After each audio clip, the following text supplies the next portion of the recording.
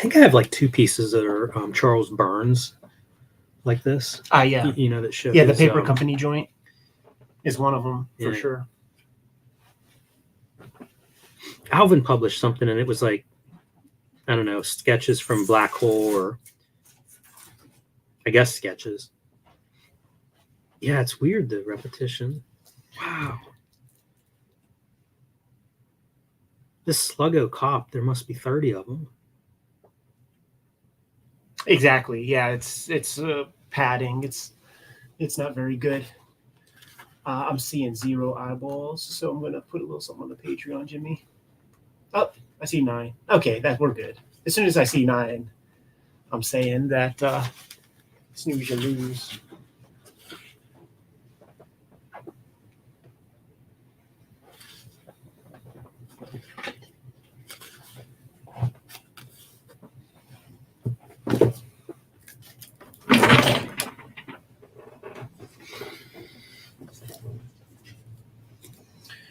What's going on, Kings? Our shoot interview didn't work out. We got stood up,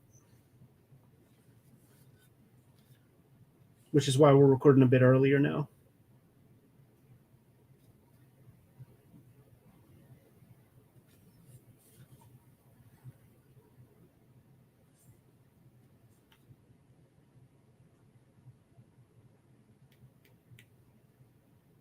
Just pulling up the stream. Let your fellow Kings know that that the stream is going on. We're trying some new things by doing this scheduled stream stuff.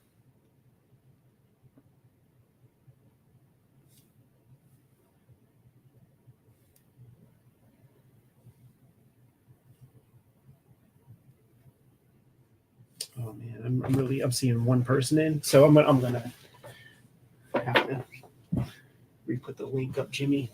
We're gonna have to educate these cats.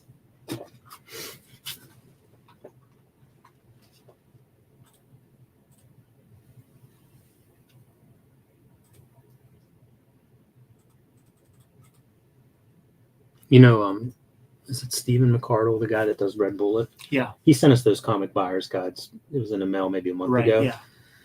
And his note was something about like, this is how, you know, like self-publishers and small press, like this is basically where you would advertise. So I was going through them, looking at them. They're bizarre that they exist, the comics buyer's guide, because it's so much advertising, and like a little ad that's like a 1/12 of the page is like $200 or something. Pretty expensive. Right. But then like you'll see these dudes that are like dealers, and they'll have like 8 full pages. And it's like, why are they paying for that? You know, you get some discount in bulk, but it still has to be like, I don't know, $10,000 in pages in one issue of a weekly thing. Right. Kind of mind-blowing. I would love to have all that kind of info. You know, like what kind of ad revenue does an issue of the Comics Buyer's Guide in 1992 generate? Yeah, I bet it was substantial. And then, like, how does it all go away? Right. Because they published into the 2000s. Yeah, their format changes a lot. Yeah, I'm sure it was such a shell of itself. Like in 6th grade, so it's like probably the internet steals their lunch. Yeah, we're talking 1993. That teacher that I bought all those comics off of, like behind his desk, he would just keep stacked, and he would bring them in, and that would be like what he would read during his lunch break or whatever, and they would just be stacked. And so like my fucking math teacher had them. Like they're pretty neat. I wish there was a digital archive of them. Yeah, because like there's probably half a dozen columns in each one, and they're weekly. So like whatever is going on, they talk about. Like one of the issues that I have, I think Jeppy buys Capital. Right. So that's a big deal. Like everybody's weighing in on that. Right. You know, like it would be great, but there's just no record of it. I was thinking that with Amazing Heroes too. Like nobody's going to digitize those. Amazing Heroes? Yeah. I have every issue digitized. You do? Absolutely. Oh, well, shit, man. Maybe there are some buyer's guide threads out there. No, I don't think there's not. Because I looked, dude, I have every. You know why? It's a bad size. Yeah, I have every David Allen Kraft Comics Interview digitized, Comic Scene. Wow. I swear I sent you that stuff. I do have some of that stuff. Yeah, I might have both of those that you said. Yeah, it feels like Comics Buyer's Guide's a casualty, though. I just don't think people have them. It might be on this very. I definitely have some of the like I think I have Comics Scene. I don't know if I No. have Comics Interview or not. Yeah, no, I don't have it on this one, but on my other thing, I have every Amazing Heroes. Because if you remember when we did the Marvel vids, you were like, why do you have all the Amazing Heroes swimsuit editions on your thing? That's funny. So, guys, we're recording a bit early. There was no shoot interview. We got stood up. It wasn't a guy in comics, and hopefully it happens at a later date or something. But it's happened a couple of times, and for my money, it's almost like they're out because it's really messing with our schedule, But it's all good. It is very unprofessional. Who else is? Well, I guess we shouldn't name It was one was legitimate. Because I was going to say, like, I feel like issue. we've done pretty good. Yeah, I do remember that one. Yeah, and then one was a sickness, but the motherfucker talked to me the night before. I think he got nervous. Like, there's anxiety to this shit, man. There is, and I think does it ring a bell? He came up to us at Heroes or Baltimore. No, I still don't know who. But I feel like we have a pretty good track record. Like, We there haven't been too many of those. It happened 3 times because the elephant doesn't forget. And that's why we have artist editions in the wings. Jimmy, I have for pre-order 4 artist editions pre-ordered. I've got earmarked $600 for artist editions in 2024 so far. Paul Smith X-Men, Neil Adams, and I'm getting a Neil Adams with the Ra's al Ghul cover with a pencil. That shit looks real fucking dope. I was able to put in a pre-order for that Wally Wood. They're doing a reprint of the one that you had, and then year 1. Yeah, that's man, that year 1 book's gonna be something. Yeah, did you see Chip Kidd showed off the final cover? No, I haven't seen it. It looks odd too because the way that it's oriented, the page that says Batman Year 1 Mazzucchelli is the back cover, and the front cover is just that image of Batman standing there. Like the big one that was in the promo pieces. That's a good cover. Doing like the ad piece instead of the like a traditional book cover. I feel like that's kind of hardcore. Yeah, that feels like a confident Chip Kidd move. Probably photographed too, knowing him. Show the people. This is a kayfabe affected book. For sure. So make sure you get it ahead of time. Show the spine because that'll let the people know how to get it. That site is like Sigaraten. Something like that's how you get it. It's the same site as that Dan Clowes book that we showed off. And dude, this is a consequence of that video. Because they randomly hit us up and we're like, hey guys, can we send you some more books? Yeah, and really Chris Ware Rusty Brown theme song.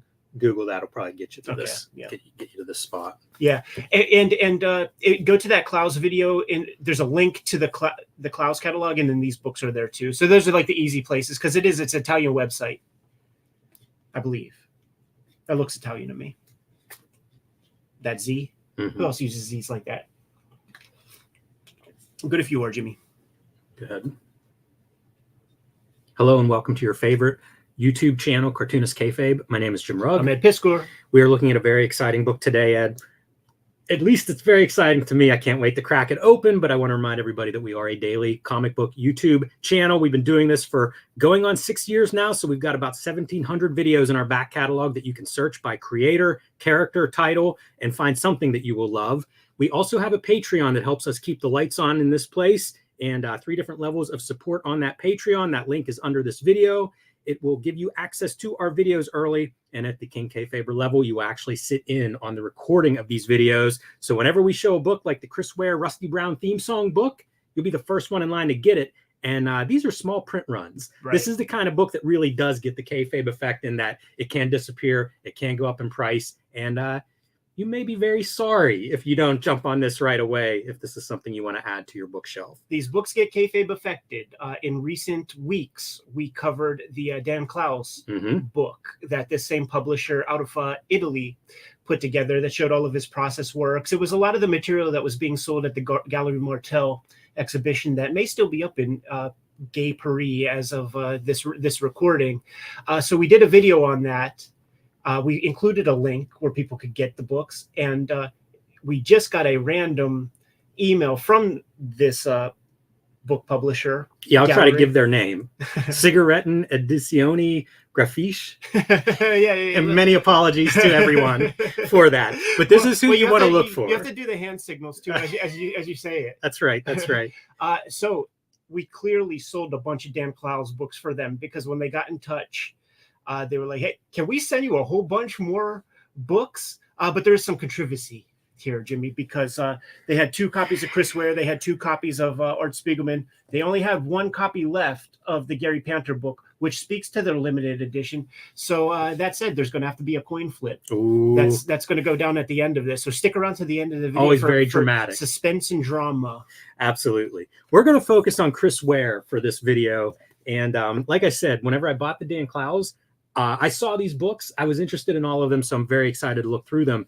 Very nice printing, very nice production, and it's kind of work that I haven't seen before. At least, if not the work itself, the presentation of the said work and the collection of it. So let's just dive in and take a look, because this is a pretty substantial, I don't know, 200 pages, 175 pages, something like that. But pretty nice size collection of Chris Ware. Yeah, I'm going to put the call out right this minute. Whenever Rusty Brown was being promoted, they put together, they being Chris Ware and John Kuramoto, who also did the animation stuff. They put together an animated trailer, and they put it up on Acme Novelty Library YouTube channel or something. A channel that it didn't get built. Right. It had very few followers, and 2,000 people saw something that these guys put a lot of effort in. So if you're not going to build up your channel and you're Chris Ware and you're animating a trailer, send that stuff on to us. Like I would have posted that on this channel. So all that being said, they created this beautiful animated trailer. And what we're looking at with this book is it's all the materials that went into creating that. So Chris Ware's putting together walk cycles and run cycles and doing the Chris Ware work that he would do on his typical comics for this trailer. Now, maybe some of this stuff was done for the books proper. We could have taken the time and pulled out the Rusty Browns, but who has time anymore? I'll tell you, this opening material, because once we get into it, it's going to look a lot different than these opening pages. It does feel like these are outside illustrations. I think it's all fresh for this. I do. It looks like it. I really enjoy seeing his work this way too. It feels a little bit more simplified than his comics, which are very, very tight. And I feel like this is maybe a little more accessible version of some Chris Ware art. Well, like this thing is a comic, it is. There, we'll see that later. It is a comic, and with his panels that are postage stamp size, this book gives it a lot of air. Mm-hmm.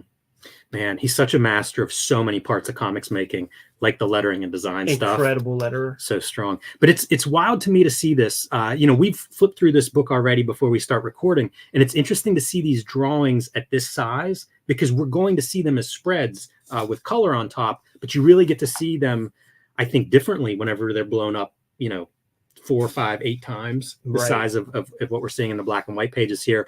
And a lot of fun stuff too. Rusty Brown in his camp, in his cavern, his fortress of solitude, if you will. It's just a fun drawing, and I think it shows a different side of Chris Ware art. You're right.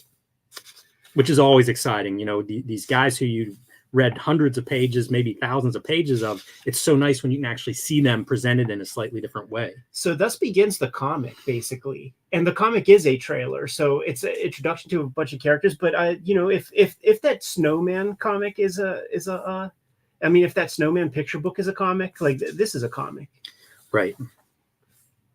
Yeah, and vice versa. This is a picture book, right? Like the lines between picture book and comic. Like if you guys want to expand your horizons a bit as makers, look at some picture books, because I think they pushed the use any tool to draw with. Before comics really started to adopt that kind of production, picture books kind of led the way, and you can definitely get some ideas from it. So interesting to see this stuff and think like, color wise, this is stuff that I don't see Chris Ware doing. If we isolated this and asked you who drew it, you wouldn't be able to tell me. No, not in a million years. Because he's playing with watercolor on some of it. You'll see when we start to get, closer to the earth. Like that, look real close. That's if I isolated this and showed it to you, that game that we played, yes, it could be so mean because you might look at that and you might be like, oh, that's Lynn Varley. Oh, interesting. I was going to say maybe like a Wally Wood or something out of Warren, because Right. it's like an ink wash. Yeah. Would be my guess on it. Watercolor, it looks like. Yeah, and look, there's little bits of white media Yeah, on you can top see it of right it. there. I was staring at that. Yeah. It's so much fun to see Ware in a looser state. And, if you guys only know him from Acme Novelty Library publications, check out the sketchbooks that he's done. We have videos on those. Yeah, we have video on one. And only one? There's a second one, so we can make a video on that to promote the third one Yes, I that was is gonna say. forthcoming. And that one's going to be key because that's post Jimmy Corrigan comics. And when he's doing a lot of travel, like he's at the height of his popularity during the tenure of the materials in there. So it'll be fun to see. For my money, his sketchbooks, like the Acme Novelty date books, are like the Crumb sketchbooks. In that, like they really kind of are the masterpieces. They sort of transcend the narrative comics. I love seeing this, which is the zoom of the previous page. Right. You can find the drawing in the beginning, but you also get to see like Paper grains. Yeah, and the coloring, like Chris Ware, I think is really in some ways underrated by the way he draws with color, like those roof edges that you don't get a black line. One of the most embarrassing moments of being in Pittsburgh as a comic fan was at the Harvey Awards in like 1999 or 1998 when they were on a big projector. They would show the nominees and stuff. And so they're going through Best Colorist. And when they get to Chris Ware, they show a sequence. I honestly, in my mind's eye, it must be from Rusty Brown. Like Rusty Brown is that old. That it was a snow sequence, so it was almost a purely white panel with just the character colored in the middle, and everybody laughed at it in absurdity. Like it was, how is this guy nominated for Best Colorist? And the piece that they showed was, it was fantastic because it was negative space, and it wasn't just pure white snow. Like, sure. But the people, everybody dissed it, and I was like embarrassed for them. Super cool watching like what are, I guess, keyframes, like watching Rusty Brown turn around with his mask on and stuff. Pretty awesome. And then the lettering that I pointed out earlier, here we go. Right. It's a title lettering. Yeah, I think that's on the one of the books too, or maybe it's the front page of the front panel of another strip. It's definitely a logo familiar. that's been appeared. Can you go back one time real quick, man? I love that he uses circle template, and there will be several times where when the character's doing barrel rolls and stuff, where he'll use just a pure circle template. And sometimes the circle template will be like 3-4 cycles. So awesome. The beautiful brush work. Second to none. His stuff, I think, is often reduced so much in the final printing that you don't get to see that brush work, and you get to see it here. Right. See, this is like, look at this, just pure circle template stuff. Hilarious. And it works so well for that character. There were times where, because the head is not a circle, and there are times in proper comics where you see that being done. Tangent. You know what? There was a tangent earlier with a lamp and his arms like brushing up against it. Now we'll never get the Chris Ware shoot interview. Cut that part. So cool though. Love the contrast color-wise between our bright primary colored Rusty Brown versus the muted colors of that Midwest. I do want to pull out my jeweler's loop because I do want to see if there's like 2% of cyan in here to just communicate the sky reflection off the skin. Does it look like there could be maybe a little blue in there? Hey, it's possible. I remember like one of my most distinct memories of painting class was in like day one, and the teacher's like, these are the colors that make flesh. And it's like green and just all these colors where you're like, what? Yeah. When I was at the Kubert School for Doc Martin dyes, every teacher had their formula to get the perfect like flesh tone. Yes. Great haircut. Thematic rhythm. I've been thinking about growing a scarlet. I think, hey man, it worked for Jesse Ventura. You might become governor of Pennsylvania. Look how big his tie is. Isn't it crazy that in The Predator there are 2 governors that were actors? Yes, it is, Ed. If only Trump was flying the plane, then it would be something to speak about. I got to tell you, I am in love with seeing Ware's work presented this way. I like seeing it as like bigger, and that's probably what it boils down to, really, is it's a chance to really look at his drawing, which is part of what makes his sketchbooks just sing whenever you look at them, because he's such a formalist cartoonist, I think he really thinks about like, no, his comics pages, this is how it works. But seeing them as drawings like this, I think you really get an appreciation of how good he is as a drawer. He's been pulling this in his work for the past like 15 or 20 years, this like speckle thing. Yeah. What do you think that is, man? You think that's it's a digital brush? Yeah. Yep. Yeah, 100%. It may be that you would put a gradient in and then you do a filter on it to get that kind of speckle. Dan Zetwalk will do this as well in his work. And I always look at it because you can even do it as vector art. Like there's some sort of a brush mechanism that'll allow you to do that. So I call attention to it because it's surprising to me that that Ware kind of relaxes a little bit to let that kind of chaos happen, because he's so regimented. Yeah. He was so far ahead of most people though in doing digital coloring. Yeah. I think before anybody realized that he was doing that, because he had done like all those color separations by hand. And I think once it became, you got to do this digitally, I think he adopted it pretty early. Oh, he did. Yeah, absolutely. And probably figured out the couple of, you know how these digital tools work. Like you need a couple of them that you're comfortable with, and then you can do everything. And I think that's probably what you see there. There's his bat cave. Yeah, I love it, right? It almost looks like he must get approached a million times by Cartoon Network in places to do some kind of animation, because it's perfect. His style is perfect for it. Yeah, there were those pieces that he did for This American Life when it was like a Showtime show, and some online stuff. Yeah, he did some fantastic, almost like infographic style animations. Yeah, and then he did some kind of like weird haptic comics that made use of the iPad, like made use of touchscreen or something. Yeah, much more technologically experimental or advanced than I would expect him to be. John Kuramoto is the connective tissue, because he's name checked in Dan Clow's books all the time and stuff, and I think he's the guy who knows the technical specs of like what you need.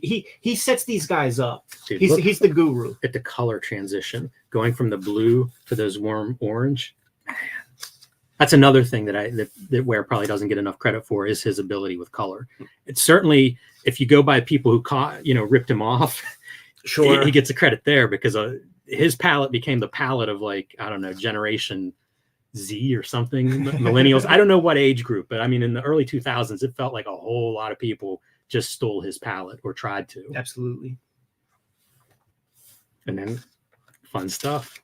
And a page like that, it breaks the white noise of like what you're looking at. And then there's so much comedy built into this, because, first off, his name is his name, and he is the art teacher, and, meditation on Lichtenstein. Yes. And who else actually? Gareb Shamus is a fine artist now. And he makes he just takes like a dab from the tube of paint and makes these little circles and creates like little mandalas or whatever you call that. So he's talking shit on Gareb Shameless right there, I think, man. That poppy orange, dude, using those primaries on our main dude. Super effective. It's cool to see this too. It reminds me of something like a Death Ray, where you have this alternative cartoonist but doing superhero comics through their lens. And this is his version of that, right? It's a little kid dressed up playing in the suburbs. Yeah, go back just real quick. I wonder if this would get erased for the comics. Like if this is supposed to be the rooftop or something. This has shown up several times. Yeah, I seen it on a page that you used. And I think it's an animation thing, maybe. I don't know, like maybe some alignment. I couldn't tell, but I have seen it before. Maybe we'll keep our eyes peeled for that cross to appear more. But I assume it's some kind of registration mark that, for whatever reason, is still in here. Good 70s colors. Burnt orange, I believe that's called. It hurts. It kind of hurts my feelings seeing this, because you're right. Like that feels like my childhood, and like the shitty, like, city buildings and schools and places like that.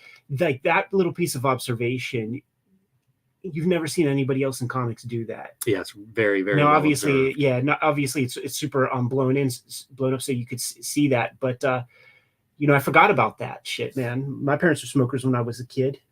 I'm very impressed with, this is the second of these books from this publisher that we've looked at, and I'm very impressed that they're able to kind of present Chris Ware and Dan Clowes in ways that I haven't seen. And I have big most of their work. Yeah. And this feels like different presentation. And I'd like to see more of this direction. You know, I hope Chris Ware gets this and goes, yeah, maybe I try something a little bit different, go in this direction or whatever. I'd just be curious too, like what his takeaway from something like this is. He's so known for being, you know, hands-on and micromanaging and detail-oriented that he signed off on this. Right. So he has to be in favor of it.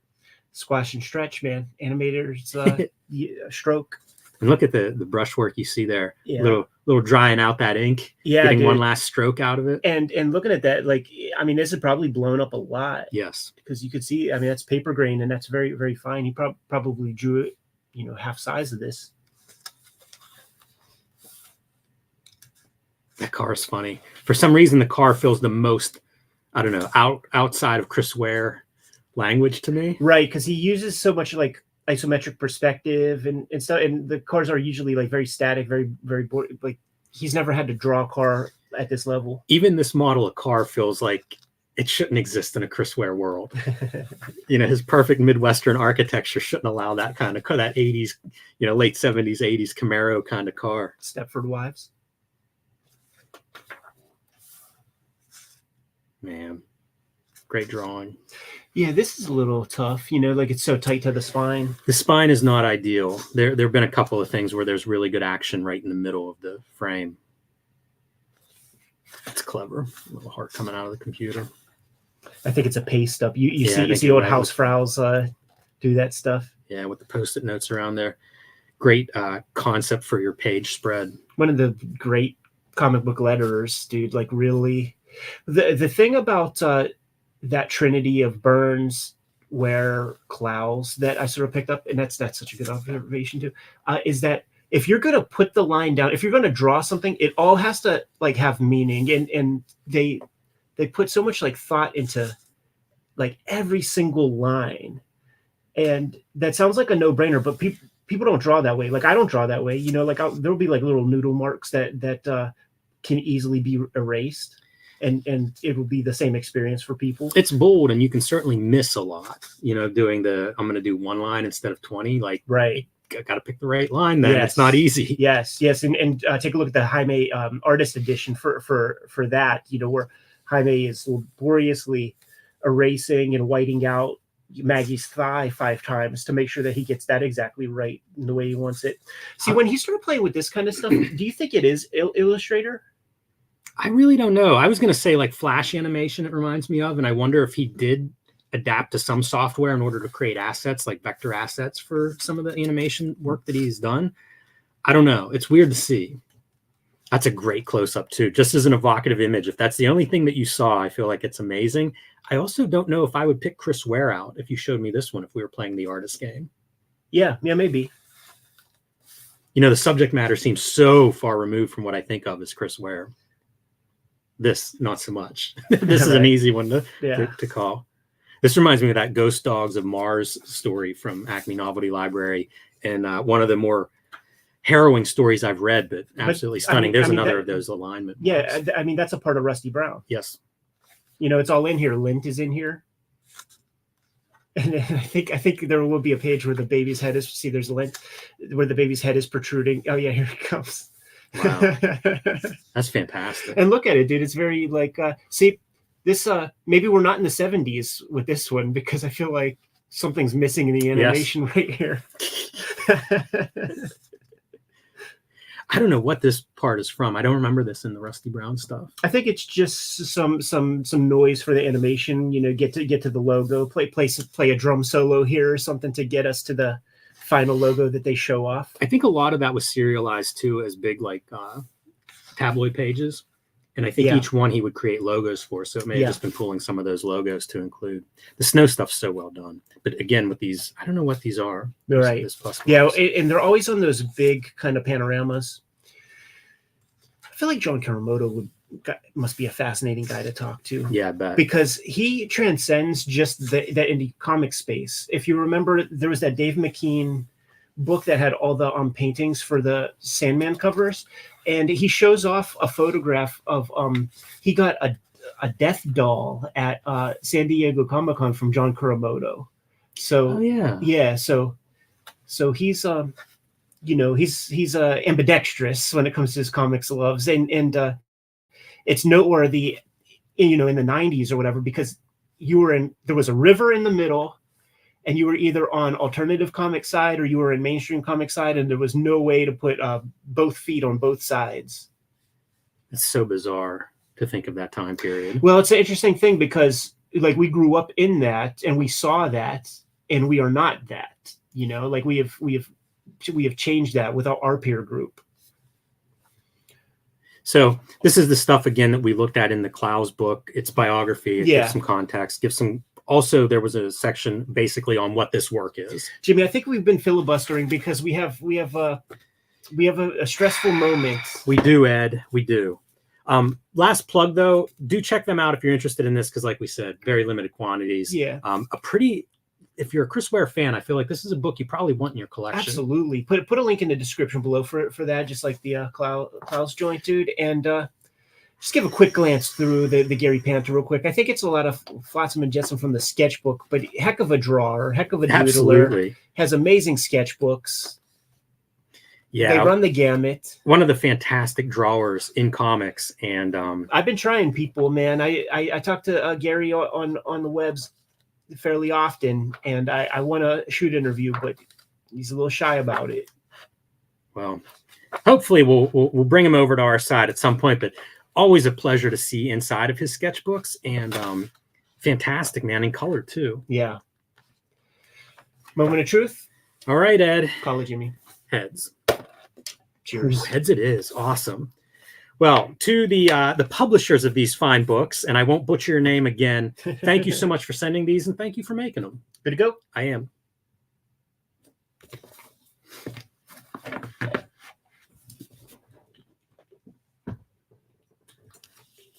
All right, that was the alpha. Let's get to omega. Going to be looking at a few Garth Ennis hits this week, including Darkness. Can you pass me that Darkness Number underneath one. the Hitman?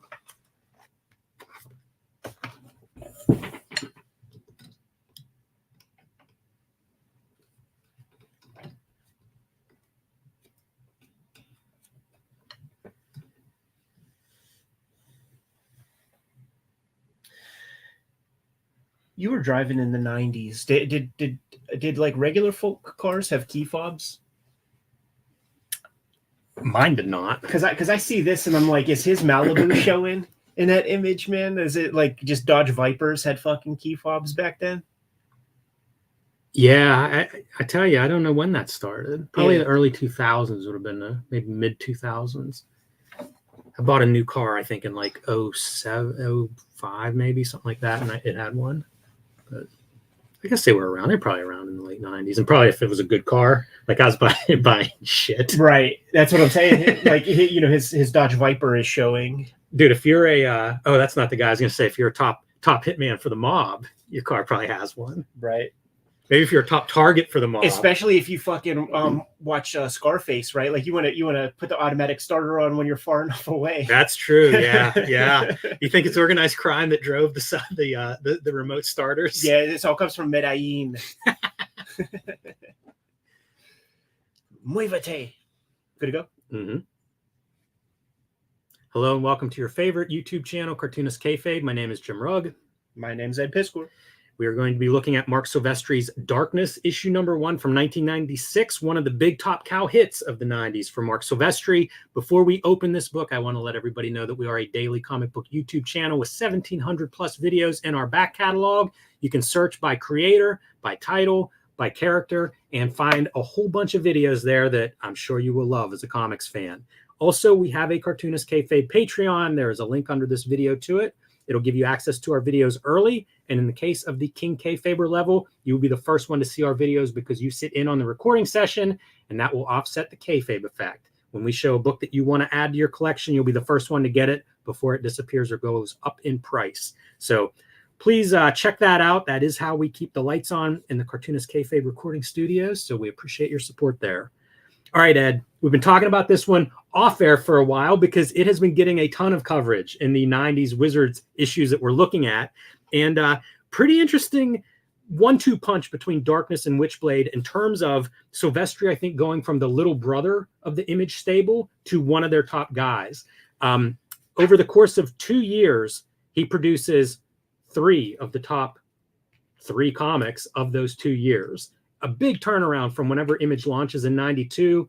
And, you know, it was basically Jim Lee, Rob Liefeld, McFarlane as your top guys. By 96, Silvestri really reinvents himself. When you say top 3, you got to also let the people know what those 3 are. So Darkness, Witchblade, and is it Fathom? Like, it's Witchblade and Tomb Raider crossover, and it's actually not Darkness. That is not the one. It's Witchblade, Tomb Raider, and I forget what the third one is. So maybe I messed up on that one, but it was impressive to me just looking, because they used to publish that information, what were the top selling books of the year, and kind of blew my mind. You know, it's a real changing in a lot of ways, and it's not that easy to do. Most artists, especially if they're 15 years into their career, they kind of are where they are. Yeah, and he was the senpai. You know, he was the older head who was well established with X-Men. He was the guy that they all looked up to. And he actually, like, Jim Lee-ified his work. He admits that, you know, with the Cyberforce and all of that. When he starts to create these properties, because that's what he is. Like, this is IP farm shit. He starts to make it his own a little bit. You know, it's still got some of the lines and stuff in there. Gets Garth Ennis on the hook, because what was the big criticism that the Image guys were getting at this time? The writing sucked the dick. Yes. And get the hottest writer in comics at the time to write your comic. It's amazing, because we, as I said, our coverage in Wizard has been promoting this a lot, and you'll see pictures of Garth Ennis, and he looks like an 11-year-old. He's so young whenever they hook up, but also, like you said, one of the hottest artists of that time. And it's a shrewd move if you're an Image guy. We saw McFarlane do it in the beginning of Spawn, bring in some of these top writers, and you know, makes sense. You're aiming to sell books, so go get yourself a hot writer and use that as part of your sales pitch. For sure. And even Garth Ennis can't save him in terms of the quality of the craft that we're going to be experiencing here today. You know, the other element that I think is part of this, and it connects with Witchblade, is like that supernatural, you know, demons. You know, you look at the Wildcats Jim Lee universe, and it's aliens, or like your other threat. Yeah. Silvestri kind of pivots into almost an emo direction of having like this demonic kind of side. Yeah, it's like heavy metal-ish, because like to me, you know, Witchblade with the claw titties, man, that's like Lita Ford imagery. You know, you could imagine that kind of thing. So it's like 80s metalhead, but he's a Malibu dude, so it's like, you know, Motley Crue kind of metal shit. I think the storytelling sucks real bad here, where when the car hits him and he's standing completely upright in both cases, I thought that this was a superhero. That you literally need the dialogue bubble to let us know exactly what's happening, that, you know, his legs are fucked up, because it looks like it ain't affecting him really. You know, it looks like a superhero origin. There's the Cobra stunt where the Cobra, the movie, where a van wrecks into these dudes in front of like an elevator shaft in a parking garage. So, you know, reminiscent of what we have here. And I remember watching a video on it where like a stuntman's like, I don't know how they did this one. Every now and then you'd see those kinds of stunts performed, because it's such a mangling type of event. Yeah. And it's like, this dude looks like, I don't know, you scratched his car paint. Exactly. That is not the expression I expect from this. Silvestri could draw like a bad motherfucker, but the inker gave him no support on those hands whatsoever. No support. Look at that shit, Jimmy. Yeah, I do think the bigger problem there is the expression, and he's still upright.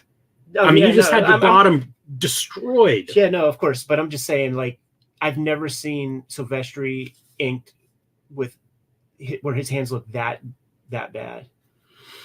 This is kind of a rough spread in a lot of ways, because I think this is pretty weak, you know, like having your...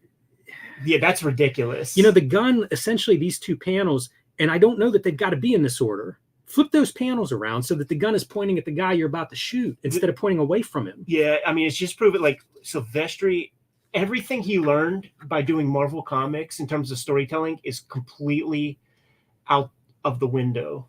See, this is probably what this guy should have looked like just from the impact of a car slamming into concrete wall with him between it. Right. You know, it should have been upright. Yeah. So that was like one shit piece of storytelling. And then if you flip the page, we'll get to the next piece of shit storytelling where you got, I guess this is going to be our darkness guy. Yes. 20-year-old hitman for the mob. He drinks milk. He's cool with the bartender chick. And then he's got like a hoe. Look at these girls. Now, who's he fucking? Because if you go by dialogue, it seems like he's putting some charisma on the bartender, or is it this chick? Like, who's this chick he's fucking? Doesn't matter in the scheme of things, probably not, but they drew it.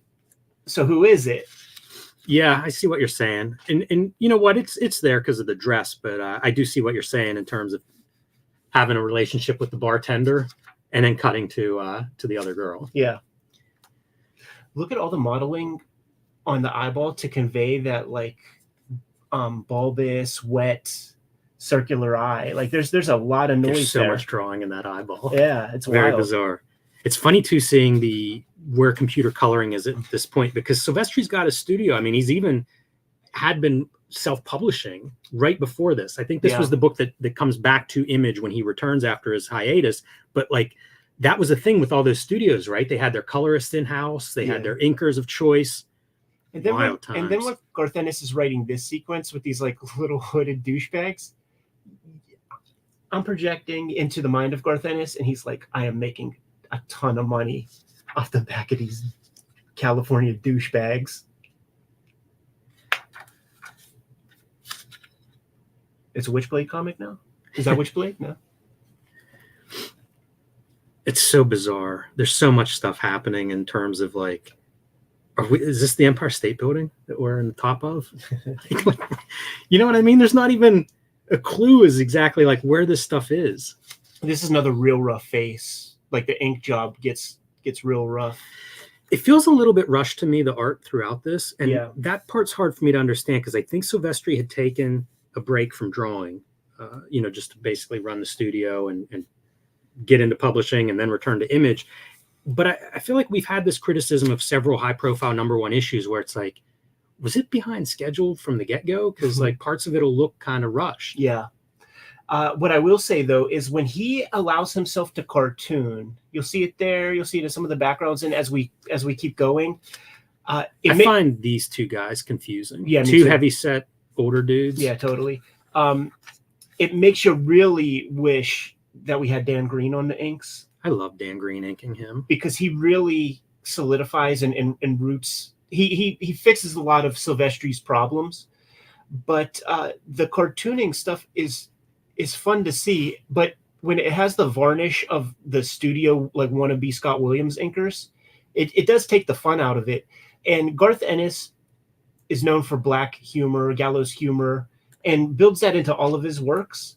And this is supposed to be a piece of that, and it falls so far short just because of the, don't want to say seriousness, but we'll just say the level of storytelling ability that Silvestri is bringing to the table. Like, it's not funny. I've seen, I could probably do a top 10 of Garth Ennis set piece, fucking violence, funny things, man. And this is set up for that, but it doesn't work. This is a guy, so this mob family that Jackie works for, at war with another mob family. Oh, you don't say. Going to get in this issue, and apparently this dude has maybe sold them out, so he throws them on top of the grenade that just came through the window, and it looks like it might have blown up his head. It has very little impact, It's not. It's a dud of a grenade.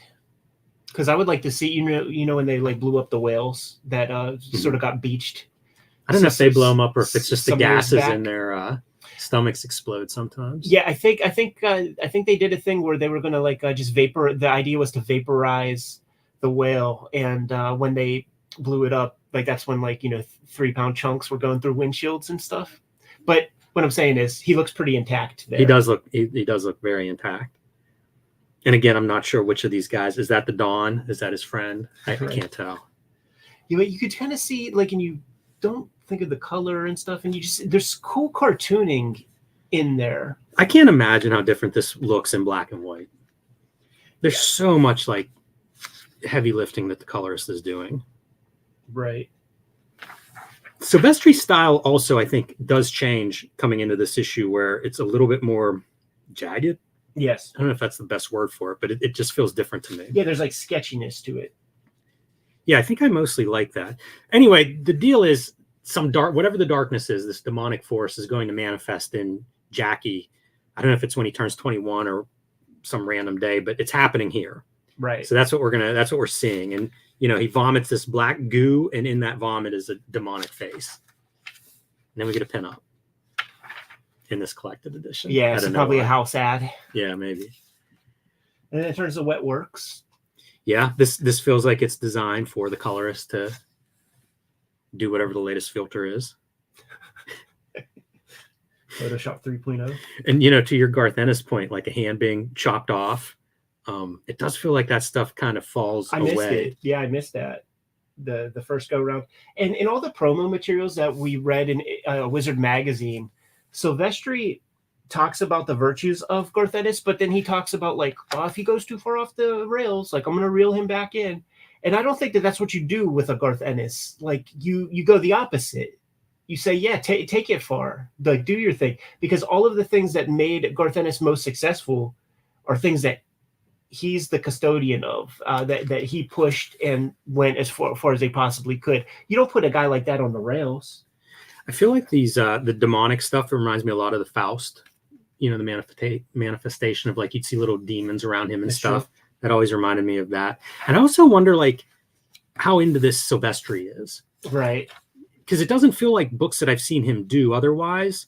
And so I just wonder if it was almost like the formula of get a hot writer in and, maybe some occult subject and let's sell it,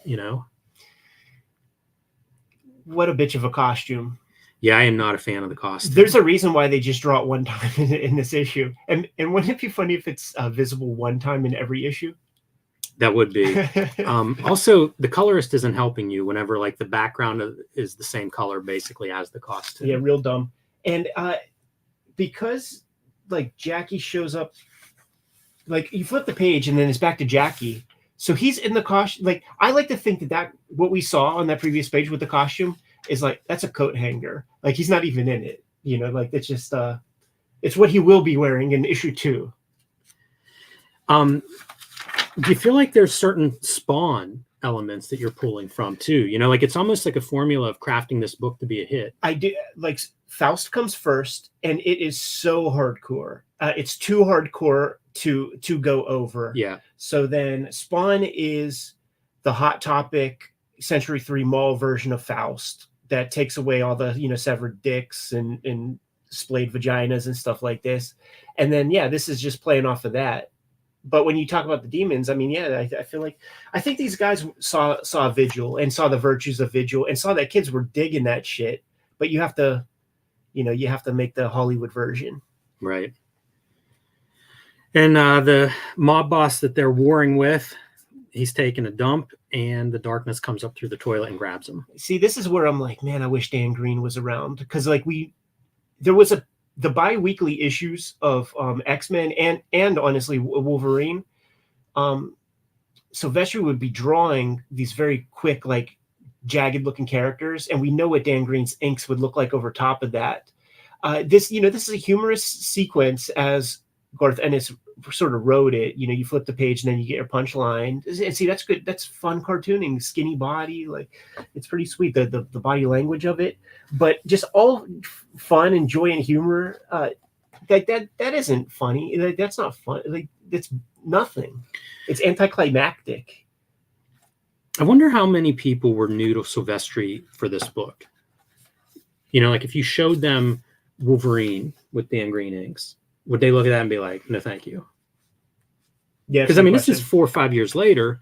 So I don't know. It's, like I said, like from an image standpoint, this is when he kind of becomes, moves into that top slot. Yeah. Look at all those Jaggies. It's very sharp. It's kind of wild. Like when you think again, like you're inking Human Anatomy, those are some strange lines around those knees. Yeah. But I do recognize them as Silvestri because those are like, he's established that in his X-Men comics. All the image guys would talk about Silvestri's the best artist. Look at these highlights. And yeah. What kind of fabric is that? I feel like it's not it's not on display in this issue, because I also think he can, like, I've seen drawings of his where I'm like, man, that's unbelievable. Yeah. That new Batman series he did, amazing to look at for my money. But it doesn't feel like it's quite there yet. And I wonder how conscious he was of like evolving his style at this point, and if that takes a little bit of time to work out. Well, I'm looking at 6 issues worth of this in my trade paperback, and he didn't work it out here. Well, there you go, man. Darkness #1. Huge lead in. They talk about it for 6 months, I think, in Wizard before this book actually comes out. I was kind of surprised by that, how much of a lead up there is. Right. It's promoted about as well as you can promote a book. But there it is. Darkness #1. Del Keown would end up having a stint on this book. You know, it ran for, I think, over 100 issues. Darwin Cook. Oh, you know what? It might have been Witchblade animated that Darwin Cook drew. I did. But I was going to say, like, you know, both Darkness and Witchblade, pretty long shelf lives. If it wasn't for the Kayfabers who send us stuff, I would not own one Top Cow book outside of like the first couple Cyberforce and like Weapon Zero and, you know, 1 or 2 other little things. Like, I was so off of this shit. There was nothing cool about it growing up. It was definitely the stuff that you would get after you get your Spawns and Wildcats and Extreme Studio stuff. But I've been looking at a bunch of that because somebody sent us a big chunk, and I hope that they were kissing their blessings like every single day by making money and prospering at that time, because there's not one redeeming piece of work out of that studio. I was a huge Silvestri fan from the X-Men Wolverine. Yeah. And whenever Image was announced, I remember like the Amazing Heroes issue had all the Image guys talking about their books and had sketches and stuff. And Silvestri, you know, like I said, he was kind of a second tier guy in that group. But in my mind, like, Cyberforce is one I really wanted. I was super looking forward to it. And it was, I think he was part of Jim Lee's studio at that point. I think Silvestri might ink that first one.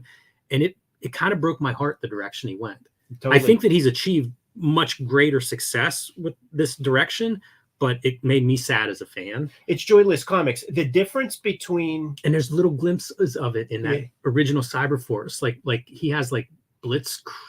what's that guy? There's a couple of these cartoony characters in that first couple of issues where it's like you could almost see him going in that funnier direction, but doesn't. He pivots. I hope we talk to him at some point, and I would love to hear like how conscious the direction is, because it does feel like he made calculated moves and they worked. The difference between these comics and like your Lightning Comics, Bloodfire comics really is in the digital coloring. Like, you take that away, that's all this shit looks like, is just those ersatz wannabe Image type comics. It's pretty rough. Good to go? Yeah. Get that Hitman, or yeah, do that, because here, I'll take you to. I'm gonna be looking at Hitman #1. Yeah, we just have it in trade.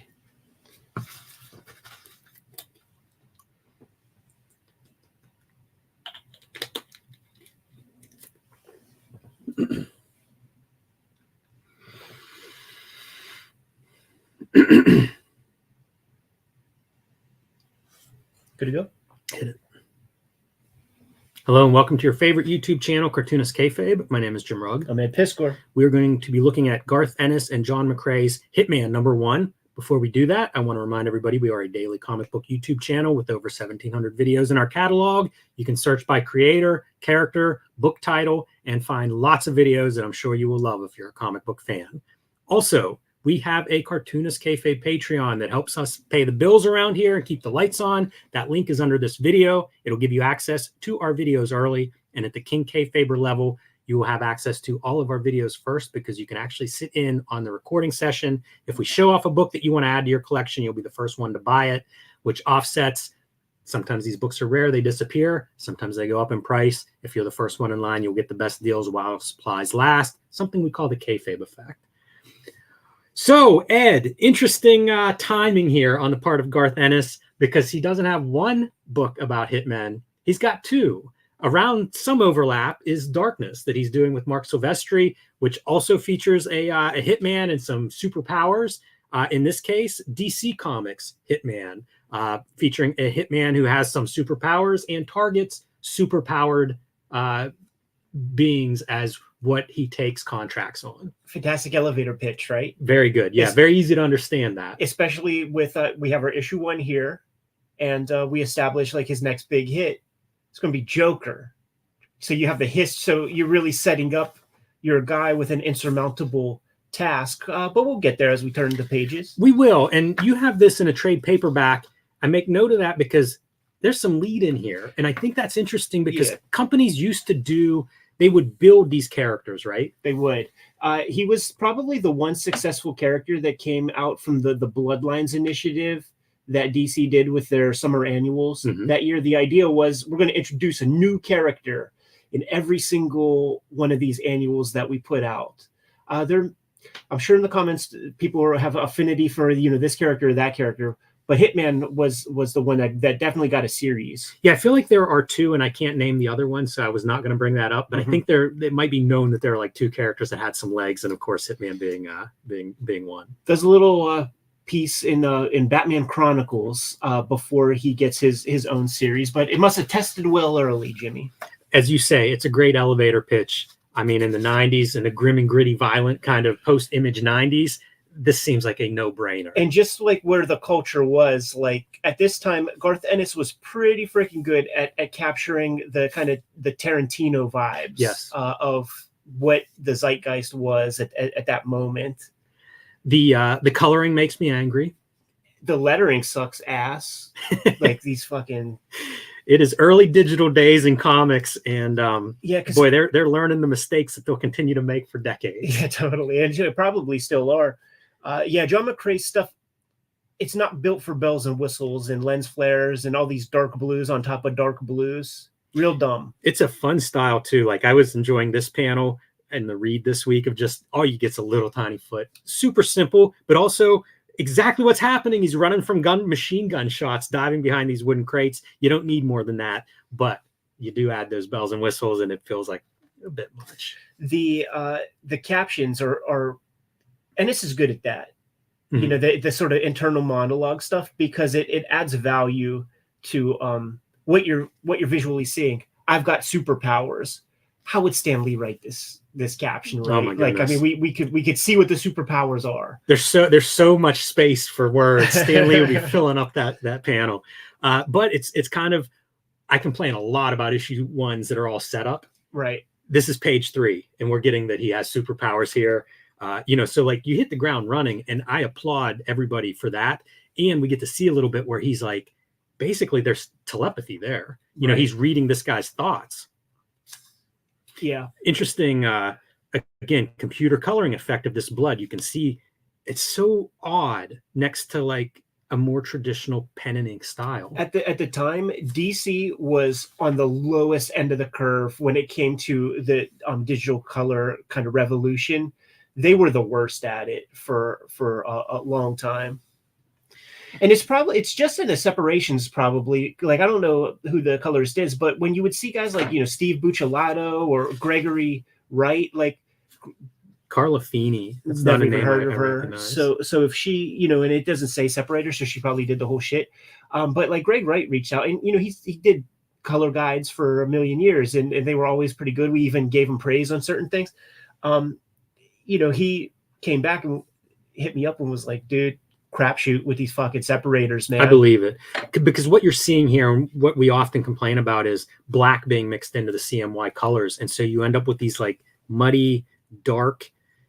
Like that was the thing that I was most critical of this book. Yeah, like some of it's just, it gets very dark. You can see there's some K in the CMYK there for sure. This is just the letterer robbed DC whenever they cash their paycheck. That's funny. What a generic group of Shadow Force. I have a lot of thoughts about that, man. It really feels like the word superhero, the characters that fit under that umbrella are a couple characters from the Golden Age, a handful of characters from the Kirby Age, and like everything else feels generic. This reminds me of all of the universes in the 90s, how there were so many superhero universes. It feels like this would be a book in like, Ultraverse or something. Totally. And Garth Ennis, Comics Greatest World, maybe, is not shy about his thoughts and feelings of the superhero genre. So this is a little bit of the boys before the boys. Yes, yeah, that's a good call. They don't last very long. Again, I appreciate the 2 pages seems about right for how much we need.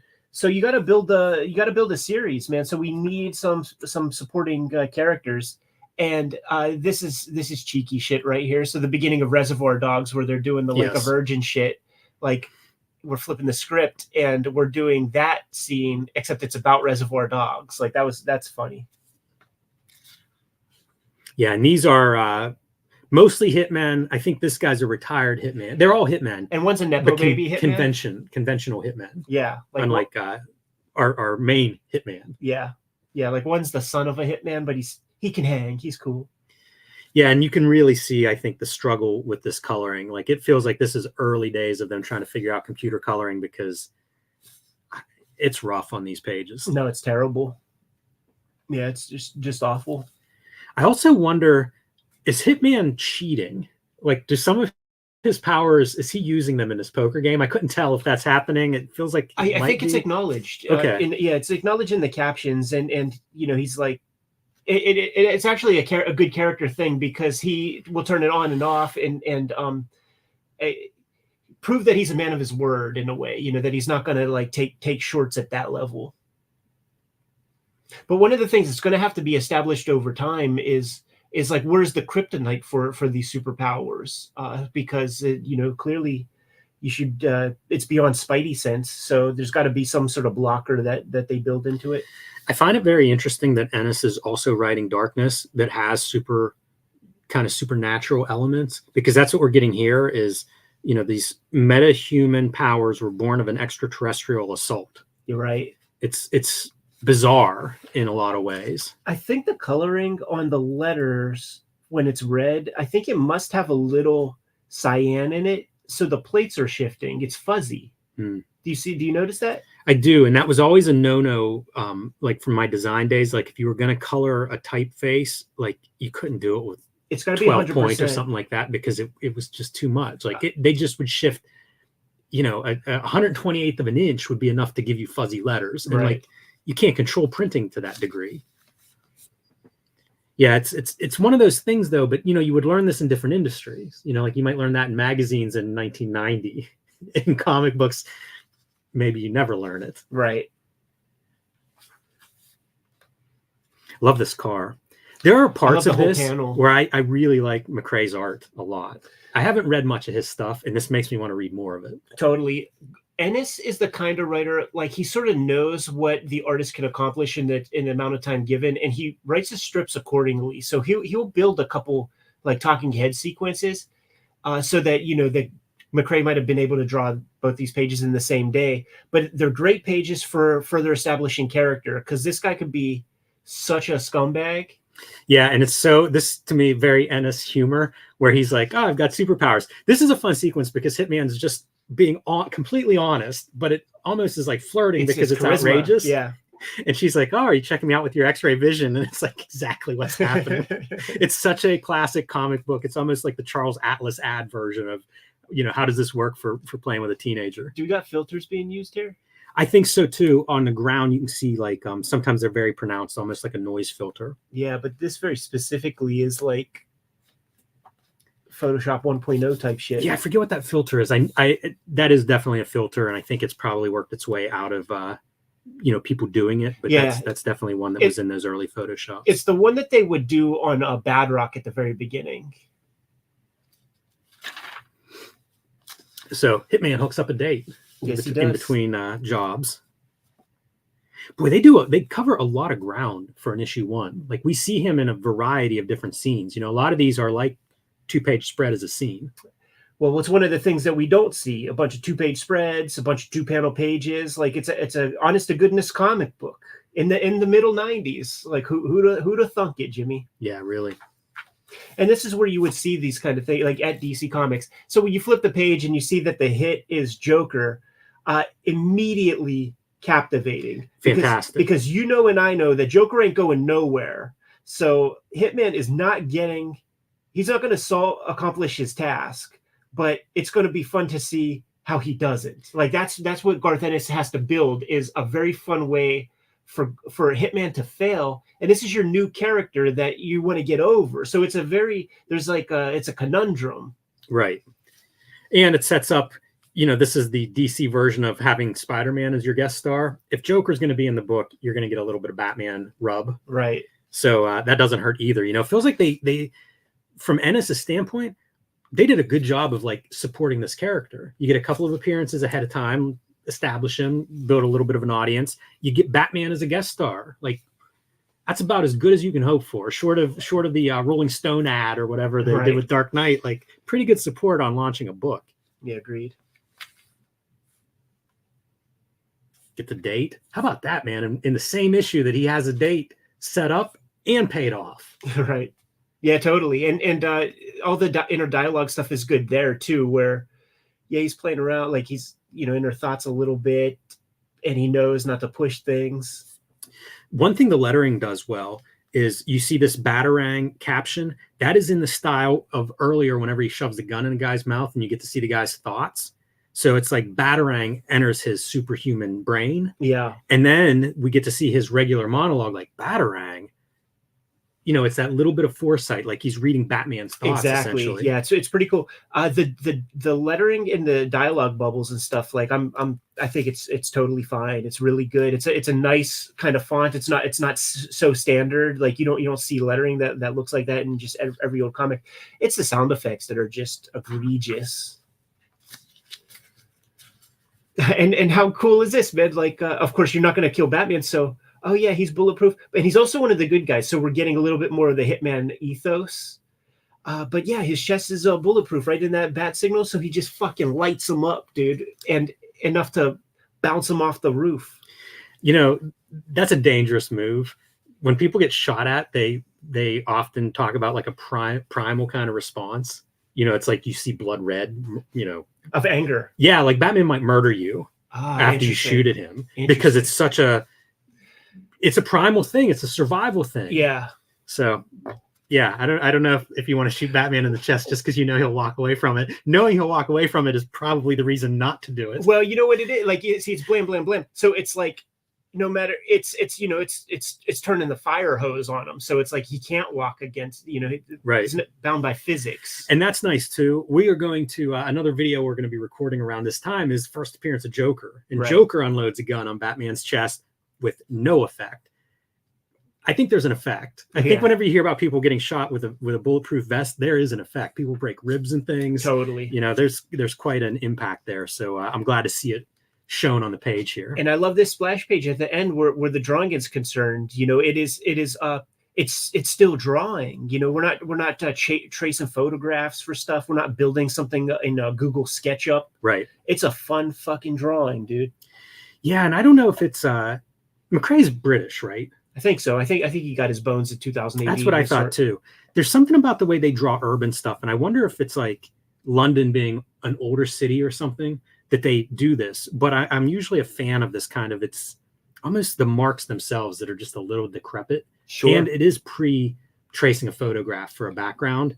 I appreciate that. Yeah, it's allowing the hand to do all the line work, and maybe he used T-squares and stuff like that in pencil, but having that wobble really sells the desiccation. Yes, yeah, it's a bizarre detail that if you're not drawing urban environments, you're right now going, what are you idiots talking about? Welcome to Cartoonist Kayfabe. we get into detail here. But I would look at Otomo because he would age stuff in Akira. And it would be like this line that's not a perfect line for edges of stuff that you might rule with a ruler if you don't know better. You know what he would do though, Otomo? He would use a ruler, but then at the edges of lines, he would just like add a little, like some shapes to like cut out some cement in some stairs or something like that. I've done stuff. I'm drawing a plane right now, and it's like it's straight edges and stuff. And then like I'll use a French curve or a ruler to get straight edges, and then I'll draw on top of that with a freehand line. So it just kind of busts it up a little bit because it's an old plane. Right. I don't want it to be a completely perfect line. So again, the little tricks, but I do appreciate that here. Super cool. A lot of stuff established, and our last panel is that he doesn't shoot cops. So you do get that sense of like, he's a hitman, but he has a bit of a moral code. Right. You can kind of see why he gets to be a superhero comic book character because of that. man, a lot of stuff established here without it feeling too bogged down or too exposition heavy. Yeah, it does. It hits all the marks. Establishes supporting characters. We got about half dozen to 10 characters who we can enjoy the adventures with Hitman along the way. There's a damsel, there's a chick, so we got to put her in peril at some point. I also appreciate Garth Ennis in that he does Preacher, he does Darkness, he does Hitman. He's building worlds. Yeah, so many creators, I think, at Marvel and DC, they're not equipped for that, and some of them went to Image and weren't equipped for it. Totally. That's a different skill set, and I feel like Ennis, he shows up with a bunch of ideas that he wants to put out there. And this was a popular comic. This got the rub on Anti-Gravity Room in the 90s, like, very often. Well, I'm glad you picked it. I had fun reading this one. It's one of the Wizard Top 10 books in our latest Wizard episode. You good to go? Yes. All right, man. Marvel and DC got kayfabe affected. We're just going through all the amalgams real quick, and I don't know if you put too much on the full direction or whatever, but I have no idea for direction. We put out to the guy like this is we'll do this quick overview thing. There's the omnibus coming out in August. Yeah, after our original coverage, and then put out to the kayfabers which one we do next. Yeah. But the big joke of it all, Jimmy, is that the omnibus is $150, and I want you to answer the question when I ask you how much you paid for each of these in very recent times. So we're just looking at all the amalgams, guys. Is that how you want to do it? Yeah. Okay. Well, give me a second here. See when there's a. I'm gonna once we start rolling, this is how it's gonna go. Okay. I'm gonna open these a little bit. Okay. So we can get a little sample of some of them, but yeah, that's kind of my. Maybe I'll fuck with the focus when the pile gets lower. All right, good to go. Yeah. Hello and welcome to your favorite YouTube channel, Cartoonist Kayfabe. My name is Jim Rugg. I'm Ed Piskor. We're looking at Amalgam Comics because there's some big news on the horizon where these books are concerned.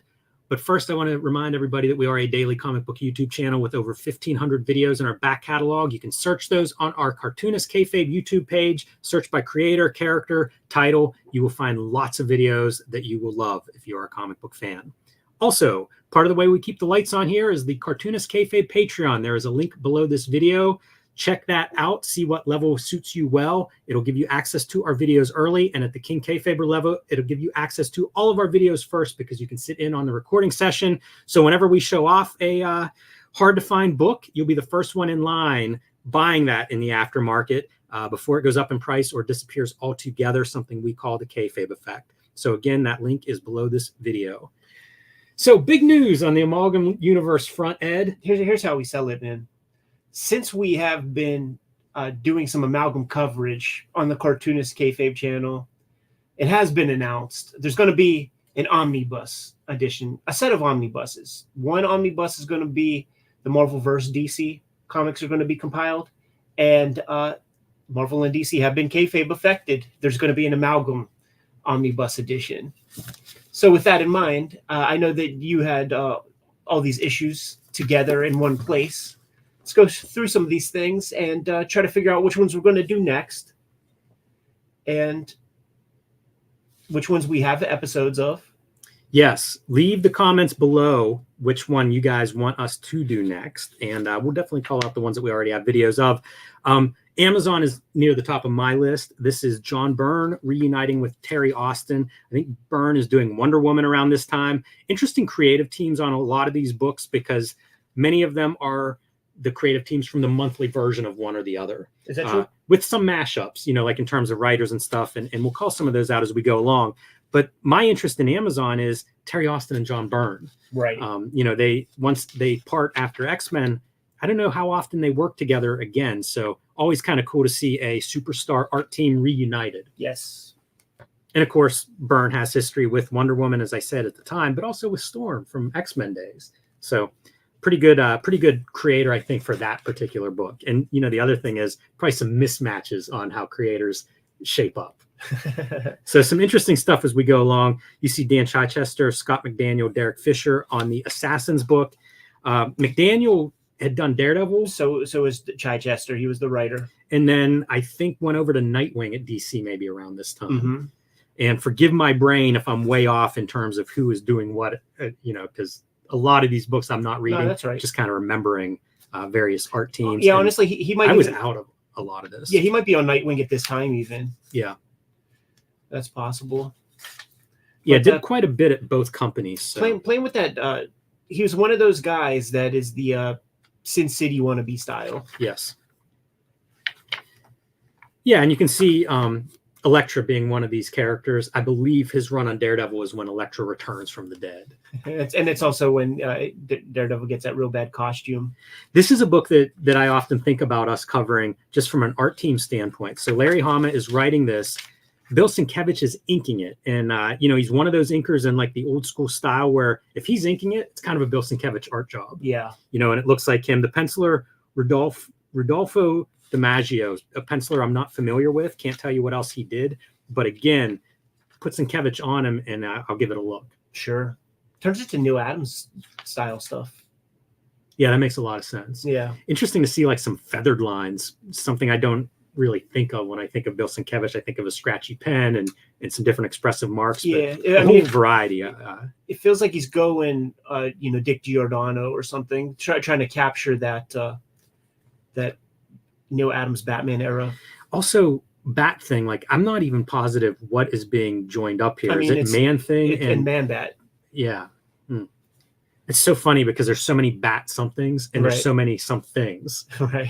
So, you can almost take your pick of who's being teamed up in what way here. Shit, yeah. It could be Swamp Thing and Man Thing. Yes, exactly. Well, I guess it's not intercompany at that point then. Sure. I got this one. Yeah, this is Carrie Nord is your artist here for Bruce Wayne, Agent of S.H.I.E.L.D. And Carrie Nord, probably around this time, having a run on Daredevil that's being celebrated. Would probably go on, I'd say his biggest thing maybe is Conan at Dark Horse, was something that he's very celebrated for. But Chuck Dixon is your writer, who was not the writer on the Carrie Nord Daredevils.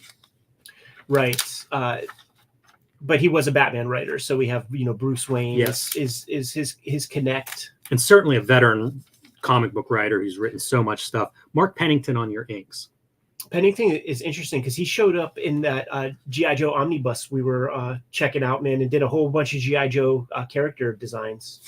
I think Carrie Nord is a guy, if you look at his art now, it's probably going to look a lot different than this. I think he's evolved a lot over time. That said, I think this looks pretty good. Like, look at the lighting on that face. I'm going to call out the ones that I was able to buy because it was the time of the newsstand market, and all the popular ones were taken. So like this is one I was able to find on the regular racks. There was no what's the Batman one? Dark Claw? Yeah, there was no Dark Claw. There was like all the big shit disappeared. It never really made it to Giant Eagle. Right.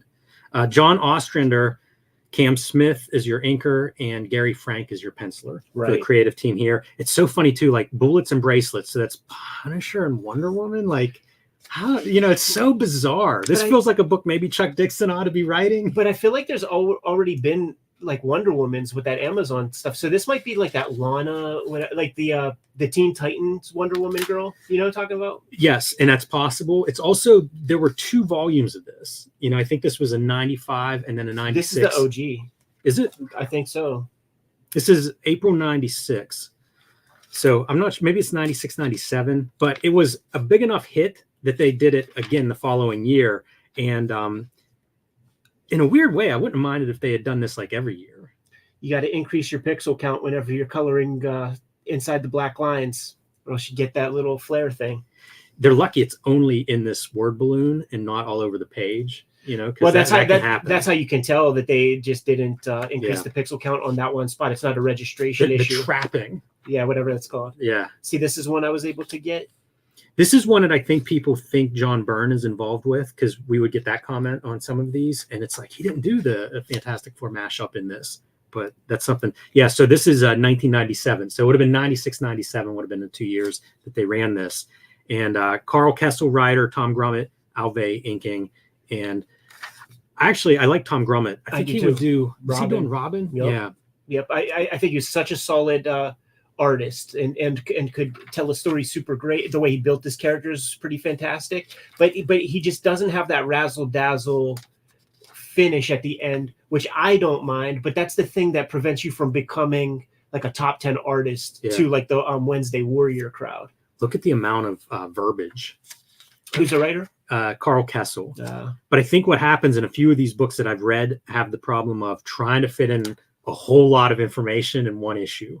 Right. And it looks like that may be what's happening with this one. Just have a fucking adventure, man. You know, the other thing that's funny, almost no black spotting in this book. Yeah, interesting. I think that might be a mark of Gromit, to be honest. Dude, Could that's be. a fucking badass Galactus. Yeah. And the conceit of Kirby's original Fantastic Four mashed up with his Marvel Fantastic Four, no brainer. Yes. Yeah, you know what? Whenever you put it that way, you mean the Kirby Challengers mashed up with Kirby FF. In that way, like, again, it would have been kind of cool if Marvel and DC did do this more regularly rather than just twice and done, because that's something that would be really fun to see explored by some of these artists that lean more into the Kirby style. Yeah, get some Ladrone on that or something. Yes. Yeah, that'd be amazing. So here's Dark Claw Adventures. Dark Claw, I think, was one of the bigger hits out of this run. And you would see that because there are 2 Dark Claw books. Yeah. So they kind of ran this back both years. We got a video of this. We do. And it's fantastic. I think we compare it to Faust. You know, it's very Faustian in terms of design, but a good art team. So you have your Dark Claw Adventures in that animated style. And again, as Ed said, we do have a video on this one. You can go check that out in depth. And Ty Templeton was doing the Batman Adventures. He's a good cartoonist, man. Yeah, he is. And Jim Ballant, who was doing Catwoman for like 70 or 80 issues, does the Dark Claw more traditional universe style. And I think his style fits this book really well. What's interesting too is that Hama was writing Wolverine for a bunch of years here, and eventually he and Scott McDaniel will be the collaborators on Batman. Like, I started picking up Batman comics whenever Hama jumps over there, and it's Scott McDaniel on board. It's much maligned, bunch of issues. There's like a land shark bad guy that a lot of people diss and stuff, but I grabbed that stuff religiously for a little while, and honestly, that's the first when there would be fill-ins, it would be the first Brian K. Vaughan comics I ever read were in there, and I think the first Greg Rucka comics that I ever read were in there. You don't always see that. So we have covered these in another video. Go watch that video. Don't post comments that we should cover Dark Claw. Right.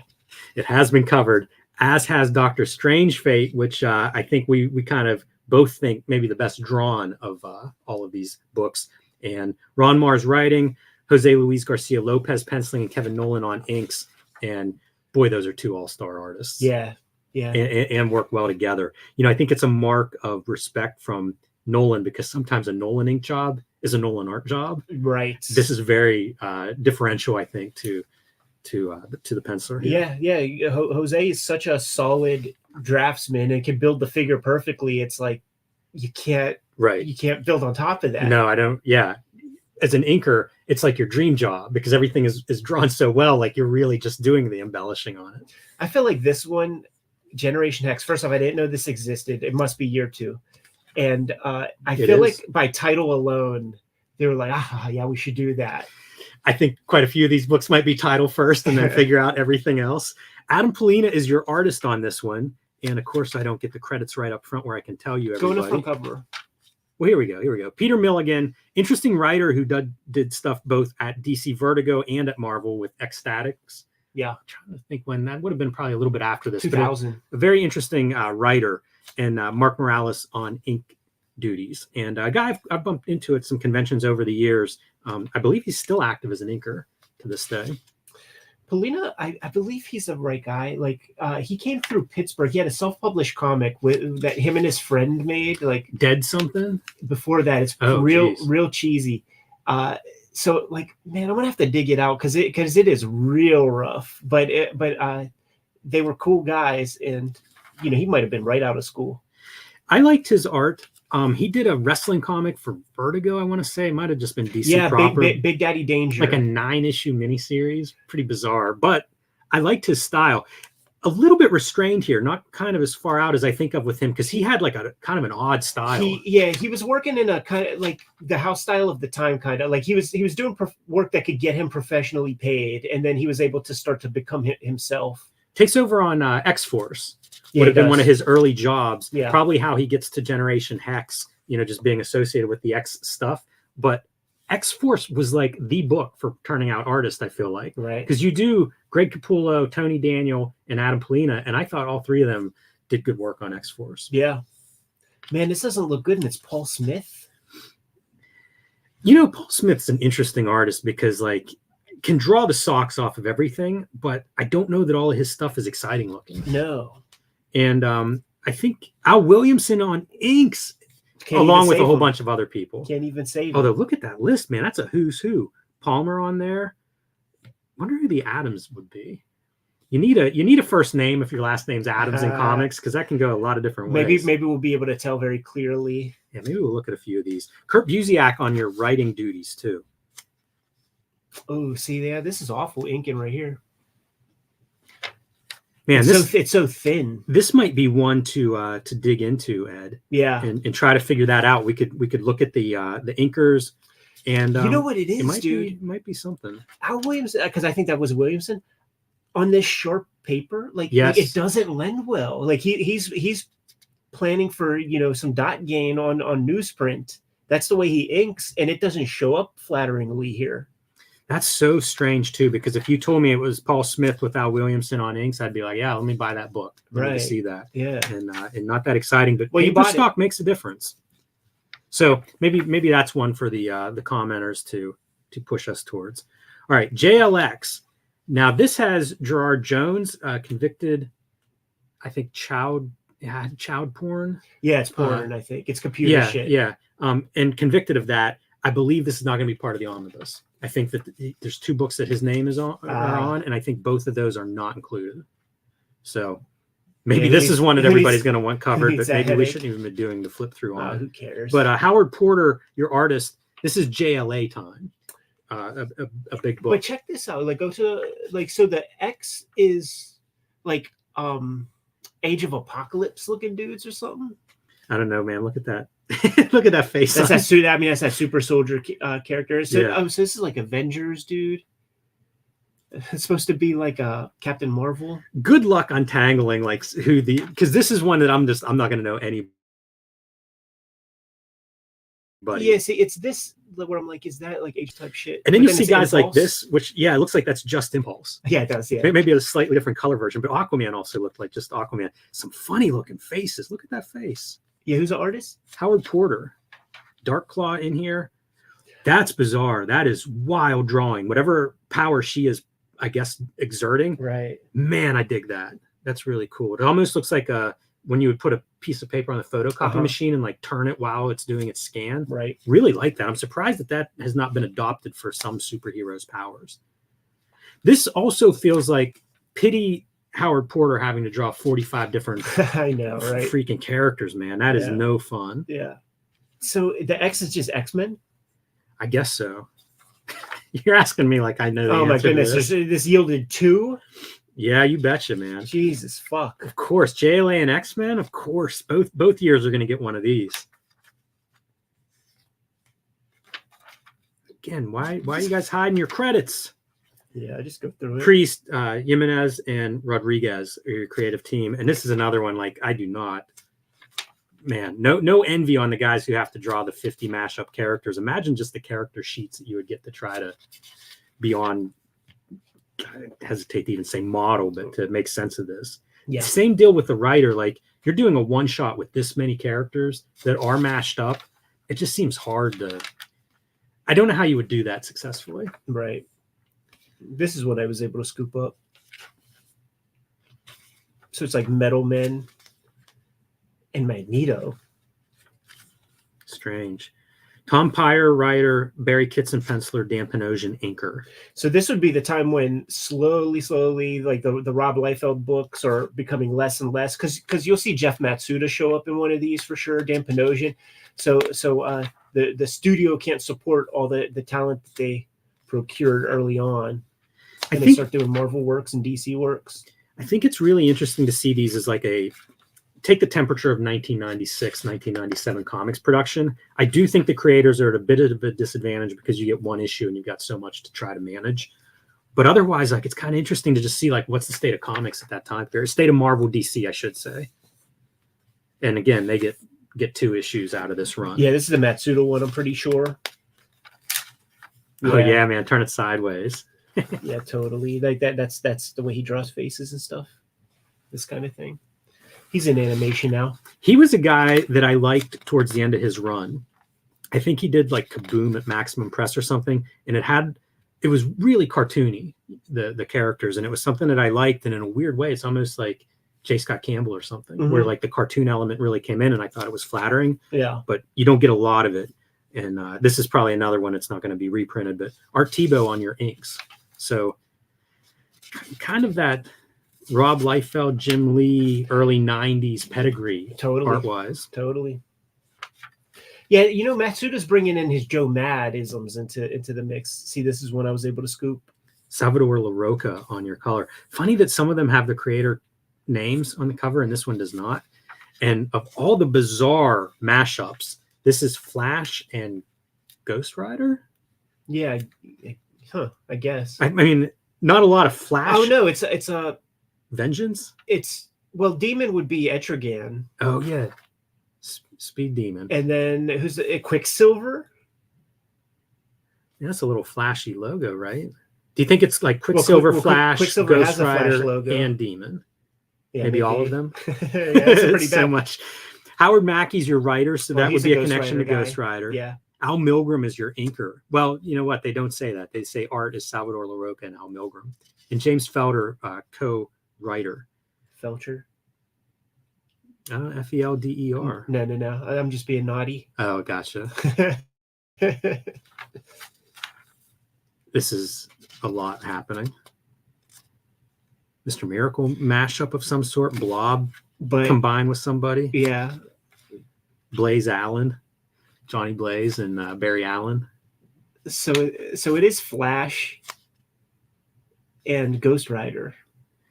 But it could be those other things too. With a little piece of Etrigan put into it. Right.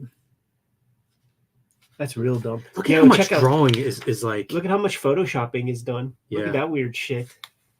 But there's a lot. You know, like I mentioned, a lot of words on these pages, but also like a wild amount of, you're drawing a lot of characters. Yeah. I saw the word Etrigan. There you go. Spider-Boy. This is one I was able to scoop. This is a 96 one, and Carl Kessel is your writer co-inker with Gary Martin over top of Mike Ringo penciler. So Ringo, a beloved artist who passed too soon, but a chance to see some of his artwork in this. And this was one of the books that I always heard was good in this group. I love the costume. Like it works so well. Yeah, when you think of all of the Spider-Man iterations that are out there, it kind of feels like this plugs right in. Certainly for that time period, because like you remember the Superboy comic from that time with the little leather jacket, like that went over. Yeah. Yeah, I think that's coming up in some Wizard coverage. Talk of Superboy. Thor Ryan. All right. John Romita Jr. doing straight to pencil reproduction, 1997. Pretty early for straight to pencil. No explanation why. We asked him about it when we talked to him, and this is a book that we covered. So yes. If you guys want to see more in depth, I think this is a kind of a standout. I think it's a really good fit with Keith Giffen and John Romita Jr. doing this. And they say digital inks, but I think all that is blowing up your level so that it's kind of like a black line instead of gray. Yeah, that was a term for just bumping up levels. Yeah, the early days of this. Super Soldier #1. We also covered Super Soldier, Mark Waid, Dave Gibbons. Pretty good team there in 96, 97 to get those guys together. Captain America, Superman mashup. So you guys can see an in-depth video of this as well. It does show you how this is their game to lose when you see all the team books that have to be made. And, you got one character, you get a villain, mash up some side characters and make a good comic. Like that seems like a battle that one can win. And brought them back again. And I think Gibbons is doing co-plot, script, and pencil. So lifting up a little bit more of the writing chores this time around with Jimmy Palmiotti joining in on the inks this time. But speaking to your point, that first one must have gone over well enough that they were like, bring them back. Yeah. I think it might be the only return creative team. X-Patrol #1. Roger Cruz, I believe, lifting Cybrid cover. Roger Cruz. That may be off the top. Are you top saying? of my head. Are you saying that copying others might be his modus operandi at this point in time? That is what I'm saying there, Ed. This is a 96, so this is a wave 1. He probably was drawing some X-Men at this time, right? Yeah, at least the fill-ins. Mm-hmm. Carl and Barbara Kessel writing, and John Holdridge inking. Kind of like that double splash. Felt a little less busy than most of them. And honestly, this whole series feels a little bit, or this whole issue feels a little less busy than, especially the other team books that we've looked at. I feel like I've seen this one before too. Oh yeah. Oh boy. And X-Patrol, bring it back again. There's the 97 version of it. Brian Hitch. Yeah, that's penciling. that 90s Brian Hitch style. Like I hated it so much. It would be Out of like, Marvel UK. Yeah, it would be in X-Men Unlimited where we would first see that stuff. And whenever he was brought onto those books, it turned me off so much. I don't even know why, really. I think like it's these little pools of spotted black that create this like overall gray. It's more hairy. Like I was very much into the Scott Williams kind of stuff, and it just felt like more hairy, organic, or sketchy. Yeah, this stuff doesn't particularly bother me. It's interesting to see him before he kind of, starts to become what he's known for, which was heavy photo referencing in a lot of ways. It's so funny because I don't know that stuff at all. I've never seen Ultimates, none of that shit. Like this is all that I know. Like I was able to pick that out of the lineup for sure. Ultimates and Authority, right? Wasn't he the first artist on Authority? I think. Oh yeah, right. Two pretty big books at that time period. But yeah, who would have guessed at this time what he was going to go on to? So there is your sample. And to be honest, I am missing one issue, and that is a Superboy. Yeah, the Ladrone joint. Yes, I am curious to see that. Yeah, me too. Probably maybe one of the if I didn't know anything, one that I would guess to look really good. So Kayfabers, man, it was put out there. I guess you could pre-order this the omnibus, right? Run you $150. Jimmy. Wow. You bought these books in recent times, right? I did, yeah. How about what this run you? They were $1 a piece when I bought them. And I don't know, there's 20 of them here maybe. So 150 is pretty steep. But you know what I thought of whenever I heard that announcement? I thought, like, are comics in bad trouble? Because 96, 97 is like Marvel going bankrupt. Right. It's like throw everything we can at the wall because we are struggling. And when you bring this back, it makes me wonder, is that where we're at again? Well, you know what it is, dude. We are tastemakers in the industry of the comic books and sequential art. So we cover this stuff, and then they make these announcements. Better start covering a little better material here on the channel. Yeah. Good to go? I am. You know what? Let me you know what I did? Let me get this real quick. Hello? I'll tell the Kayfabers at home. I did mean to say on air, don't blame us for the return of Amalgam. But maybe you guys are fans.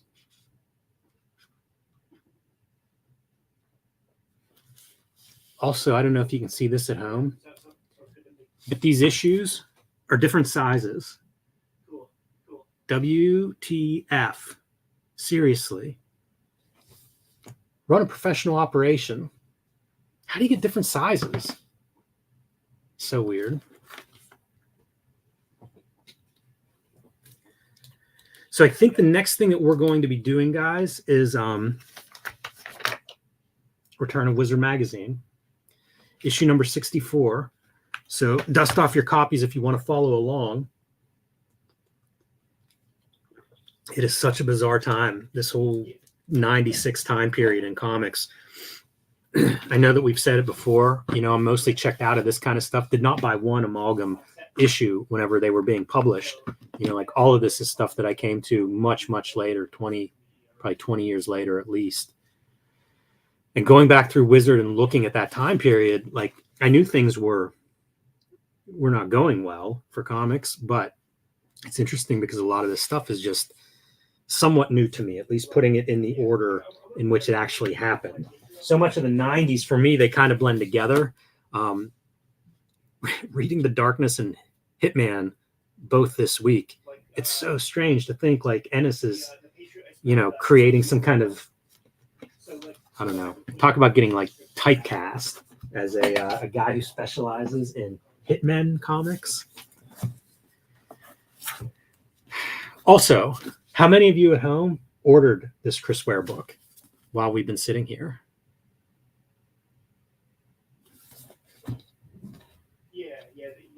That's I've been doing that. There's 58 strips on my social media so far, but I won't put the last chapter up that way.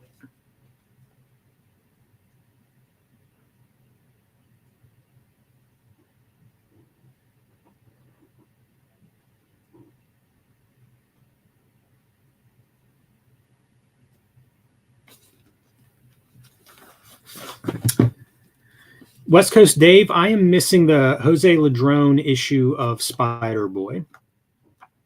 Yeah, I thought I had all of these, and it probably the reason I thought that is I have a Spider-Boy, but I don't have that particular issue. I guess it's the 1997 issue. I don't know if we've looked at anything by Jose Ladrone. Interesting artist, you know. Like I always probably the first time he got on my radar was that Cable run he did that looked like very Kirby-esque art. And I think that's a really cool run, but also it's pretty far removed from what I think of as like his style. So I don't know. At some point, we'll probably look at some stuff. I think he took over the Inhumans whenever the Marvel Knights was doing it. And that was an eye opener for me of like, you know, that European style. That's probably an over generic way to describe it. But that stuff was really impressive to me. Same with the Jay Lee Inhumans, you know, that preceded it.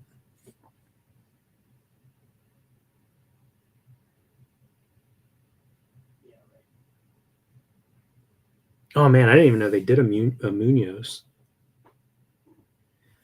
Tall Matt, I still have not seen Iron Claw, but I will at some point.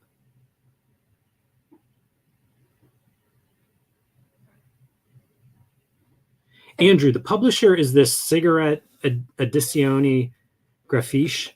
You can see the title or the name there underneath the title of this book. And probably, if you Google Chris Ware Rusty Brown theme song, it'll probably take you there. It's the same publisher that did the Chris Ware catalog for his current Paris art show.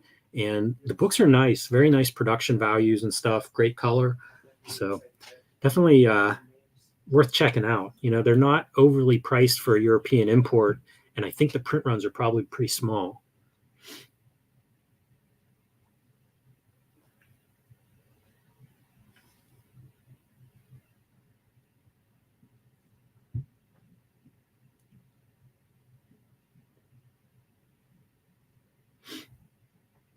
Have any of you guys read The Sons of El Topo? I'd be curious about that.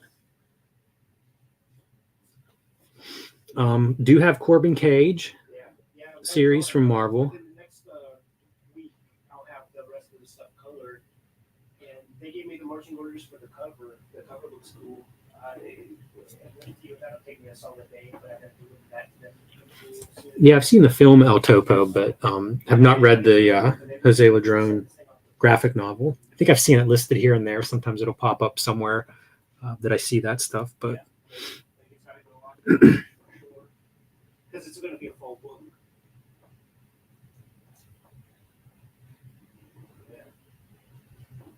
So do you want to talk about it tomorrow? Like you send it off to me tonight, and then we can speak on it tomorrow, and then get it off so that they can. Let's see.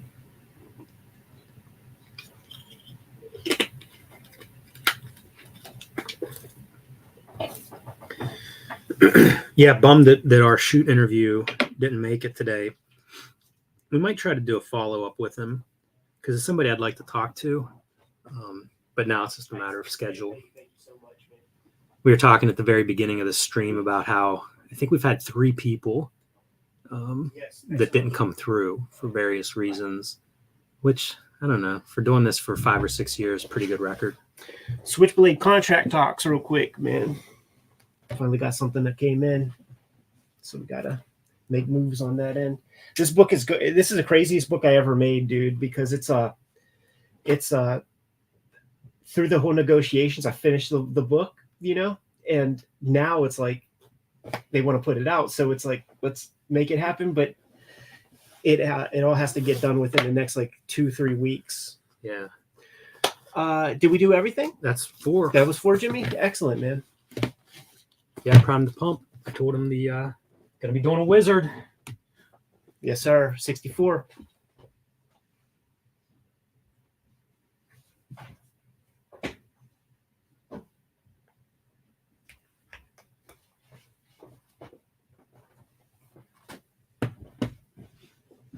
Oh, dude, cool. We got two different covers. I always like when that happens. Yes, I do too.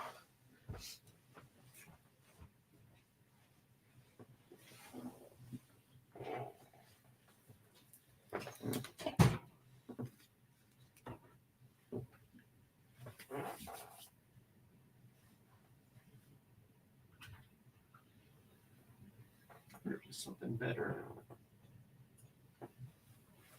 Yeah, we'll look at the Thor Artist Edition.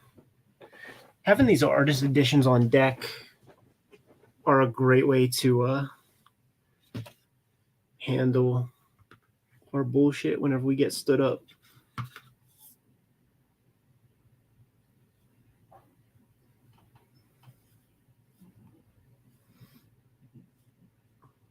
And I think I'm out on that guy. Like, I hate having my time wasted, man. No matter who you are.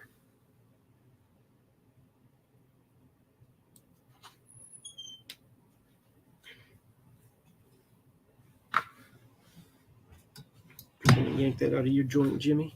Pause.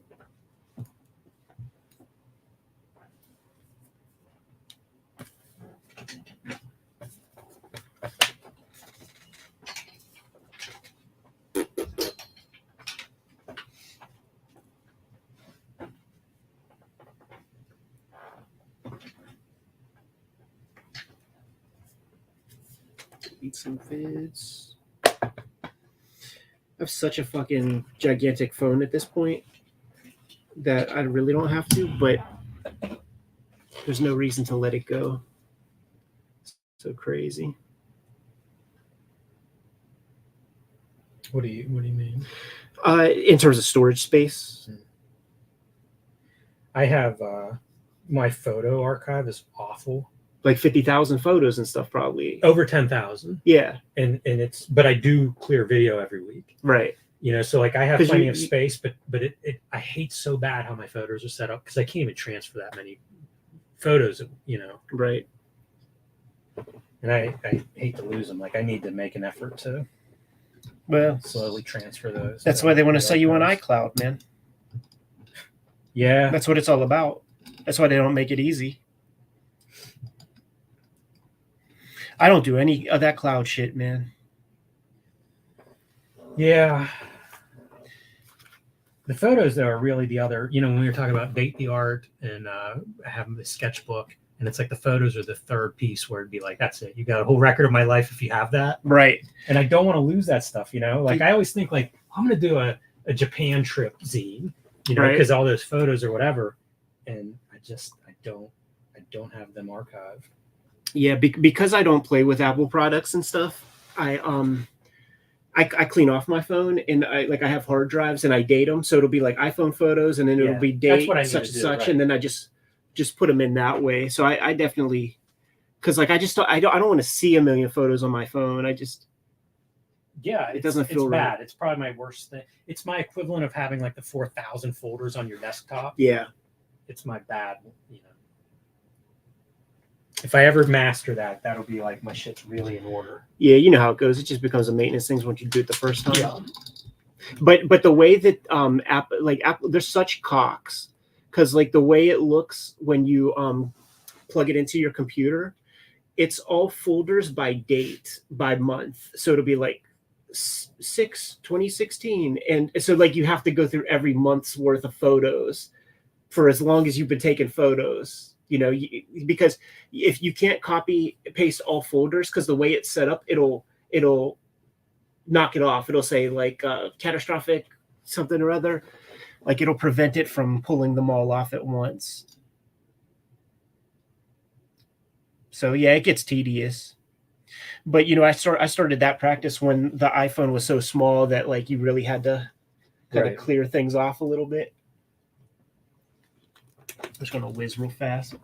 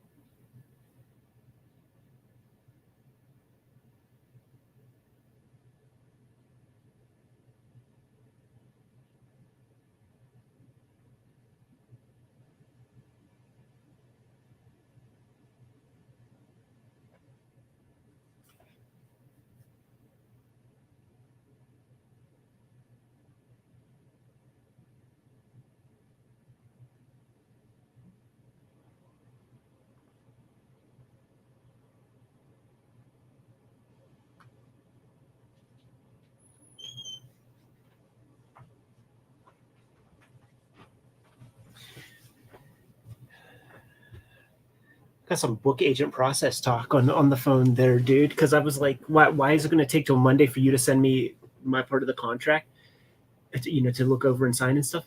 And he said that it'll take him all day today, and then maybe a chunk of tomorrow, because he'll call other agents and ask them about like weird like language stuff and things. So like the book agents conspire and help each other out. Like I don't think I knew that piece. It's good to know. Yeah. Good to do that. It's interesting too, because he was on the other side of the fence. He commissioned that City of Glass thing, like I said, for Avon Publishing. He was editor-in-chief over there.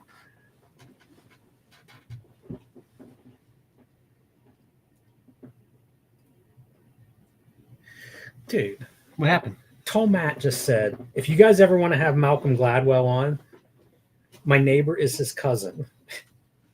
I talked to Malcolm Gladwell. Yeah, I will too. But the thing that we got stood up on is set up basically that way. It was a Kayfaber who had to connect to. Well, actually, the Kayfaber was connected directly, but I would like Malcolm Gladwell for sure. Yeah, I feel like I've read a few of his books. I read them all. I listened to a bunch of his podcasts. He's got a master class. It's really great. And he's super into running. Yeah, his podcast is so good. What's that called? Something about history? Revisionist history? Revisionist history. Yeah, so good. I always wondered why this McDonald's French fries aren't as good as they were when I was a kid. Everything, man, food, it all changes. Well, it was like a very specific, it wasn't tallow. It wasn't trans fat. Is that what it was? Mm-hmm. Yeah. Yeah, they had was it in a book or a podcast where he talks about like they had like the food scientists that make those foods make up like the old batch and then would taste test them on like kids and stuff. Lock me in, James.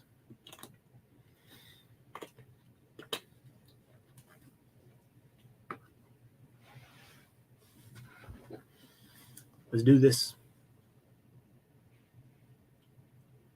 Welcome to your favorite YouTube channel, Cartoonist Kayfabe. My name is Ed Pisgore. I'm Jim Rugg. Wizard Magazine number 64 is under the microscope today. I want to remind you that we are a daily YouTube channel with more than 1,700 videos at your disposal. Might have talked about some of your favorite titles, so hit the magnifying glass on the front page of the Cartoonist Kayfabe YouTube channel. Give the channel a search. Check out those episodes where we talk about your faves. There's 63 Wizard episodes that you've yet to see if you're brand new to the channel. We have a Patreon where the biggest supporters of the Patreon get access to all videos that we talk about before anybody else. We have a reliable audience that buys what we talk about. So in order to get in on the ground floor of what we're going to present to the public, you got to become a supporter on the Patreon. And we are in a race to 100,000 subscribers. Thank you guys so much for getting us to around 90,000, 91,000. Let's keep this rocking, man, and get that 100K sooner than later. Without further ado, Jimmy, we're taking a look at two flavors of the Wizard Magazine number 64 covers. To the left, you have a Joe Michael Linsner Angel cover. For this would go to the comic shops, and then when there's still a newsstand at your local Piggly Wiggly, you need something that a mom can identify with pretty easy to get little Jimmy or little Eddie sitting in the shopping cart. So you got to put a Spidey or a Captain America or a Batman on the cover. This one's Mike Waringo. I think I see a signature right there. Looks very animated, stylish. I thought that too. Real clean. Yeah, big deal of the return of Spider-Man after years of the Clone Saga. Years. So get your prototypical Spider-Man on that cover. Years, Jimmy. God damn, they really tried to Roman Reigns that motherfucker. They did. They did. Yes. And look at this, dude. There's still like everything is going like it's all plummeting, but they're still trying to present trading cards to you. This Witchblade character finally went over, so you got to do all of the du jour licensing opportunities.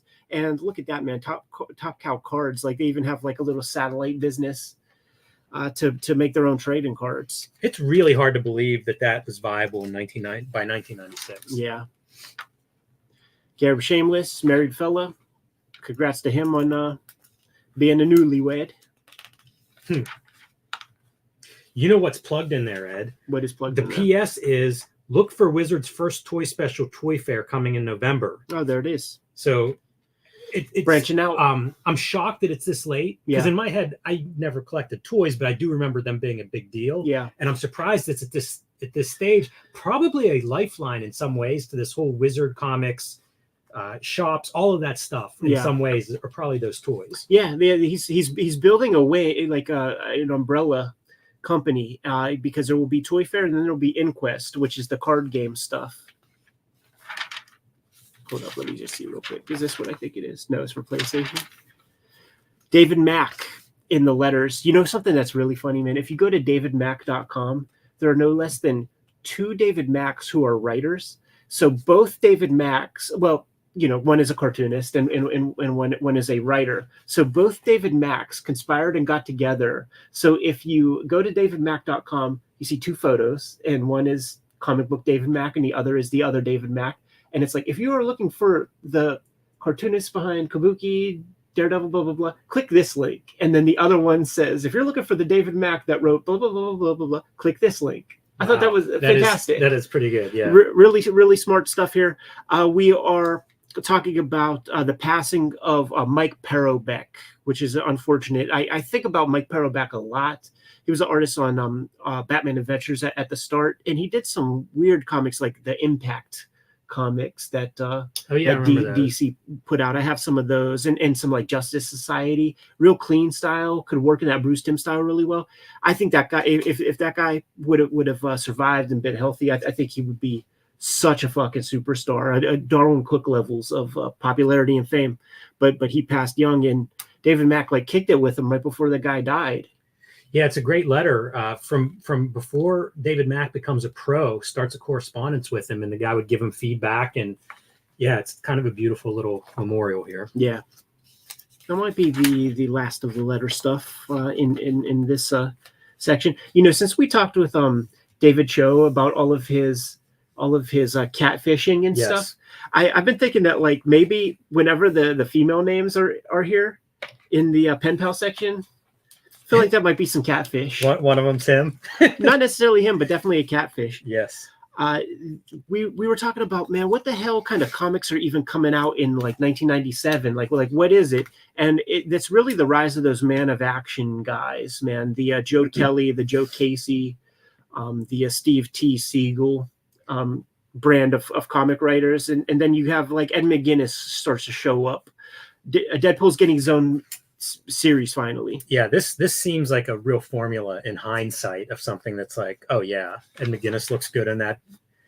That seems like a perfect fit. Promoting the new Marvel tryout kit. I got this thing whenever it came out. It is in the mythical tub of artwork that I lost. It included the Marvel tryout kit, and what you're looking at here, this image, it factors into in the original tryout kit.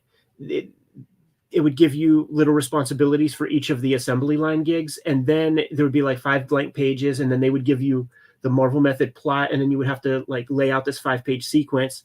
So the way it worked in this one, it was a brutal fucking comic where Arcade takes over the Danger Room. So now the X-Men are in the Danger Room and he's hitting buttons on the knob so that you have to draw fucking Savage Land. You have to draw carnivals. That's really fun. That's a good concept, probably impossible for a poor young cartoonist. So hard to draw. This was the last, they used this for the last assignment at the Hubert School in year 1 too. It could have been a choice of 2 that Fernando would make depending on the skill level of the kids in the class.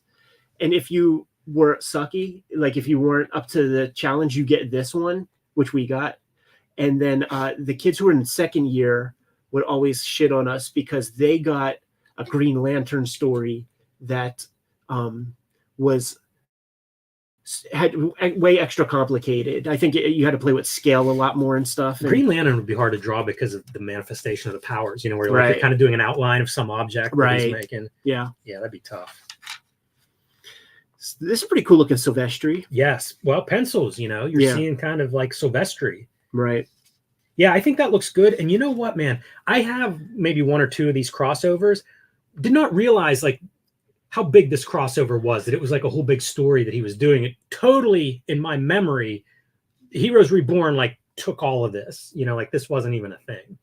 what an amazing businessman Mark Silvestri is, because he's able to get these crossover deals, and he doesn't have anything. Weapon Zero, shit. Psyblade, shit. Two ballistic fucking crossovers. I don't see one Ripclaw mention. Yeah, his properties are garbage. How do you not do Ripclaw Wolverine? But he was still able to talk them into it. Man, you guys really bought this shit, didn't you? You guys really propped up this Top Cow stuff. That's funny to me. Yeah, it's pretty far out there. And like I said, like in my memory, I didn't even realize that existed. Not to the scale of like 8 books that they put out. Yeah, because when you're going in those dollar bin hunts, you're not looking for ballistic Wolverine. I guess they're going to start doing some more Age of Apocalypse books. This is interesting, man. Liefeld's departure spawns a revised origin from McFarlane. I was in so deep as a kid, dude, that when the announcement that Rob Liefeld was going to go away, that was the first place that I started thinking. The first thing I thought about was the origin of Spawn and how do you do that. And they get into it a little bit that McFarlane has the rights to use the Chapel character who blows the head off of Al Simmons and sends him to hell in the movie and the cartoon. But I think in the movie they're gonna fuck with it a little bit. Give the Chapel character a new name and make it a girl. So they're doing that whole gimmick. Yeah, it's a very strange article in that. On one hand, who cares? Well, I care. That's what I'm saying. But on the other hand, to the audience, you do have to deal with this stuff. You know what I mean? And like he's got movies and cartoons. Like shit. This is why you never do anything with anyone else. These guys were having fun and like, oh, dude, how cool would it be to have your character kill my character? Oh yeah, that's awesome.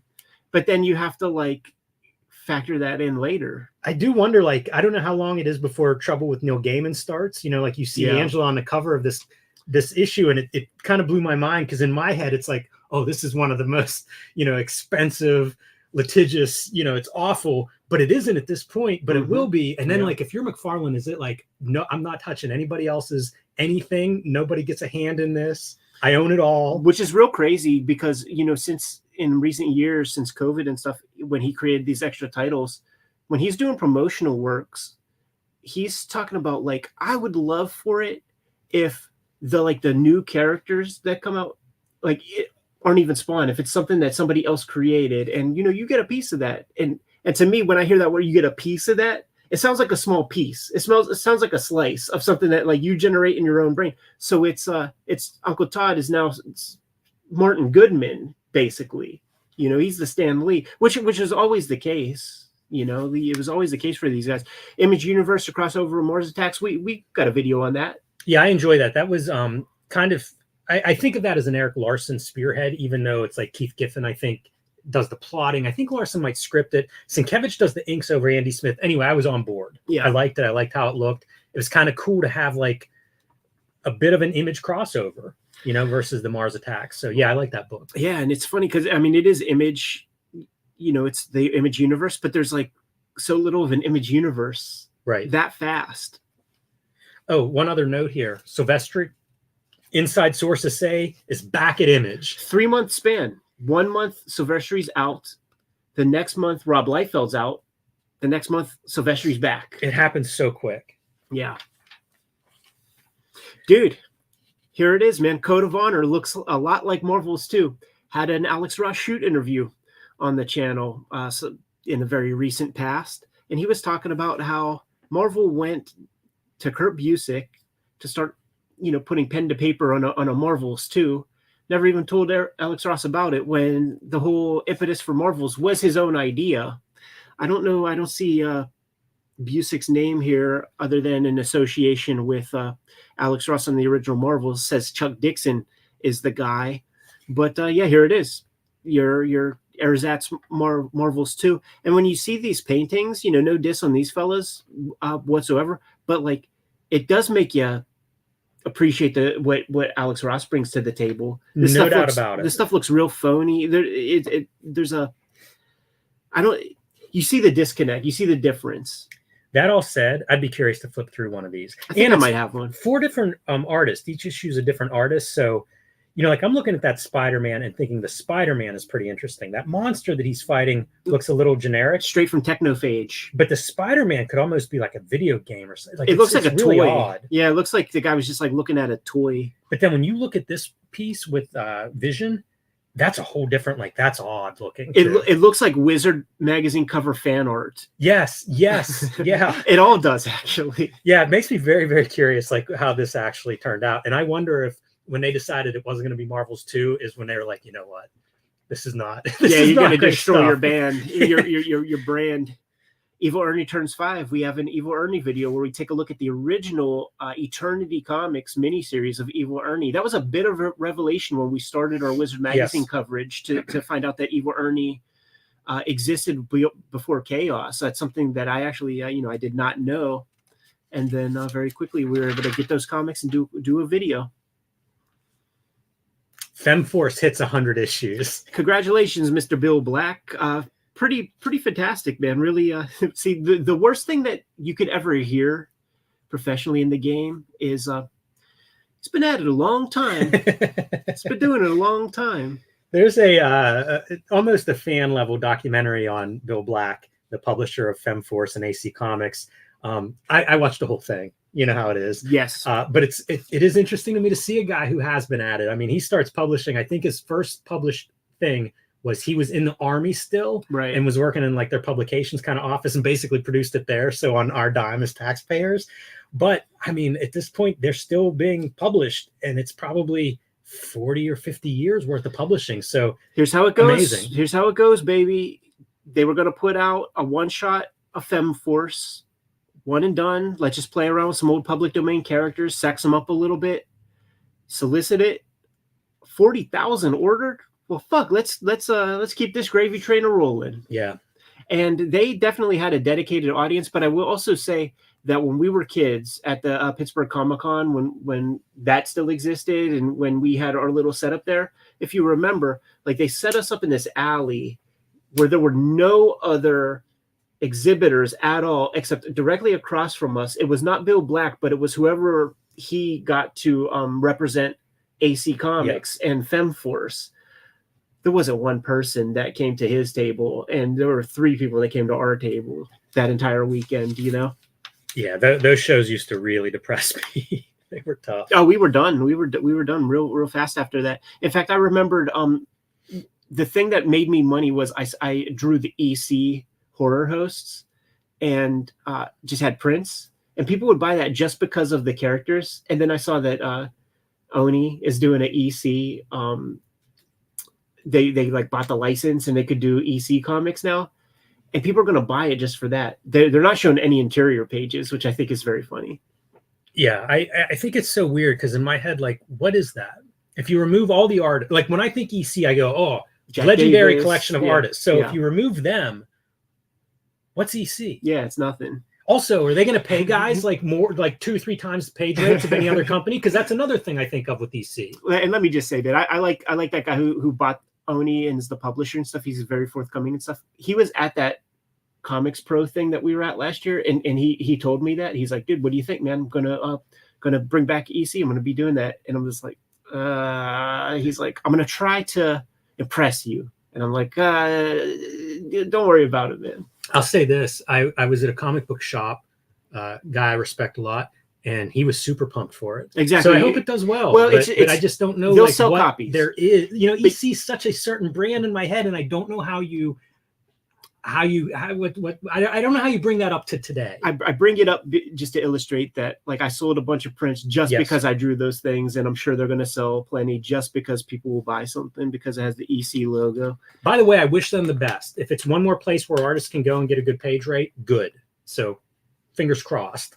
A little Jeff Loeb piece on Avengers. You realize he would have been the 3rd guy connected to that Avengers run, because I think it was Chuck Dixon at one point, right? Jim Valentino, and now Jeff Loeb. That's a lot of turnover for 6 issues. Yeah. Company updates, man. There's one update that caught my mind. Oh yeah. The owners of Comic Cavalcade store in Illinois are launching a brand new line of comics with its first 3 titles: Pandora, Silent Rapture, Donna Mia. Avatar Press. So they're going to press for the first time. Still in biz in a real weird way. They certainly have published the late period works of Alan Moore with Providence and some of the other H.P. Lovecraft stuff. I forget what some of those other titles were called, but I think they would even do it as like crowdfunded or print on demand. Like they're certainly a shell of what they were, but what I liked was like they were certainly a niche, certainly a brand. You know, you get your Gore, Faust will graduate and go over there. So these guys, they knew what they liked. Crossed was huge. They published a lot over the years, and it was a publisher that I would very rarely like intersect with, and usually through like weird dollar diving. You know, like I'd find an issue here or there. It's all coming back to me around this period. So when they're brand new and in the late 90s, which is where we kind of are, they would be at Pittsburgh Comic Con, and this is where they would have a team of Jeff Darrow wannabes, like drawing in like Jeff Darrow style, which was a huge fucking turnoff. I do think one of them was Jason Brose, but he graduated from just doing that Gilbert shit. Fantagraphics is making the announcement that all of the back issues of Acme Novelty Library are going to get a second printing. They were really good about that. In all of their press literature and in their catalogs, Fantagraphics would always talk about, like, we are going to do everything we can to not have, like, the speculator market and try to keep everything in print all the time. Yeah, it's really great if you can do it. Yeah. Do you have this Ted McKeever Superman Metropolis? Because I would love to see it. And I did. And he also does a Batman that I think might be a Nosferatu reference and a Wonder Woman, and I forget what hers is. But, it, you know, like this, off the success, I believe, of the Superman one, they end up doing 3 of them. Man, and I like McKeever, and I kick myself for getting rid of those. Yeah. What would be a femme fatale from the silent movie era, man? Yeah, I can't remember. Joan of Arc? I just can't remember. But I do feel like he did 3 of them, and I like Ted McKeever, and that would probably be a good thing to look at. Here's that trying to find Ted McKeever. Here's that whole gimmick, Jimmy, man. Make a ad look like an article. Yes.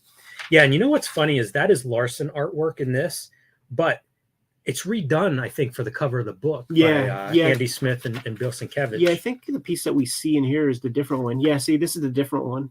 Yeah, there you go. When you look at poor Todd here with no eyebrows and all that, I actually think this is the exact image it is. That Dan Clowes drew from, because he doesn't draw eyebrows in that one either. Poor Todd doesn't know what's coming. No, he doesn't. Does he? Because it's all this is promotion for the Angela character. But what's weird is talking about all stuff that is the past. There's nothing new to gain with that. You know, the other thing that's funny in this article is crossover with Glory, with Rob Liefeld's Glory after like a very difficult breakup. Right. Still promoting. The apathetic 1990s ads. What is that? The 1990s edgy time period, Jimmy. Catwalk. Hepcat's article, Jimmy. Did this Martin Wagner character, did he have a cousin that worked in administration at Wizard Magazine? Yeah. Was his mother's maiden name Seamus? Because, like, you know the thing about this though, man. If he would have held steady and kept making this shit, yeah, you're right. He would be the crown jewel of Anthrocon. That it might not have been called the David L. Lawrence Convention Center. It might have been called the Hepcats Convention Center. Yeah, it's really interesting because he definitely, like, people promoted it, and I don't know what happened, man. You know, like, this is basically they're reprinting them in color with the Antarctic Press. Yeah, these are the ones that I have, so that he can then get ahead to do new stories, and then I don't know, it just kind of falls off. Yeah. Life After Image. Rob Liefeld ponders the future after leaving the company he helped found, Image Comics. I think he's still connected with Marvel here. I don't think he's out at Heroes Reborn. No, it's kind of the beginning of the Heroes Reborn stuff. So Jimmy and I did a read through of the Dark Prince of Outlaw Comics. What the fuck is that guy's name? Hart D. Fisher interviewed Rob Liefeld for Comics Journal, and we get into the nitty gritty. And it's after Rob's even out at Marvel too with the Heroes Reborn stuff, and it's very forthcoming. It's very candid. This goes to show you, dude. Wizard is the aftermag in pro wrestling parlance. Wizard is the aftermag where people maintain their kayfabe and keep their characters up. And Comics Journal is what they would call the dirt sheet. Dave Meltzer's newsletters, if you will. Yeah, one of the standouts, because I don't get a lot of information from this interview, but this is the launch of Captain America. This wizard guy is following Liefeld, I think, to 2 comic shops on basically the day Captain America #1, Heroes Reborn, is out. Yeah. And I think of the contrast between this and when the Image signings happen, where it'd be like a mile-long line at Chicago for the Image guys, or lined up around blocks for an Image signing in, for a Liefeld signing in LA. And at this point, the interviewer says it's steady, the traffic through the comic shop, but I mean, it is not that buzz of like people lined up out the street, like the Beatles or something. And, that's not aimed at Liefeld. I think that's aimed at comics in general, where they are in 96 versus where they were in 92 or 91. It's just a dramatic difference. Yeah, absolutely, man. We asked McFarlane a couple questions about the comic biz and where things are going. And I think in both shoot interviews we did with him, has the same line. My name's Todd. It just rhymes with God. I don't know what's happening with this business. So, you can't put it all on one guy. Like when things are flush, rising tide raises all ships. When it's not, it's just not going to be that way. But there really isn't anything here. Like I didn't pull really one note from it's all very measured company line kind of speak. It is. It's such a big contrast between this and the 6 month later Comics Journal interview, as you mentioned. He does say this part, talking about things that he's interested in. I love Star Wars. I love Superman, Legion of Superheroes, Teen Titans. I'm surprised that he hasn't worked on any of those properties.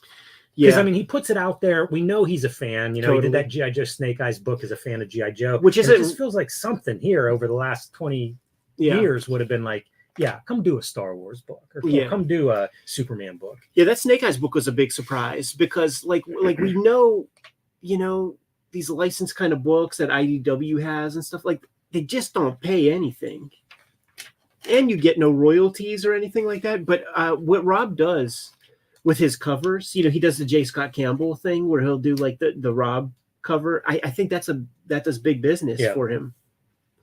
So, drawing a snake eye, it's less about the comic, the guts, and it's more about selling, your individual cover thing. First look at Thunderbolts. Jimmy, when you look at this right here, like say we hit you with the little flashlight from Men in Black, and so you don't know about the history of comics, or you just know your Marvel, DC, or whatever, and then I show you this. Does this look like anything but like a Lightning Comics or like some generic, has nothing to do with Marvel comic kind of thing? Super generic. And this is where I started thinking about superheroes, like the idea of superheroes. And there really are like 10 to like 20 superheroes that kind of have that iconic status worthy of the name. And it's a bunch of the guys that were established in the Golden Age. And then it's a couple of dudes that Kirby created, and the last ones would be like Wolverine. Get in there. It's interesting. It might be fun to put together a list along those lines, because I feel like wrestling is that way, where like it's the big dudes, the main eventers are the ones who draw the money, and probably if we put our heads together, you get 20 of them. Right. You know what I mean? Maybe not even that many. And superheroes, there's so many parallels with wrestling, and I think that's one of them. That all said, Thunderbolts, I didn't realize it was this time period, but that's one of those books that made some noise. Like when I'm checked out, that was a book I heard of at the time. It's true. And once again, it speaks to Kurt Busiek, who's the guy doing the writing. People stand by this because in such a tumultuous, shitty time in terms of craft, and there will be a great editorial in the back of this book here that we're looking at today. Kurt Busiek was fighting the good fight. Of those writers who were tasking themselves with writing 5 things a month and doing what they could, like he was the reliable hand, because like almost all those other guys, they got in just because they didn't suck as bad as Scott Lobdell. And that is not a virtue. I do think this looks different by the time they get it to print. I think it's pretty close. Oh, really? I do. Yeah. I think it's pretty fucking close, man. If you were showing me just this page and telling me to guess what it was, I would have guessed like a 90s Avengers lineup or something. Right. Yeah, it's pretty fucking bad, man. That's funny. All right, we're going to be bringing back our Spider-Man. Looks like a J.R.J.R. piece right here. Really like some of the weird, look at the weird inking. Might be Dan Green. Ooh. Could be. Might be Dan Green. I do think that Al Williamson showed up too at this time too for him.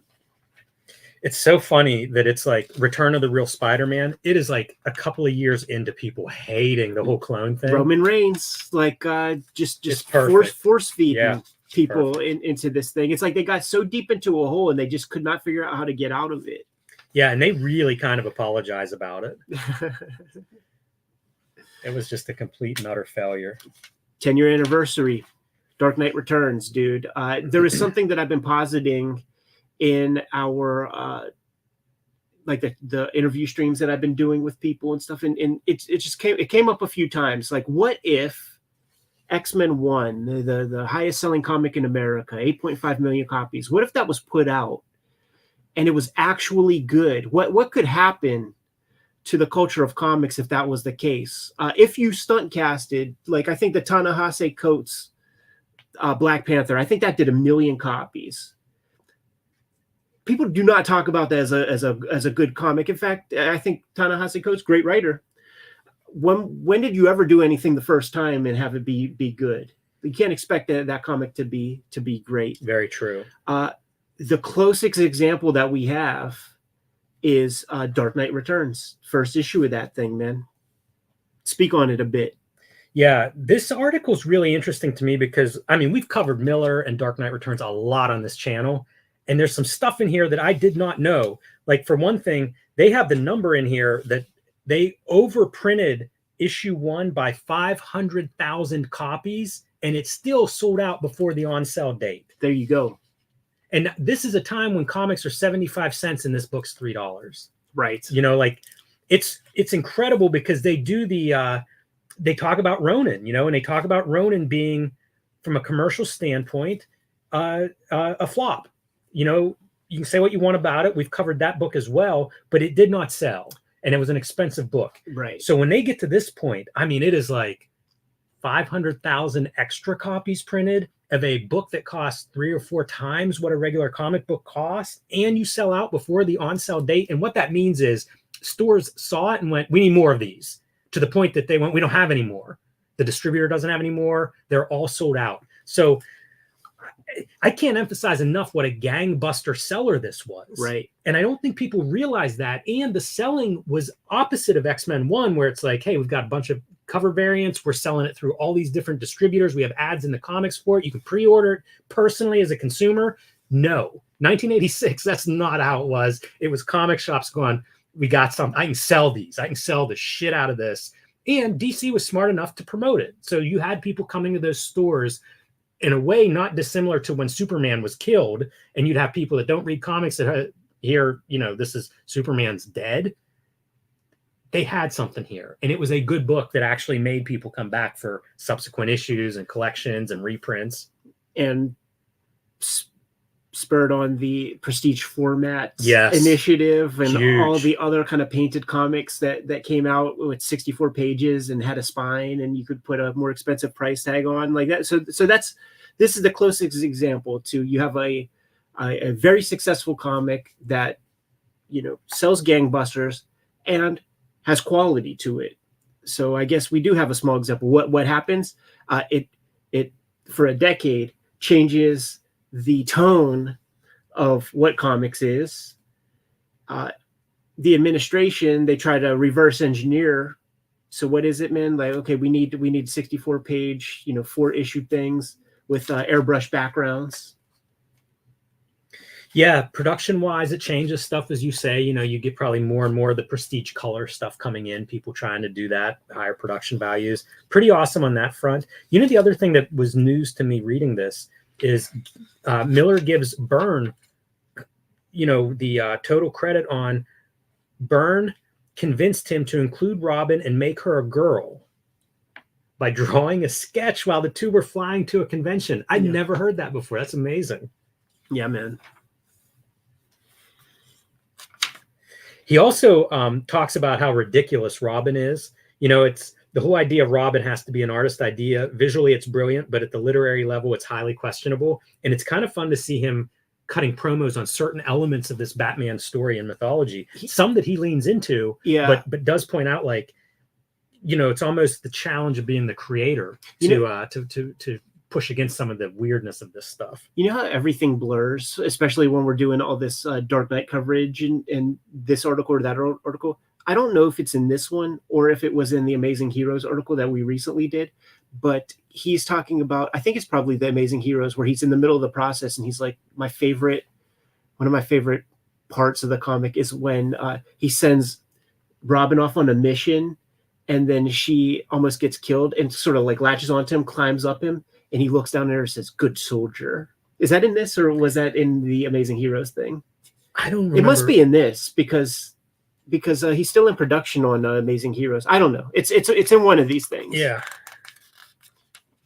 Yeah, it's in this. It's in this. Dude, look at these fucking rich kids who Pirate Press, Full Color Ad, Wizard Magazine, Archon. Look at these little rich kids who are using their trust funds to buy whole page ads in Wizard Magazine. And you know these comics are fucking shit. Yeah. It's I feel bad for him, man. Ron Mars article, ain't nothing worth talking about there. He will be purchased by Mark Alessi and have to move house and home to Florida to fulfill Mark had no Alessi's, idea. What do you call it? His vanity project at a certain point. He's way younger than I thought. Like I always think of DC as like old. It's old spirits. Yes.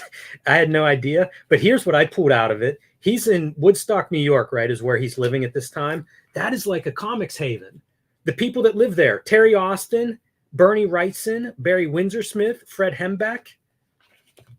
Well, the new comics haven is going to be the compound that Mark Alessi keeps him in after he gets bought. The Code War, a little piece about the Comics Code Authority and how they call it a paper tiger here even. What is crazy is that there still are dues being paid. Right. And there are still prohibitions on getting some distribution if your shit doesn't have the code, which is insane to me. So it's pretty much you got to pay to get the stamp on, but we're not really looking at your comic too closely and comparing it to our little set of rules. It's very weird. It's very mafioso. Yeah, coming in later on, you know, like I wasn't here in the 50s whenever this happens or whatever. It was always viewed as like, what is this dumb shit? It was the stupidest. Like it was such a one-sided negative for like my entire life, any presentation of this code. Mm-hmm. And I think at the end, and it might have been a story I heard when I was at art school when, you know, like DC editors and stuff would be coming through where they said that someone went to the offices of the Comics Code Authority, and there was just like a box and with like envelopes from the mail slot just piled up, like people weren't even in this building or this office space at the end there. You know, for not remembering where these conversations happen, we've had this conversation and I can't remember why. Wizard has had other code articles. Sure, and so the very first come up then. episode, I think. But that's how like I always looked at it through those tinted glasses of like the coverage of it was just critical, and I don't see why not. They're talking about like sometimes code rejection can make a scene more gruesome above, and that ain't nothing to me. I don't know what that is. Like, is it a body supposed to be twisted up? While other scenes curiously get thumbs up, little hand on the ass. Ooh.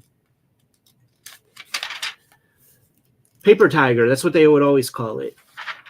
Here's another ad for some fucking weird bullshit. Oh yeah, Big Entertainment's on the outs. Like there was some announcement in the news early on that like they finally threw their hands up. That's right. And that's done. So all your techno comics and shit that's all done with.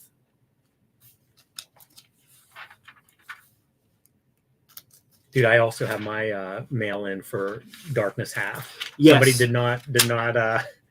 didn't claim their copy. Well, somebody sent us like 3 1/2 of every Wizard 1/2 last week. So I'll be sure to throw one your way, Jimmy. 3 1/2 is funny. It's like a book and a half you get out of that. Yeah. Basic training. Got the great Norm Brayfogle, rest in peace, showing you how to lay out interesting looking comic pages. I'd listen to that instruction any day. Yeah, I wish there were more page examples. It's really, really interesting to me to see like this level of a layout. Yeah. It's also, all comic scripts are different. You know, like this stuff, like this Captain America kind of issue. I don't know, man. Like I don't know if you could actually do this kind of layout for everything. Like I think some stuff's a little bit more involved. That said, I'm a huge Breyfogle fan and I love the layout. Yeah. But I do think these are scripts that are almost Marvel method in their genericness. Yeah. And it's the kind of comic where you can have this kind of playful set of page design. Because it wouldn't work for Klaus. Can't do that. No, because really, here's what happens in this entire page. Captain America goes into the White House. You know what I mean? Like it's here's some panels so you can kind of like follow an action, but there's nothing really complex being communicated. Gets into the 180-degree rule a little bit. Shows you, you know, what that is and why it's a thing. You know, pretty standard. I don't remember this one, to be honest. So I don't think he's going to stick around here for many more of these, if any more. Too bad, because I like this. I would love to have a little bit more instruction from Breyfogle. Yeah, me too, man. But it's, you know, I think Adam Warren will be on the hook pretty soon. Yeah, I'll look forward to that too. Tchotchkes. I was looking at these, like the X-Men games and stuff, man. That Genesis game, very close to my heart. More of that Jim Lee artwork connected to video games. I really think that that was helpful. Yeah, to him. Toys getting bigger section, you know, points to, hey, we're spinning off a magazine. There's interest here. Yeah, it gets clear. It gets super clear, and it'll be that way when the card stuff comes in there. Look at that dude, a kit bashed Brett Booth Backlash figure, and a Speed Demon, just a nuts like sculpture. You know what's real cool is like that's even the pose of from the Dark Horse Presents issue. It's full on sculpting, I think. I think so. I don't think that one's a kit bash. No. Look at this, like who's that dude from Chips? As Eric Estrada. Yeah, as Eric Estrada is that must be who it is. They spend all the time talking about the figures and how the figures built. Don't even mention the bike. Right. You guys are blowing it, man. Just a girl. Megan Kelso, girl hero. Jimmy had a shoot interview on the channel. Check it out. Xeric Award winner. I think she does 6 issues self-published. And it's another piece of the Xeric thing to me that it also showed people how to self-publish. You know, you do it once and then pretty soon, guess what? You can do an issue 2. Right. You can do an issue 3. If you did it right, you can take your proceeds from issue 1 and roll them into issue 2. Right. It's funny. One of the stories in here that's ongoing is she does a superhero comic story that runs through all 6 issues. And it's that thing of she was kind of outside comics when she starts making these, doesn't realize like, hey, you're an alternative cartoonist. You're not supposed to do superheroes. Ah, that's funny. So pretty good stuff there. Darkness promo. Darkness promo is where I was like, oh, Garth Ennis is 13. Look how young he looks in that picture. Right. You know what I realized? I was the sort of the channel that inspired this idea of like doing the Wizards. It's called Classic Gaming Quarterly. He just put the first video out in years, or maybe like a year and a half, on his channel where he's looking through a PlayStation magazine, and the PlayStation magazine is set up this way and it has the contests and stuff. And he made mention, and it's like, yeah, you know what? You're right. I remember reading about that. Where like, in order to prevent, so like, you know, there's one grand prize, there's this. In order to prevent the sort of gambling laws, you have to have like one little goofball thing that everybody has to do. Okay. And I remember reading about that before, man. So like, that's what this kind of stuff is. Why they put people in like a weird wild goose chase or make them just like do something. It's just to skate the idea of like, it gets it into lottery. Yeah, it's letter of the law stuff. Exactly. I remember that, I think, because like we've given away some books on here and it's like, it's a giveaway. It's not a contest or it's kind of funny. Yeah. The Skinny, which is everybody from Wizard is kind of weighing in on the pros and cons of the popular titles of the day. I throw everything they have to say out when we get to the Stray Bullets part, and they have the negatives that they have are completely silly to me. When it fall very short, please. But they go through Stray Bullets. They go through Gen 13. They go Both through Daredevil 4. and JLA. I tell you this: if I were going to pick which of these I'm reading, it's Stray Bullets #1 and then it's probably Gen 13, and those are both rated lower than me. Right. Yeah. So it's probably that Patrick Daniel O'Neill guy is really the spearhead here. Picks from the Wizard's hat.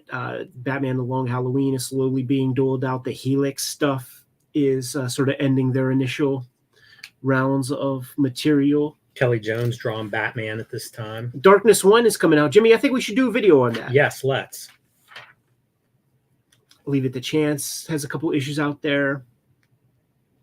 The JLA Grant Morrison is going to start coming out. So that's wild. That feels like a book that's been promoted for a few months in Wizard. I thought it was already out. I thought we were up to about issue 3 or 4. No, I got its big promo in last issue, I think, where they do the interviews and things. When you see Stray Bullets in a big feature like that one that we just passed, and you see Scud mentioned, that has to sell copies. Yeah, you'd think so. Scud up to issue 14 at this point. Pretty strong self-published book there.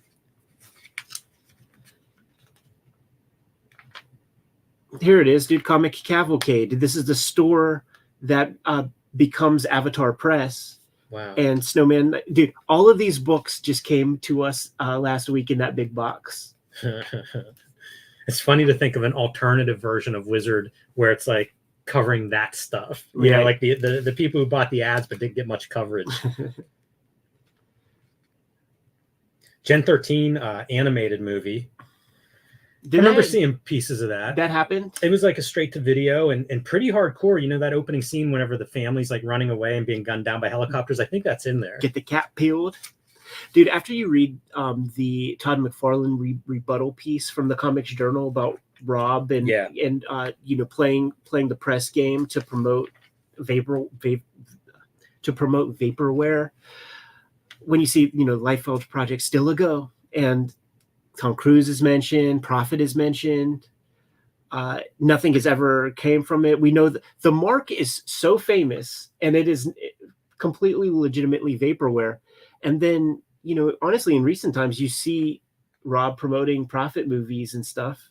And at a certain point, it has to be like Crying Wolf type shit. Whenever I see this stuff that I do remember from back in the day, like the Mars Attacks ad, it really messes with my head because I saw that in the theater when it came out. Oh yeah, dude, it was promoted so much. Like, I love the comic ads for that because it was, you know, Joe Bob Briggs and Jack Nicholson. I think young Jack Black is in that thing. Or no, is he? No, he's Independence Day. He's right. Is he like a little kid in Independence Day? I can't remember what he's. I'm not sure. Right, but I mean, it's chock full of cool guys. They're talking about the prequel films for Star Wars, and they're bumping back the date for the special editions. So I remember when all that stuff was going down, man. Like the first prequel, and it happens in '99. That's the last movie that I camped out for. Tick animated film mentioned here. Definitely a you know, TV like show. A feature. Yeah, great TV show, but I don't. It's funny that didn't work. It becomes a live action show on Fox in like 2000. Yeah, and then on some streaming, maybe Amazon or Prime or one of those did a version as well. This piece right here, this X-Men thing, like, deserves a second of attention. It's X-Men: The Final Shows. You know, went gangbusters, and I grabbed. You know, I have an archive of this cartoon, and I've gone through it in recent years. It was a nice kind of safety blanket during the COVID era. And the last half dozen episodes looked so different. They looked really much more raw, like Badcraft, you know, Badcraft. The entire series doesn't look great. You know, it's pretty rough. But those last batch of episodes were really, really rough. And you see that, like, the original, like, animation house closes down. Right. So then another animation house scoops it up. They recently put out a trailer for the X-Men 97. They're picking it back up, like, after this, and still, I mean, the toys are out now and stuff. Where they're picking, I think they have some of the voice actors back, but not all of them. Wolverine sounds different. For as shitty as the last 6 episodes of the cartoon looked, dude, it looks really bad. There's no way that this is going to be a good cartoon, and they have the benefits of computer, right? So it's almost like, I don't know if they're trying to affect bad hand animation but it looks very shitty. It's very, very disappointing. I don't really know animation well, but it surprises me that they run 76 episodes and why it stops. Like, wasn't it a hit? It had its day in the sun, and then I like, okay, so I grabbed this archive. I never watched these last episodes, so like I was out. Yeah. So I would be the demographic, but now I got hair on the nutsack, and I'm like hanging out with girls and shit. So it had its day in the sun, but we're done. Color storyboards. Yeah, these are the greatest parts. And you know what's cool is you will see real names in the credits for stuff like that. Save Our Sailors, the Sailor Moon anime has been canceled off of the airwaves, and people are sad about it. There is the niche that's sad about it, and it's now that like this would be Katie Skelly, right? Like she would have been like one of the young girls at this time who was like, man, give me more of this. And in all these years of being in the game, like these like 35-year-old chicks or something who were all about this, like this was their gateway into nerd shit. This is before Harry Potter. Harry Potter like serves that niche to like the 30-year-olds, but like the little bit older chicks were fucking with this, and it made it cool for them to be nerds and stuff. They're calling attention to some picks of the month here. Viz had these magazines, which were pretty cool. This is where you get your, not this one, but there would be these magazines that had several features where you would get your first Matsumoto's would be in there. But this one, Gunbuster, is like the first big work from Hideaki Anno after he gets off of Miyazaki's teat, but before Neon Genesis Evangelion. So this is a noteworthy anime to check out, very highly regarded. And of course, he's Shin Godzilla. A note on Sailor Moon, being canceled. They kind of outline a little bit of the problems, and it's finding a time slot for it, and it makes me think about like how things like you'll see like a book historically, and you'll be like, man, that's so good. Why didn't that go? And it's like it's distro. It is, like it's really sometimes there's just not a platform where you can reach the audience. We know there's an audience for this, but it wasn't set up that you could reach them. They were so rife with material on television that the animes would always get relegated to like a 6 a.m. time slot. And, girls are girls, man. They ain't getting like, if they're getting up early, it's to like, do their makeup or some shit. Like they are not getting up extra early to be watching anime, but like dudes were, like we were, man, I would get up at 6 a.m. to watch weird shit. The last one I remember getting up super early because I started getting a little older was the Beavis and Butthead reruns. Like they started to put it on. It was at 7:30, but then when kids start burning down their trailer park homes and shit, it started to be like 10, 11 at night. But then it would be reran at like 5:30 or 6. So I would get up that early to watch those. Dude, look at that art. I know it. I mean, it really speaks to what Alex Ross can do, because like this stuff is very unappealing. Like, look at this Akimbo fucking Spider-Man, dude. It's so shiny. Yeah, everybody, all those characters are just so shiny. It's true. All lubed up. Is this like Boris Vallejo? Yes. Yeah, of course. Julie Bell and Boris. There used to be an art book, like whenever I would go into Walden Books and look at the comic section, was like half a shelf. Right. But there'd be fantasy art there, and I always looked like they would have a hardcover book. Yeah. And it'd be like barbarians and stuff. They would always come through Pittsburgh Comic Con. Makes sense. Brett Booth, man, dude. It's a lot of coverage for Backlash. Yeah, I know it's 64 issues in to Wizard, right? But we went through, Batman, Superman, like we went through the gamut of characters, and now we're at Backlash. You know what that is, dude? I don't feel like they've run through that many characters. I think Brett Booth sent a flower bouquet or a fruit basket to the offices of. He's drawing one of the Spawn books now, I think. Yeah, I think I've seen his name show up at places. Check this out, dude. There's never been anything like us before, and it's a lot of like oddball image books, Big Bang comics. I know you do work with them and stuff, man, but man, I really wish that they were able to like hold on to that Silver Age vibe like a little better than they do. They have reverence for it, but they can't hold on to it. Colleen Duran is over there. Touch of Silver. Is that Valentino himself? Yeah, Touch of Silver, Valentino. I thought that was a 2-part ad, but several pages later. I was thinking it was the next page. Mm-hmm. Yeah, it's man, it's a to snapshot of like image of 90 like comics just in general in 1996. It's very bizarre that year. Out of context, man. Your mom's going rifling through your sock drawer to like put your laundry away, and she comes across this. Yeah, I don't know what to make of that one. Me going through Wizard this week, I'm confused by that. Yeah. Everything about it, right? The top 10 comics feels different to me than it did the last round. Man, we got Witchblade 1, Kingdom Come, Onslaught, Marvel Universe. I might have this, and this might be an episode. I might have that. Preacher 1, Hitman 1. Jimmy, we should do an episode on that. Sounds good. Fantastic Four 1 is in the mix.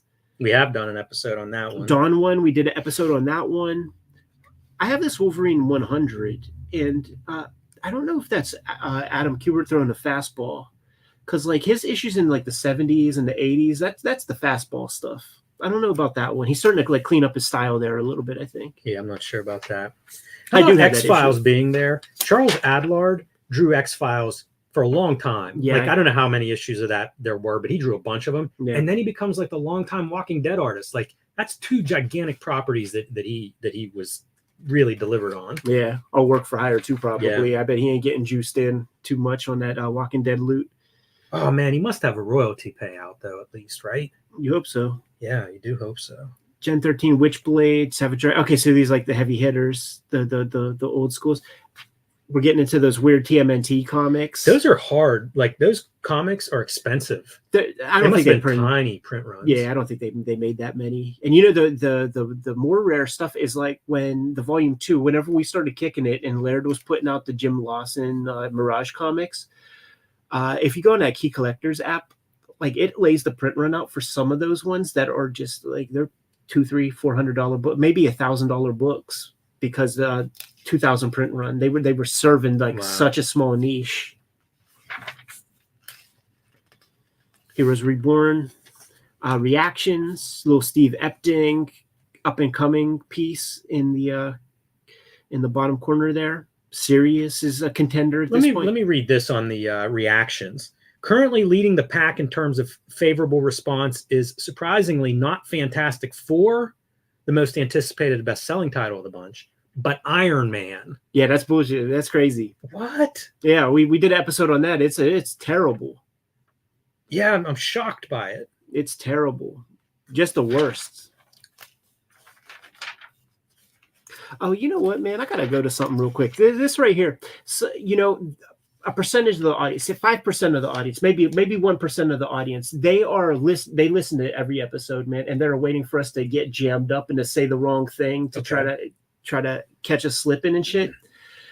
We did Alpha Flight 1, and there was something where North Star shows up at the lodge, or no, his sister is like at a convent or something. There's like like nuns, and the nun goes, we have rules against having men here at the convent or whatever, this Catholic school or whatever. And she goes, oh, my brother's not a man, blah, blah. And I said something like, oh yeah, that's right, like isn't North Star gay, or he has AIDS or something like this? And because I was legitimately confused, and there were people that like snipped that, and they tried to roast me, dude, online. They tried to dust something up. So if I may just read a little piece. After a baby saved by North Star is, hold up.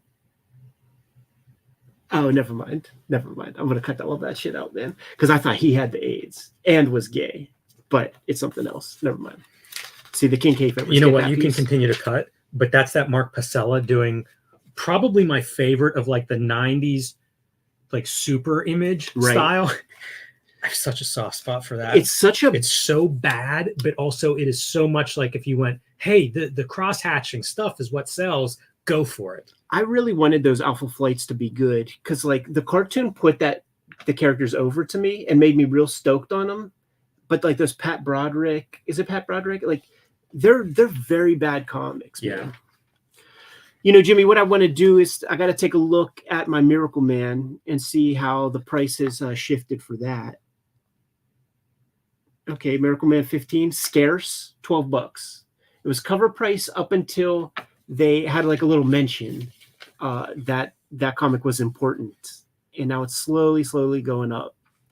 We have one final piece in this issue, Jimmy, and it is an editorial by Jim Shooter. We have 2 final pieces. Yeah. Yeah. Right here. I have to point this out. The Mort of the Month is Uncle Sam, part of the big Alex Ross trilogy, according to Alex Ross. And it's like, man, roasting his character, and like that's going to be the next thing he, because I think this is after Kingdom Come, right? If we see Kingdom Come in Wizard, like chronologically, I think this is the next big book that he's about to take on. Yeah, and they're talking about what a shit character he is. It's hard to argue, and you know, I'm curious to see the Alex Ross book and see like what he brings to it, because like for all the things that you could choose to do, like Uncle Sam going for like, you know, some far left field fucking Will Eisner comic. It's very curious to me. I have it. We'll have to give it a look at some point.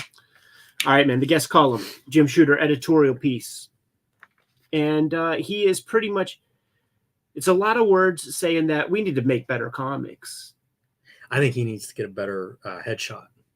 Sure, that is an intense guest column headshot. Yeah, and that's the height of the Gordon Gekko era with the pulled back hair. He's got a ponytail behind that head, got the power suit on and stuff.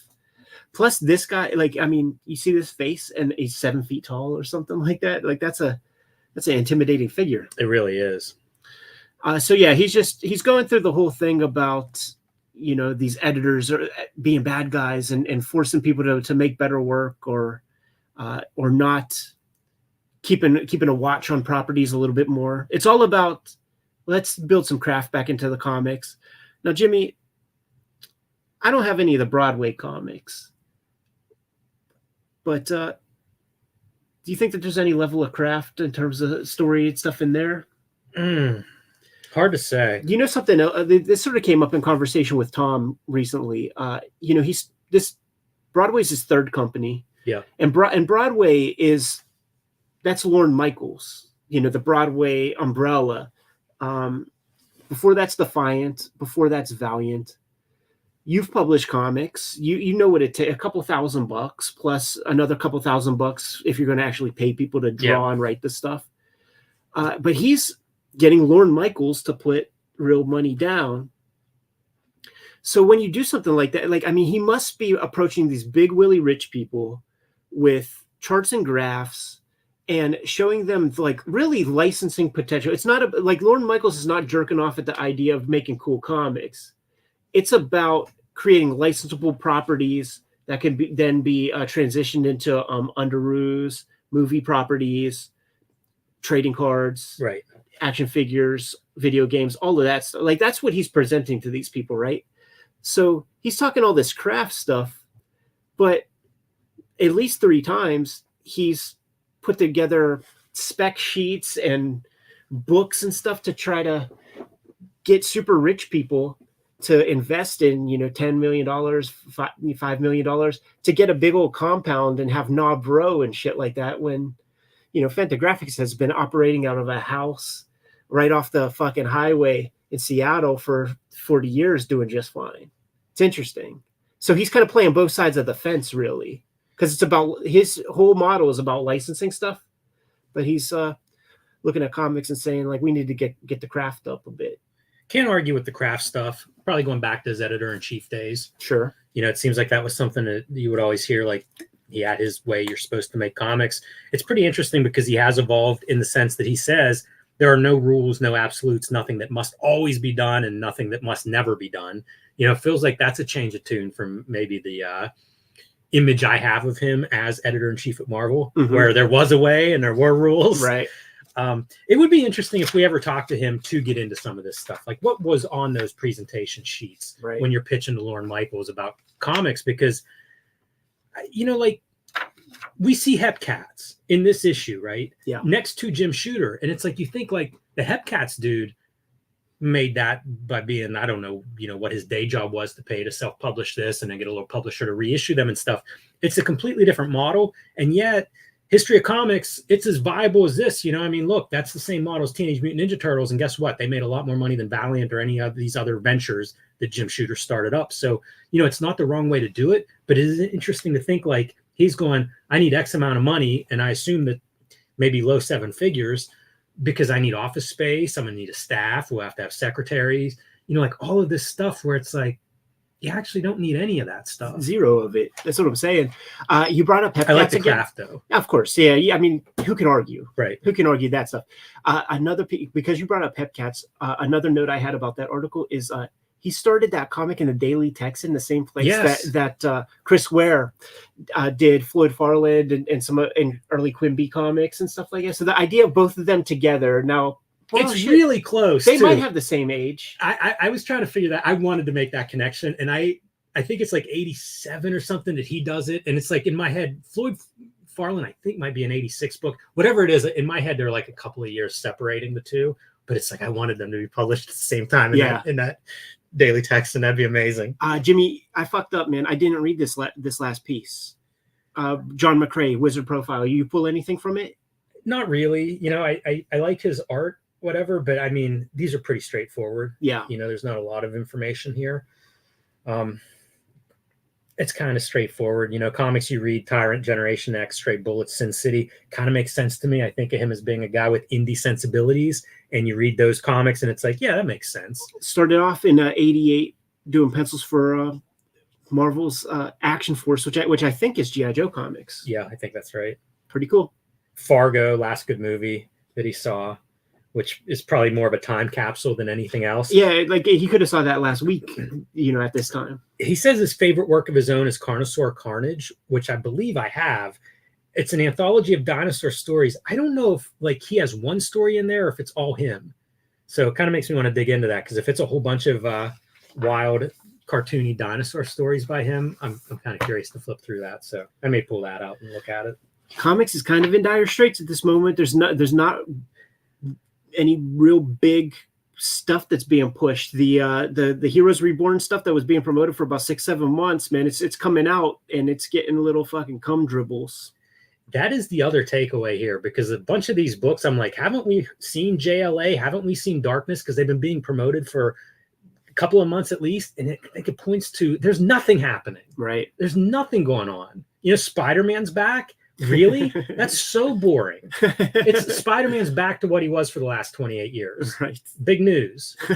Really? That's going to change? That's going to turn this ship around? I don't think so. Good to go. Yes. It's good, man. Jimmy, you've been shot out of a cannon today, bro. I did a little extra caffeine.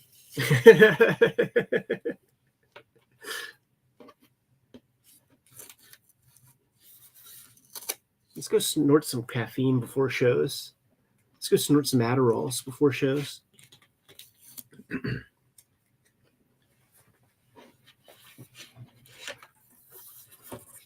All right, man.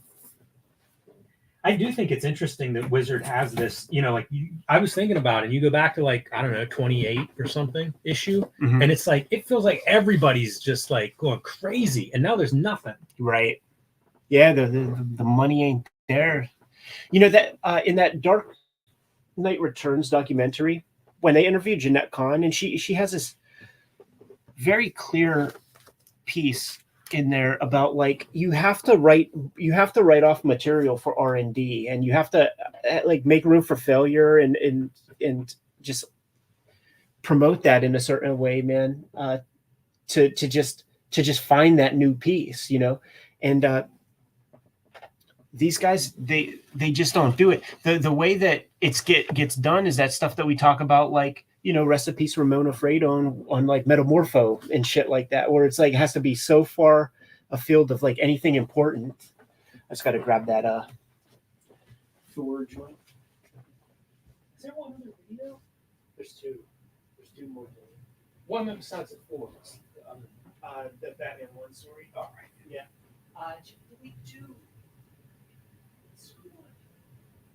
Artist edition. I don't think we've done that artist edition. Yeah. Because we did Hellboy in Hell. We did do that.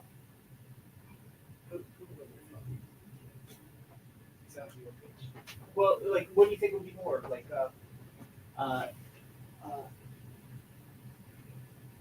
Thor, Screw on Head, Black Hole Artist Edition, trying to think of the ones that we didn't do. We'll get Herbie New Gods. Thor would probably be more than Herbie New Gods.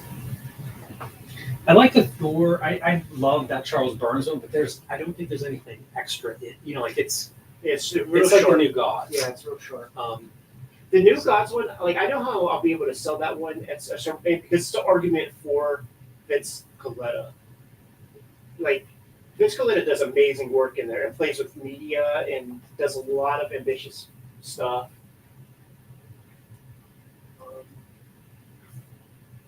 How much got Thor? Yeah. I'm pretty confident We didn't do Screw on Head if that's what you wanted to do. But You know, I don't think we even did the proper comic. I think we did. Okay. Pretty sure. If we didn't do the comic, we should do it next week. But I think we did it. Yeah, you could search or something. 'Cause I would like to. I would like to.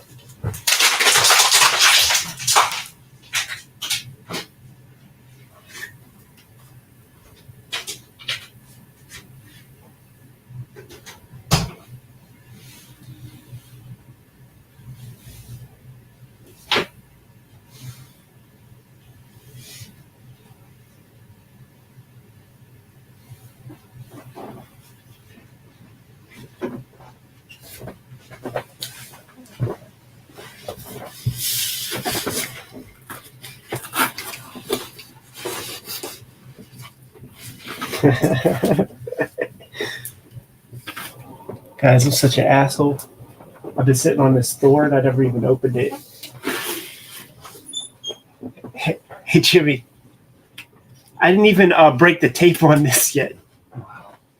But you've seen it before because you were at the Toms. Yeah.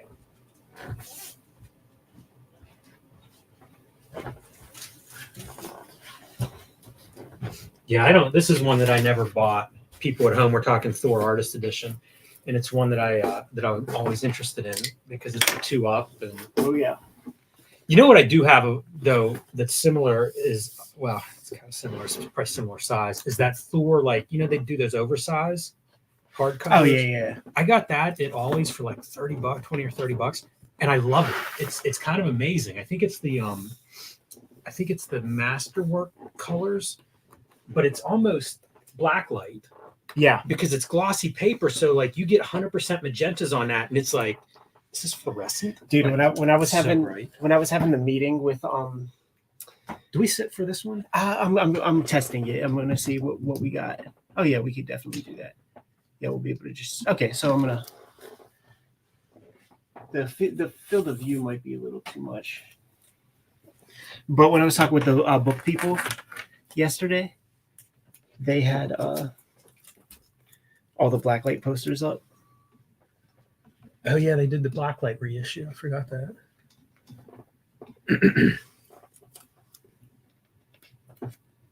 Yeah, I think we could.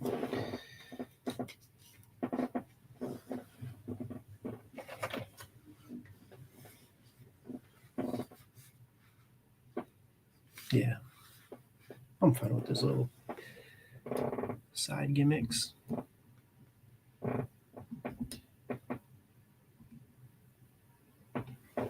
All right, guys, we're going to look at the first first Joker story in Batman issue 1. What's cool is in that entire issue package, it's a bookend Joker thing, which is pretty. You don't see that often, where they bring back the character. I didn't read that one though. I just read the first.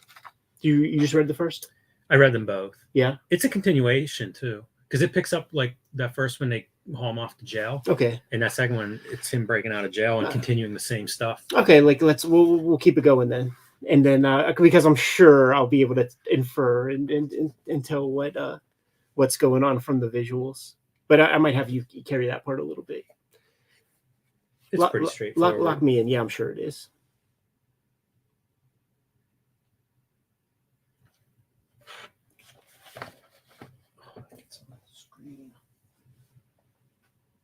What's up, Jim? My book, if I have it up here, gets on the screen. Oh, it doesn't matter. Ready to go.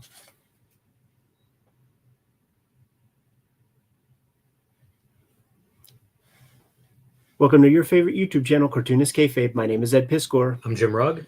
Let's take a look at the first appearance of Joker in the pages of Batman Comics #1 today, Jimmy. But first, got to remind you that we are a daily YouTube channel with more than 1,700 videos at your disposal. We might have talked about your favorite comics. So go to the front page of the Cartoonist Kayfabe YouTube channel, hit the magnifying glass, search for your favorite titles, and check out those videos. We have videos on, the first appearance of Batman comic from Detective Comics 27. We've got, first appearance of Superman. So if you're into the golden age, check those things out. We are on the race to 100,000 subscribers. Make sure you subscribe to the channel. And if you're in Gen Pop, we will get those videos out to you if you make sure you notify yourself by hitting the bell or whatever YouTube requires these days. If you want the videos a little bit earlier, support the channel that way by being a King Kayfaber on the Patreon, and we will deliver you the videos before anybody else. Plus, you will have access to the live stream recording session as we make these videos.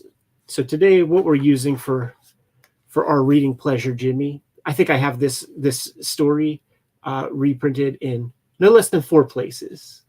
Greatest Joker stories ever told. I have a hardcover, like the Marvel Milestone edition, whatever the DC ones are, signed by Jerry Robinson, because I got it off of, I think Tom saw him when he came to Pittsburgh to the Toonseum, got some stuff signed, and then Tom divested his collection of a bunch of stuff. And one of those little facsimile, gold stamped kind of things that they put out in the early 2000s. But to me, man, the big old treasury. No better way to read comics than these super big reprints. It's kind of bizarre to me how flattering this oversized treatment is for art that was done quickly and almost as throwaways and on bad paper and everything. And somehow this is really great seeing it a little bit oversized like this. It almost feels like it could come straight from the Francois Moley Art Spiegelman studios, right? It feels like a raw. You know what? If this did not exist, if Batman was not thousands of issues and the biggest thing out there, and it was just this was the only thing that was done, and then somebody uncovered it right 50 years later, man, I think it would stand out and pop. It has outsider art components to it, and we'll see a lot of that in this story. So they give you, in Batman 1, Batman is already around for a couple dozen Detective Comics, because I think Robin shows up in 44 or something. So Robin's established he's there. They give you a good 2-page origin. The light box is a little gimmick. Very famous image right there. In and out real quick. Here's your origin for Batman. Now let's jump into presumably Jerry Robinson territory. I think he's credited as being the creator of Joker, drawing this thing initially. How good does Joker look right out of the gate? And absolutely. Pretty much unchanged. Totally. Down to, I remember when we were looking at the Killing Joke, the big purple trench coat. I was like, yo, did Brian Bowling just invent this thing? No, it's in this. It's so impressive to me how much this is the Joker, and that it's just there's no further evolution in the next 75 years. It's such a cool glimpse into a period of time too, where this is how people wasted their time back in the day, just with the radio on, and the day's almost over, and he's still on a newspaper. The news is old news by the time he goes to bed. There'd be 2 editions. If you were in a big city, you'd have an afternoon newspaper and a morning newspaper. Shows what I know. So people are all of our young audience is going, what's a newspaper? So on the radio, man, this brazen Joker character is, he's violating FCC regulations, running a little pirate radio station and telling everybody what his next plan is going to be, dude. It's kind of like Babe Ruth when he points the bat out into left field, hits his homers. Or it's like Orson Welles' War of the Worlds, panel 1 there. Right. That's just the gag, that fellow who scared everybody with that story about Mars the last time. Ha, ha, ha. Yeah, how cool, right? Pretty good, man. A timely Orson Welles reference. When you see this piece, great panel. It's got to be Lightbox for something, right? It feels too good for a comic book of this day. And this comic in particular, look at the other panels around it. Right. That's a great panel. But you know what? It's a good looking page, even though for the most part, they're pretty static shots, but the clock next to it, I think looks really cool. Yeah. And I mostly like how this looks. Yeah, no, totally. But man. that's a great panel. The cops are surrounding our guy. So you think there's no way that the bad guy can infiltrate this. And then when it has this end, like that's horrific. Yes. Especially with this raw, like unprofessional kind of artwork. This is the outsider component where it looks like a maniac made this comic. Yeah, I was very impressed. For one thing, Joker's going to kill several people. That's the first of many. And it's pretty dark stuff. Like, I don't think about comics from 1940 or, whenever this is as being that, but it's morbid. It's a pretty good body count here. It's straight from the pulps kind of vibe, with all of the trappings. Even the Joker card, like now it's such a cliche. Like there's probably like 7 Joker books released a month at this point. But back then, like that's a pretty macabre detail. Right. And look at this guy. He's a sick looking fuck, man. Yeah, they talk about him, hate-filled eyes, burning hate-filled eyes, and then I think melancholy or something they use to describe him several times too. It's kind of a strange caption description. There was that silent movie that the character's based on, that like Man Who Laughs, or whatever, and that's like silent movie special effects when it's like you're sticking like metal rods in your eyes to make them get popped up, and you're sticking weird shit in your mouth to push back your, like, it's all practical stuff, and it's all like, Lon Chaney fucked himself up with like the weird special effects that he played around with. So that in order to get that original guy, like that dude wasn't feeling good, and you could see it in that dude's eyes, man. So it's so funny that our like Uatu the Watcher, like interlocutor characters are just this couple. Does it pay off in the end? No. Yeah, I didn't think so. That guy's almost Bob Newhart. It is. It really looks like Bob Newhart, like of like more modern day. That's another one where our young audience is going, who are you guys talking about? Yeah, man, if you were a 90s kid and you stayed home from school, that would be on the TV at like 1 p.m. And look at when he like presents himself full body, like he's got like a pimp dance to him or something. Yeah, he has an unusual figure compared to like the muscular superhero Batman. Super he lanky. Does feel like kind of that dark, sinewy. Yeah, and just that same face, almost Xeroxed, never changes. It also isn't as simplified as like your typical newspaper comic cartoon style. There's an odd between realistic and cartoony for the Joker throughout this. It's fun looking at the dynamic.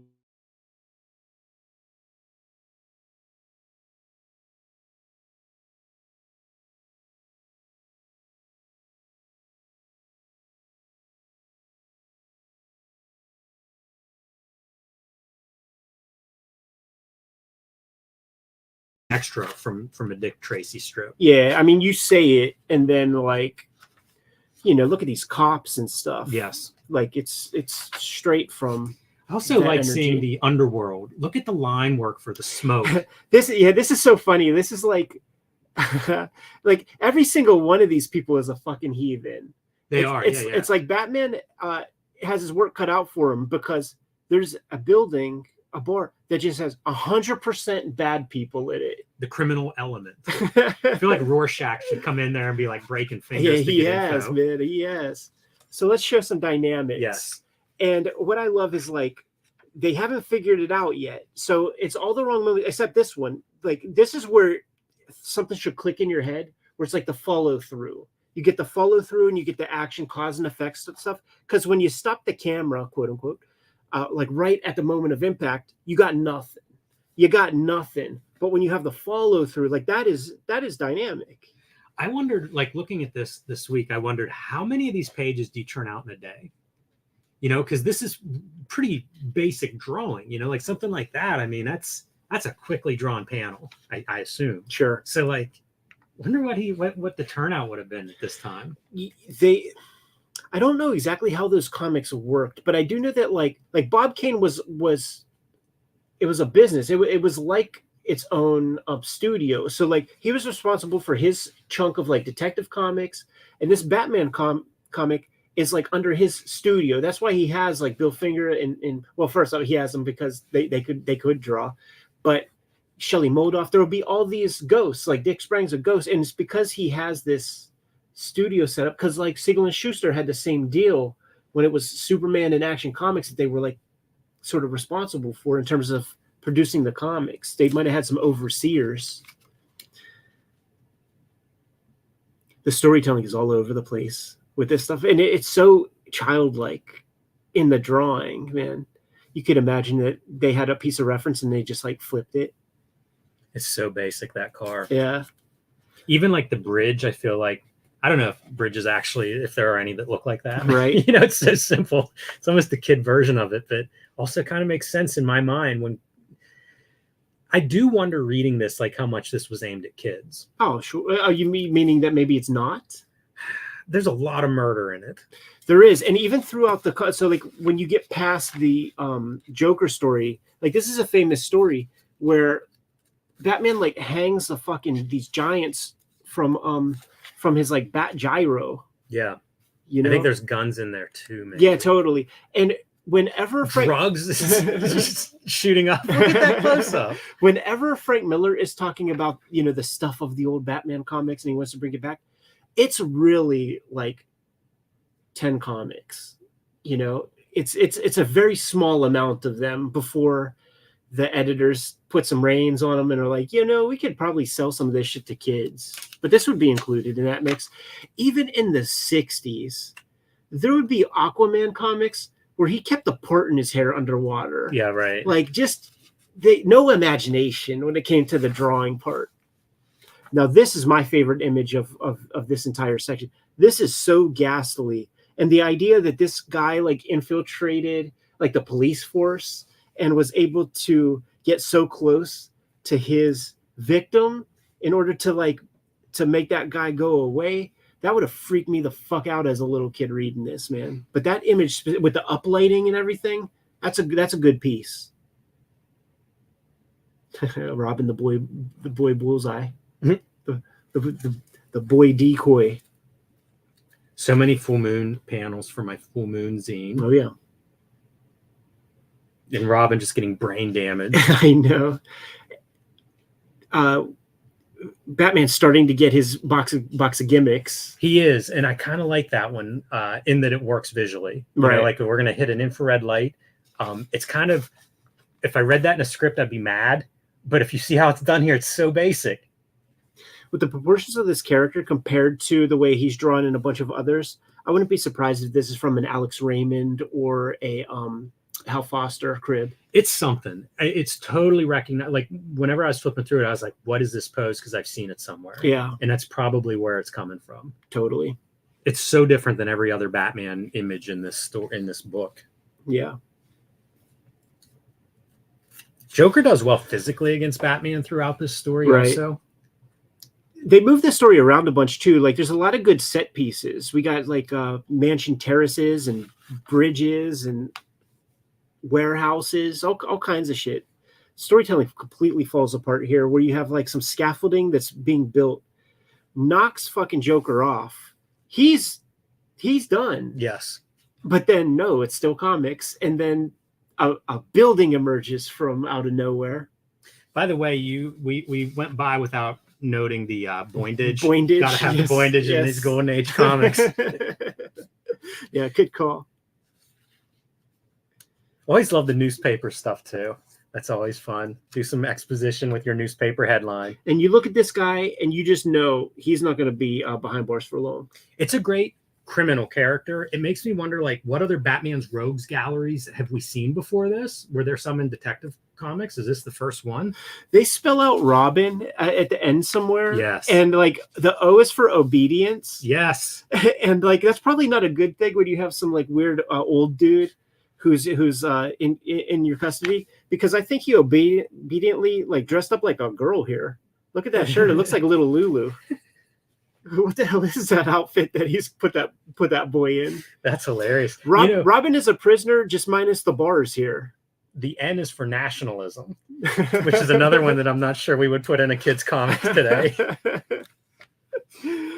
So, dude, the Batman comic is chock full of stuff. So Batman issue 1, it has many adventures, and I like that monster story the way it looks. Makes me wonder like who's ghosting what, yeah, because it feels like that one looks different than the Joker story. I think we get credits because this one is in the greatest Batman stories ever told. That might be a Shelley Moldoff, but it might be too early for that. It might still be Jerry Robinson.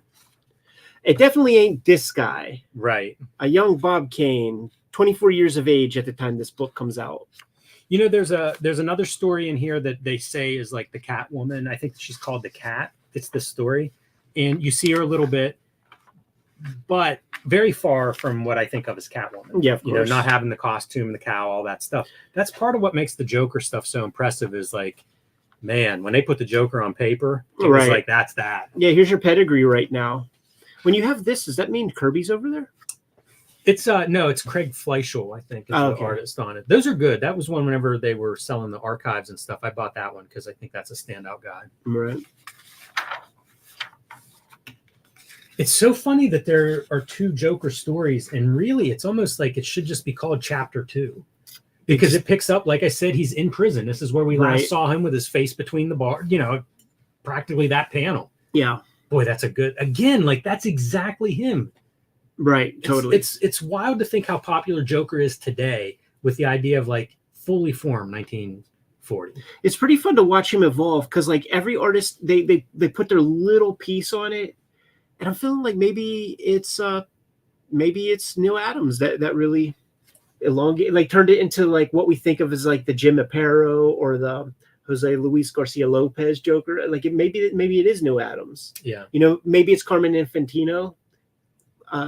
Yeah, I don't know who I would give credit for, but it does feel like you came up with the combination that is fun to draw, because it's almost like how ghastly can we make this smile, you know? And you see people continue to find ways to push that further and further into like the disturbing territory. Right. But it's that combination where like artists want to draw that.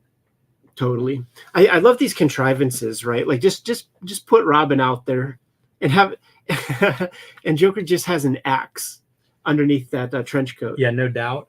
Does have the matching hat though, even something that we would see with him, you know, all the way into the future in movies.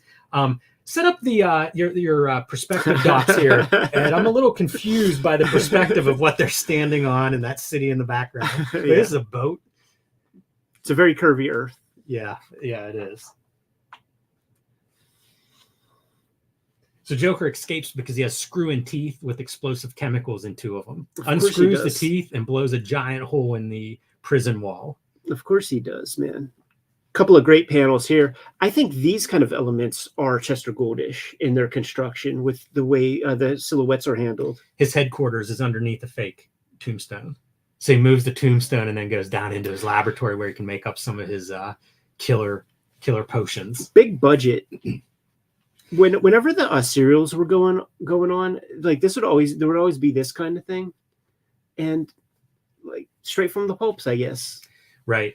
I think you're spot on with the Dick Tracy, because like we've read some of that stuff, and you know, just reading it on our own, it feels like even the logic of how these stories unfold has an element of that Dick Tracy, which is funny because I think part of that is the daily structure of the strips. Right. Whereas like here, you know, it's a complete all-in-one story, like you wouldn't have to follow, but it's that weird, and then this happens, and then this happens. I would say that maybe one of our most fun videos that you guys got to check out if you haven't is the flat top issue of Dick Tracy that me, Jim, and Tom were sitting there with, because it is all over the place. Amazing. There's guys getting stuck in chimneys, and then there's a beehive in the chimney, and then there's like a little grifter kid who shows up. So much stuff. I love the lettering for Joker here. Yeah, I mean, it's hand done, but it almost looks like it's rubbed on. You're figuring out like how to kill these guys with the Joker being removed. So the way he kills this police chief is he puts a poison dart in the phone, I guess, whenever he makes his escape here, and then by yelling Joker, it pushes the dart through the phone into his ear and kills him.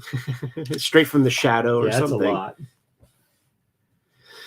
And in the first part of the story, at the beginning of the issue, Batman gets hit with the gas, and he's like fighting to not smile. Like there's a whole piece of talking about how the muscles are starting to contract and recede. Dude, this is really fucking cool. There are quite a few panels, I think, throughout this book that are pretty fun like that. You know, that kind of rise above the typical art. Yeah, and it's these like these mid shots are the things that, like, you know, cutting a character off at the bottom at the ankles is just, it's just not a good look in terms of composing. Yeah, that's something you would always read. I would always read about in that, you know, like how to draw comics, not Marvel way, but just people giving feedback about not cutting off wrists and hands and feet. All right, so Joker makes good his escape, and when the cops wake up, they're like, "Oh, well, at least we got Batman. Batman's still criminal. Like the cops, that's a consolation prize, and they're going to remove his cowl. Let's see who's under there." No, look how quickly I can bounce back. Yeah, he looks dainty as shit, man. After dressing Dick Grayson up as a little ballerina or whatever that outfit was, you cannot be arching your back and swiveling your hips that way. No, and those short pants that he's wearing, big, very big. Those are high waisted. Yes. Yeah, that's a funny one. That's like almost before you learn contrapposto or whatever of twisting those figures around. Like it just doesn't look like he's getting a lot in that punch with that kind of twist. How weird is that for a panel choice, right? Like the teeny little Batman and then like just a bunch of empty space in your panel. Yeah. I guess whatever they were tracing, you know, that's all they had. And this is your equivalent of like Frank Miller choreograph action, where as he leaps out the window, grabs the window ledge, swings himself up onto it, all those panels to accomplish that. And detail in your captioning as to like strong forearms necessary to do that move. Right. Yeah, they didn't invent, DeLuca wasn't born yet. No, not yet.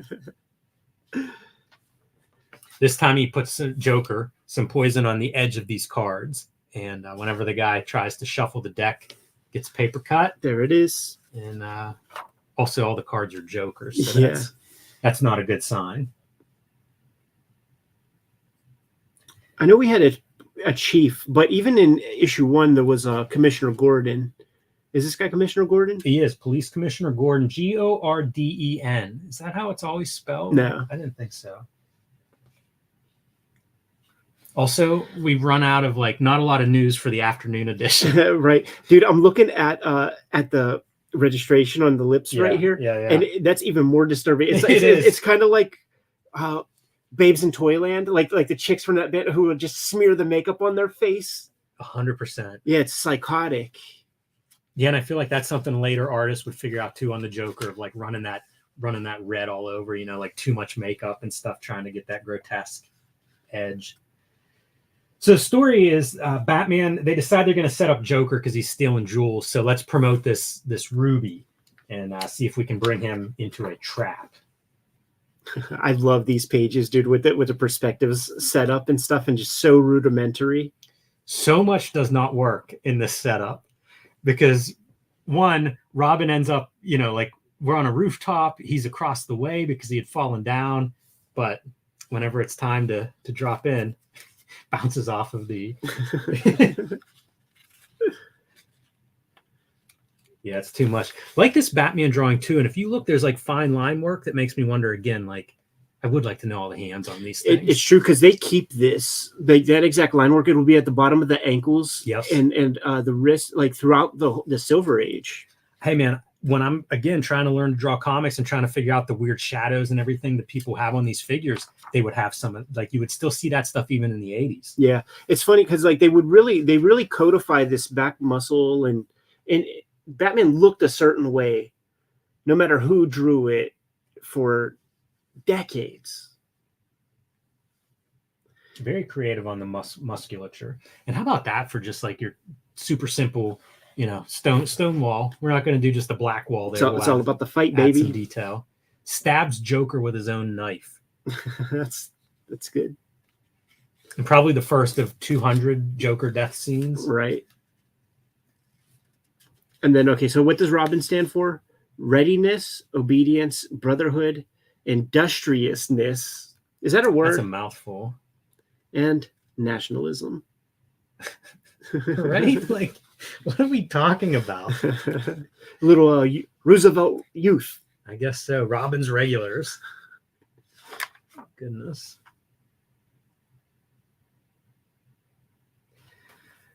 I like this format of comics. Absolutely. There's a reason why I have 7 books out in this format, man, pretty much. It's a good size. Yeah. Looking at these first, it's fun too, man, because like there's a Shazam one. That's OGCC Beck. Yeah, there's a Wonder Woman one. That was fantastic. It is really different line art style in that one than what you see in a lot of I these love comics. that guy's art. Yeah, it's cool that DC did this. It's surprising that this isn't something that everybody did, you know, Marvel and everybody, because everyone's reprinted their books to death. Yeah, well, I mean, Marvel had treasuries Yeah, I guess they had some stuff in there, but I like these like reproduced. where it's like a issue. facsimile of an issue. Yeah, that's a good look, man. Good to go. I am. All right, man. Let's blast this last bitch out. Man, mine is just falling apart. Yeah, I always regret that I don't have like more of those. It's so funny how much this stuff is taken off price wise. You know, like you used to be able to find that stuff and it'd be a little bit, it'd be like maybe $5 or something. Right. And I wouldn't buy them because, you know, oh, it's so much. And now like can't even find them anywhere. It's true. Like Heights does not scoop them up whenever they would have their sale. That's when I would buy them, you know, when they're half off or something.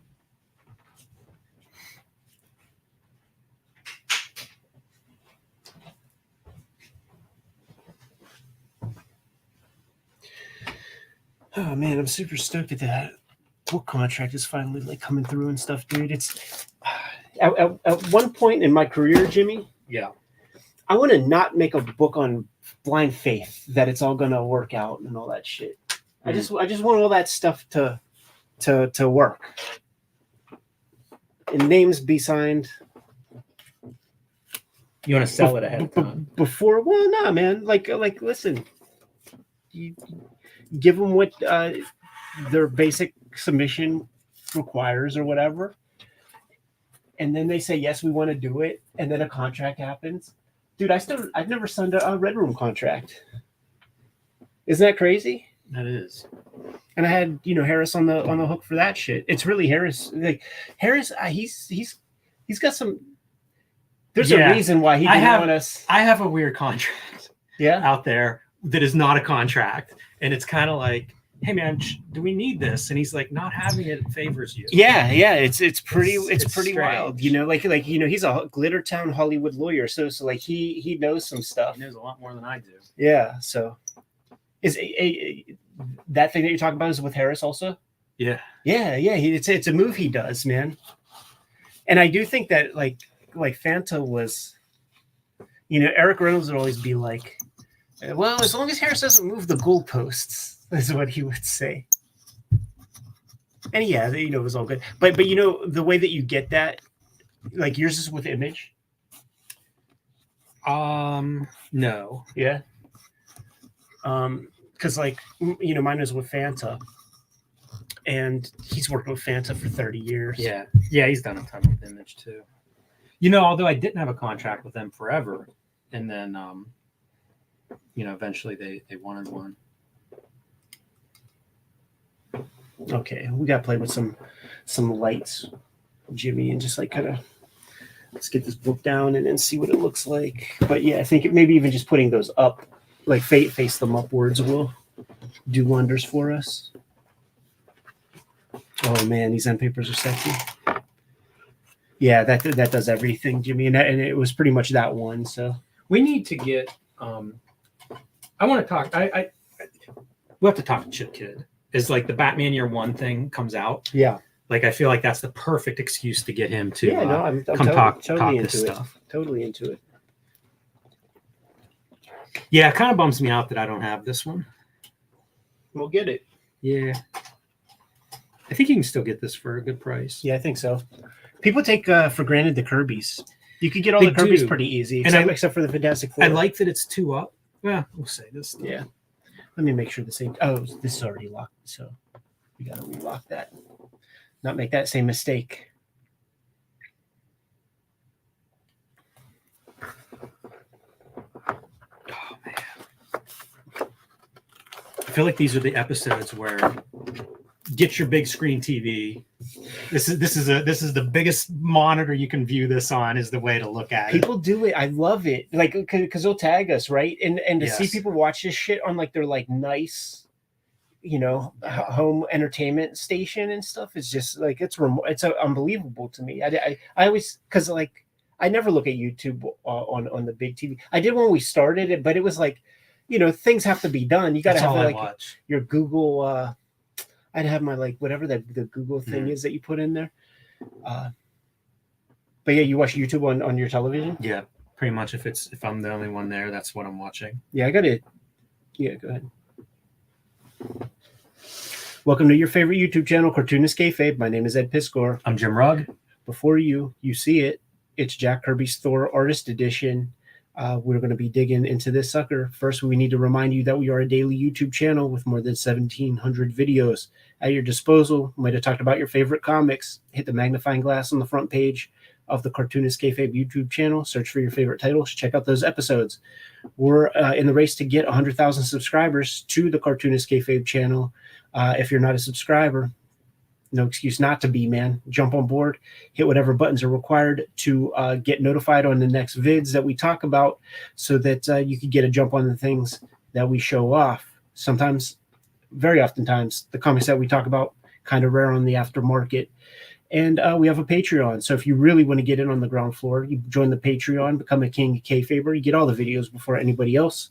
And you're hanging out with us in the live stream recording session as we make these videos. So without further ado, Jimmy.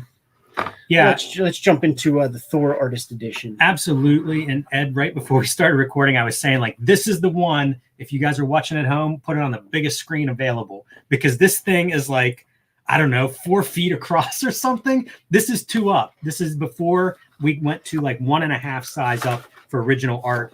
And so 2 up means double the size of printing. And it's huge. Like, what a great way to look at Jack Kirby art. Yeah, still a vestige of this kind of Silver Age comics of the days of yore. And man, this stuff is sexy. Starting off with Chip Kid is a nice touch for me, dude, because I'm such a Chip Kid fan. Whenever I started to see, like, I got the X-Men Chick Stone. Yeah, whenever I got the X-Men comic that had the Avengers in it, it had Chick Stone ink in, and it felt like the connective tissue to get you to Bruce Timm. Interesting. I really love this era too, because you're going to see notes all over the place. Yes. It feels like that goes away to some extent, or maybe it's a lot of Jack Kirby, where he's adding some of his own notes and stuff. But I love seeing all of that part. These bold lines, like, I feel like you will use super bold lines at times, man, but that would be so scary to me to have a line that fat. But it looks great. It looks great. Look at the spotting of blacks. Very little blacks on here, except for this panel, and man, it just really stands out. This is already full Kirby mode. Yes. Journey into Mystery 111. So it would be like 30 issues ago would be the first appearance of Thor. Yeah, this feels mature Kirby. It does. Even the kind of stuff you might give to a new penciler that's coming to Marvel, and you're like, we want house style. Have some of this worked in. Unmistakable Kirby notes in the top there. Look at how flat that guy looks. And really, that's because of these brush strokes. If they would have curved them more. We talk about like thin lines. This is it. This is what you do if you're a master with that brush. Chickstone is pretty freaking rad. Underrated. I feel like he's not a guy people like say whenever they talk about, favorite inkers. Like, that's not a name I hear very often. Yeah, a lot of people don't like him. Always love this stuff that Kirby does too, of finding different textures to use on a figure, something to make them look a little bit different, to capture some sense of surreal. And this is, to me, a preview of some of like the stuff we would see Kirby doing in the 70s. Right. I'll put this light like right here if you can, because it's so gray over here. And maybe we do have to put it down a little bit. Yeah, that's good. Thanks, Jimmy.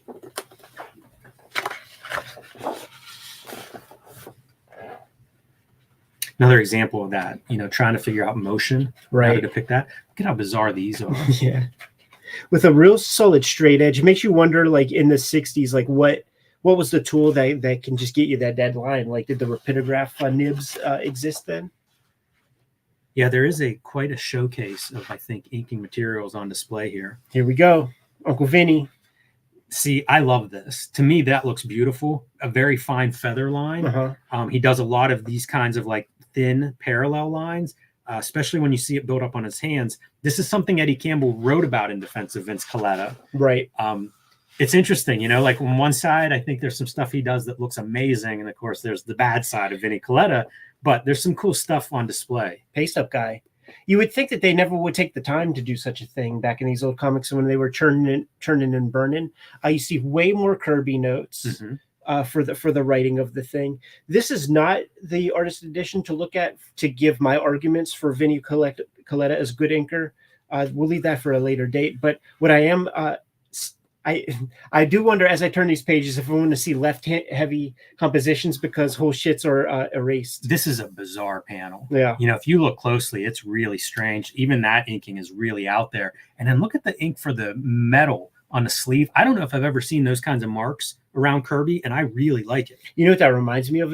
Like when Dan Green is doing the metal textures on JR. Yeah, like on a Colossus arm or something. Yeah.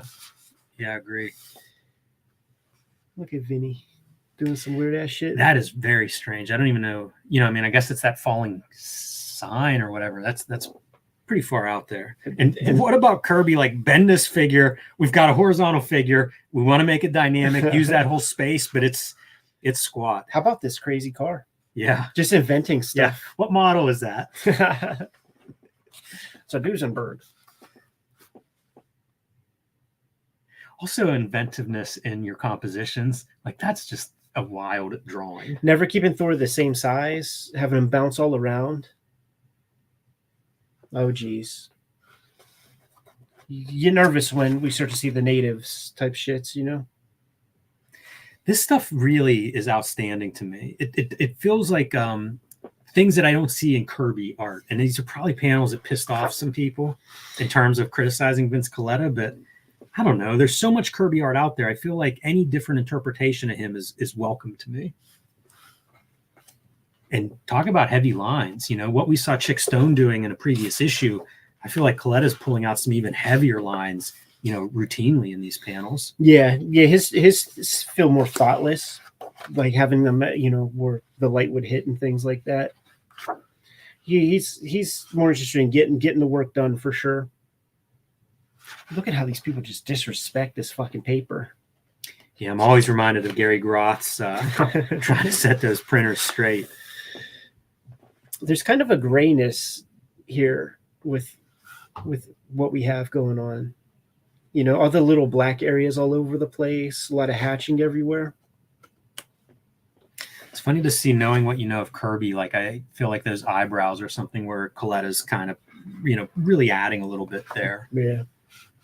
That grayness, though, I wonder about Kirby spotting blacks, if that's something that evolves over his career. I look at his stuff so out of time that I don't have a sense of that. But right. When you see the Kirby signature, I feel like that would be an ethically sourced issue. I believe that to be true too. Ethically sourced page. So the ones that don't are probably stuff that did not come from the hands of Kirby. Super gross to think that way. I don't disagree, but love this lettering. The title lettering on these splash pages is so distinct. Yeah, probably Artie Simak on that. And Jesus. Doing math equations and stuff, like doing the kids' homework. It's just a big fat marker. Yeah. Writing on these things. Yeah, and stamps. How minimal was that gun? You know? Right. You have all the info you need there. There are bullets going into it and everything. I guess I want to keep whole stories with this thing because to me it's like, why bother, man? Like, just go grab another Kirby page, show us. I think this is where we start to get into, like, you pay attention to the margins, and Kirby starts to call this guy, who did I say? Vincent Price. Oh, right. That's pretty fun, Kirby. It feels like something he'd become known for. Love the inking on this armor. Yeah, unmistakable Coletta, because it gets away from him there. This feels a little bit outrageous too. Like maybe trying something and look, man, Vinny actually playing with some white to cut in some blades of grass. You know what else? That page looks like it's been preserved well. It's the least yellowed of like what we've been flipping through. Yeah, I wonder if there's some kayfabe stuff happening here, because it doesn't make sense. Like, why is the inside white and out there? It's almost like they pop the levels internally.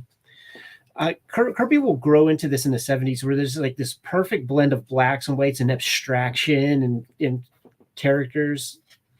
but it's not quite there yet. Yeah, it's fun to see that starting to emerge. Cause effect, man. That's cool. Yeah, 1-2 shot. Mm-hmm. You see filmmakers talk about that quite a bit.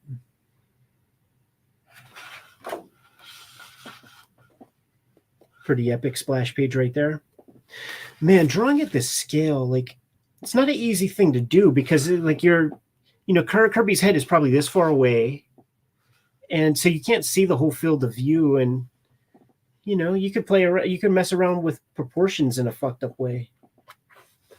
But he did it. He did it well. It's pretty great to me how distinct his different books are. Also, like, you can imagine fans who are like this Thor. That's my favorite Kirby. Yeah. Because it's really different if you compare this to, say, Captain America or something. Completely different book. Tell Vicoletta 2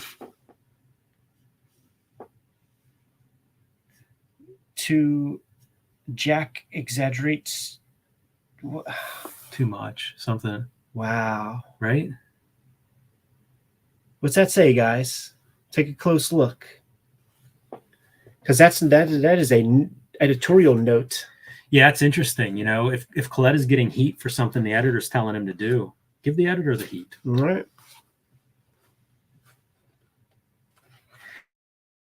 I always love these panels where it's like a fairly close up of the figure, of a face or something. But because it's drawn too up, like, it really becomes, that head is 6-8 inches tall. Right.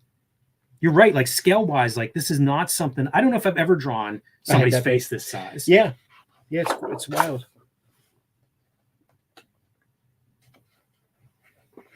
There it is. Returns to admire his Vincent Price body.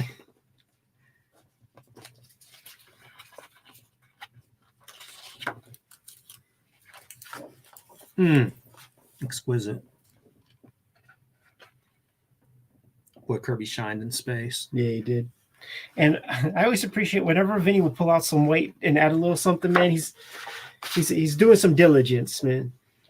This is like the Kurt Angle arm with the nerve damage. Right. Look how small that arm is compared to this one. Yeah, totally. Or when Dragon has his arm cut off and it's growing back. And it looks like it has whiteout all over it, so that's hard to ink over top of. So Vinny's getting like real, like, little shitty hairy lines all over it. Yeah. By the way, maybe my favorite inking I've seen in this whole issue. That arm. This is cool stuff, man, where you have a translucent ship or something. So, you always see the final printed version and it'll be supported by color. So, but here's what it looks like in black and white. Super clear. Iconic. Pop art comics. Everybody at home, when we're criticizing like the lousy computer lettering effects, this is why. Look at how great this looks. Part of the art. Right. Hard to believe this is a different hand, by the way, as well as this is integrated. You're 100% right.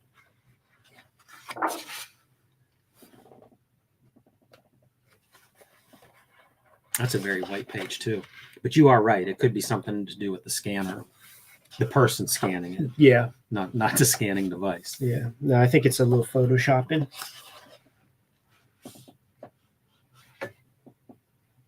I wonder if that's all standardized. There's some abstract. That's interesting. I haven't seen Kirby do something quite like that. Yeah. It's a furry comic. Wow.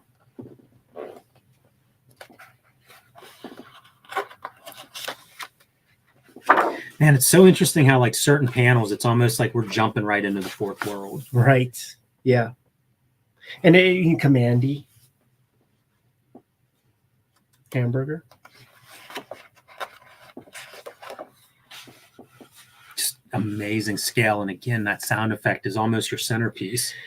He was great at these 4-panel pages. He would do them often and really balance them out well. I don't find this to be an easy shape to compose inside of. I think it's the hardest shape. It's almost like each one's a splash page. Exactly. And like once in a while, you'll see somebody else do this, and it almost always fails to me. Very boring. Hard to make it work.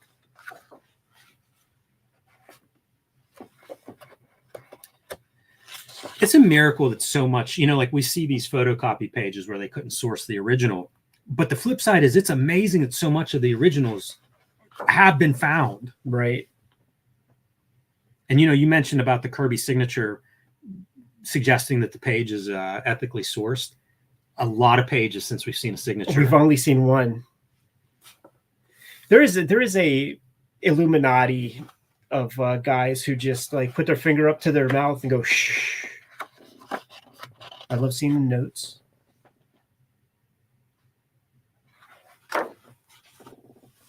Wow. Tremendous. Fantastic body language. And dude, kayfabe in every step of the way. Fake muscles everywhere, fake foreshortening everywhere, but it all ties together really, really great.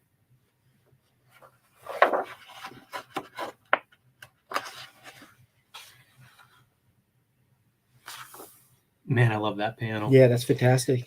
I feel like every page or two there'll be panels where I'm just like, that's amazing. Put that one on the wall. Blow that one up, put it on the wall. Some of my favorite Kirby are these moments where we have 3 consecutive sequences of like an action shot. I think about the one with the stick fight in Fantastic Four 1. You don't get them that much, but when you do, it feels extra brutal. Because I mean, these are packing some wallops. Yes. One after the other. Boom, boom, boom. Some of them are with the hammer too. And man, if you come back from that, what does Jake the Snake says? There's just no credibility then. You can get up from that sledgehammer. Also, like when you get to see him do some organic rocks, very, very Kniff-esque. Yes. In some of that shadowing. Yes. Really gives it a grounding.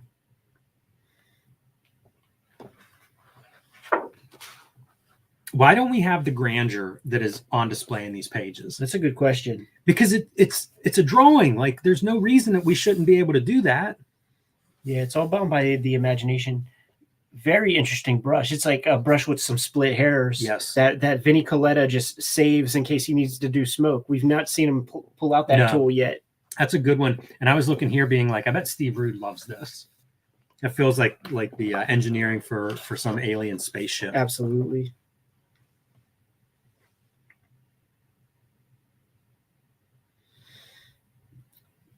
Vinny's definitely getting sharper with the inks, more bold with the lines, less hairy. He's doing his hairy stuff with a brush rather than a pen. It's a wrestling move right here, man. Military pressing that guy. Yeah, dude.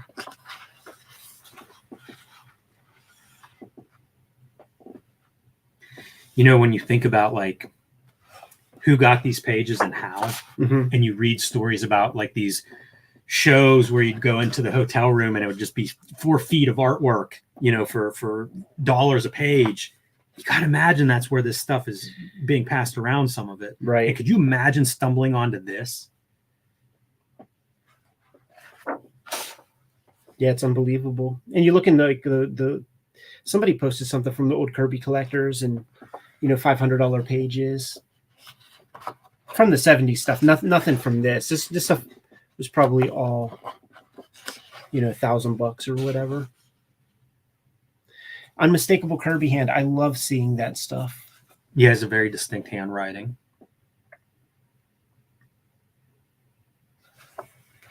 That's such a classic pose to me. I don't know if I could articulate why, but I feel like that's one that I've seen. It's ready for battle. Right.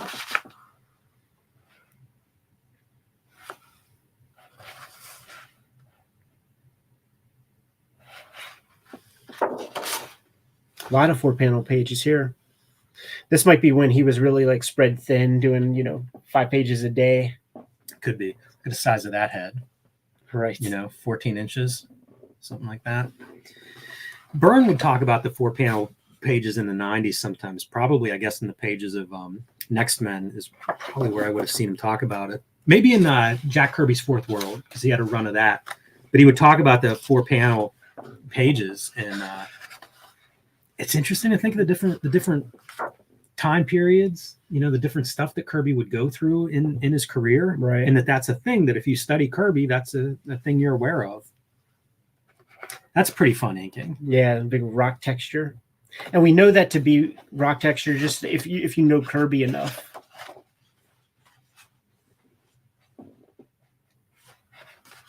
Now this is going to shine. The living planet. What a concept. That feels unmistakably Kirby. I cannot imagine Stan Lee came up with that. Right. That's wow. All of this, man. Yeah, it's a really great cover. Playing with the translucency Yeah. stuff again. Getting a lot of story on these things. The weight. I even love the bold lines for the straight edges in the background. So abstract. Feels like a throwback to the 50s, It the does. atomic age stuff, you know, especially with the figures that are running from this giant. It absolutely does. I was thinking that there's a real physics to it too. Like cracking this building, like it's very sound, having good stuff in the foreground over top of the hands. Like you have to figure all that shit out, man. You know, honestly, this is another one where like, why don't we have covers like this anymore? Yeah, it's true. And I get it, Kirby, a step above the rest of us, but still, like, How about that for the translucent stuff again? yeah, that's a good effect. Oh, dude, it's like a soul leaving or Mhm. something. That's real fucking cool. That's both of these, maybe my favorite spread so far, but just fantastic. She looks incredible. Yeah.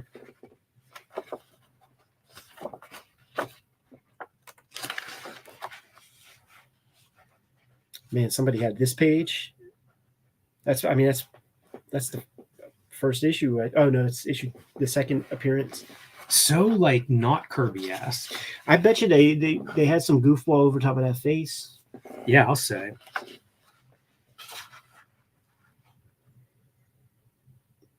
Still figuring it out, dude. Look at how fucking bold this shit is. I love it. Dick Ayers. The bros swear that Dick Ayers is their favorite. Anchor on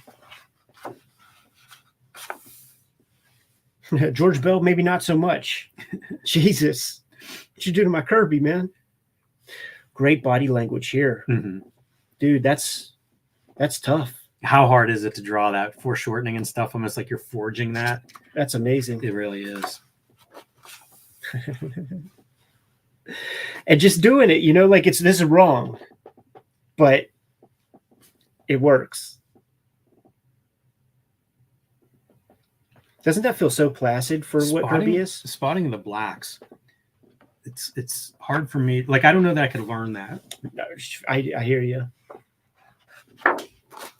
Oh, dude, the weight and distribution there. Like we've seen so many wonky figures that kind of like feel like they're floating and stuff, but this one, that it really feels like she's rooted. Very, very much so.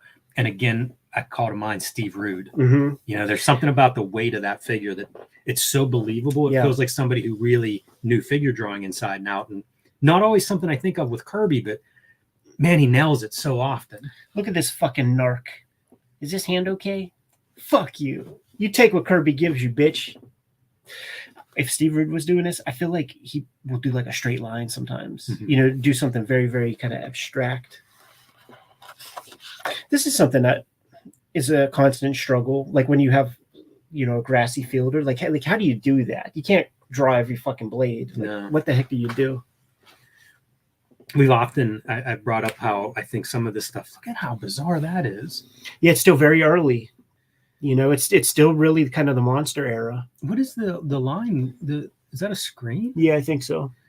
I know like in several of the EC books, I'll be like, oh, you need like your 4 textures that you can make everything out of: dirt and leather and armor and metal and all these different things. And I feel like Kirby has versions of that. Like you see it in like rocks. There were, when you were pointing at the grass, the tree had a certain texture to it. And it's interesting to see his because he's inked by so many people that I don't know that it's consistently obvious, but I do think he has a version of that too. I feel like that was one of those skill sets that you had to have as part of your cartooning tool set. Yeah, I just think as a drawer, like you're going to be tasked with drawing these various things, so you better figure that out. Look at the raw inking on that. Yeah, man, very bold. Wow. And it feels like with intent, right? Like super deep foreground, thinner lines on the background, guys. I like it. It's very different. It's almost impressionistic, like just big. You know, it's not doing that thin line. Right. It's really out there. How scrawny he is. Yeah. With his rolled shoulders.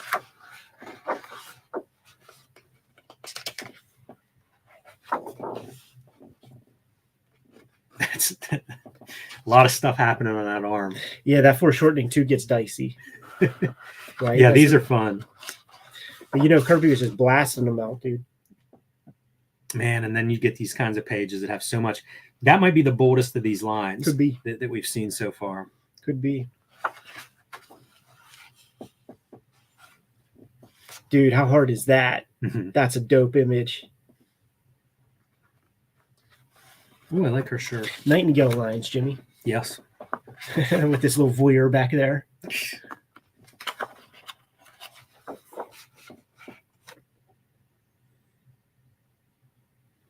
Absorbing Man. Is this Absorbing Man? Yeah. Yeah. He was in the Ron Friends stuff so much that I think of that as a Ron Friends character. Yeah, I would see him with Hulk a good bit too. I think of him as fighting Hulk a lot. Nice. So rare that you would get these 2-panel pages. Love that electric shock Hercules. Yeah, that's cool. That's a lot of marks that I never see in association with Kirby. You never see this. You have to draw this part of the arms so much in comics and in superhero comics and stuff, but you never kind of see it in references. So you have to often make it up, and it's funny to see how Kirby made that happen. That's awesome. If you had this page, I'd feel good for you. Daryl from Jack Kirby. Yeah. Glad to see a signature on there too. So there's 2.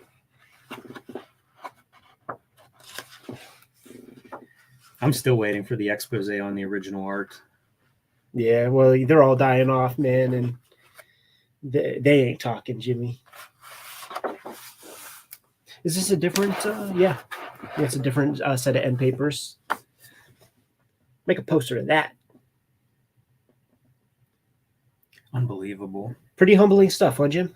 It is. And man, my takeaway this time looking at this book, I don't know why we don't have versions of this in comics today.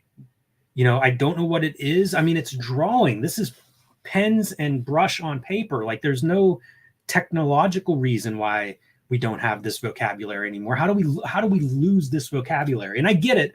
You're not going to emulate Kirby, but that sense of scale and grandeur and variety, why don't we have that anymore? Yeah. Writer-based medium in the mainstream, and the writers want to show how well they can write dialogue and conversational scenes, Jimmy. Good to go? Great book.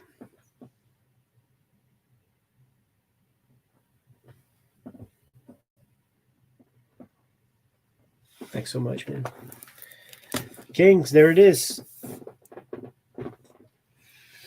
You know what? For our channel, this will probably get more views than that shit we were going to set up. Yeah. I'll hook you up. Like I'll put an introductory email thread together, man, and then you could just handle that however you want to handle it. And then that could just be like a vid, like at the later part of the day sometime or something, just a little extra piece. But I plan on doing some more of those streams at night, guys. It's been a great way to unwind, and you know, I've been really keeping my head down, working on my stuff. So it's nice to have a conversation with a human. And I'm damaged enough as a person that I have to do it on the record and make some money while doing it. So what do you say, Jim? We'll tear down and maybe go through a little mail. So there won't be a nighttime stream tonight because got a long day of editing. But tomorrow I got something planned, and the next day I have something planned. And you know, I put these plans together last minute, so we'll keep it rocking as much as possible. I want to thank you guys very much for kicking it. And we'll start to deliver you guys these videos. Yeah, have a good weekend, everybody.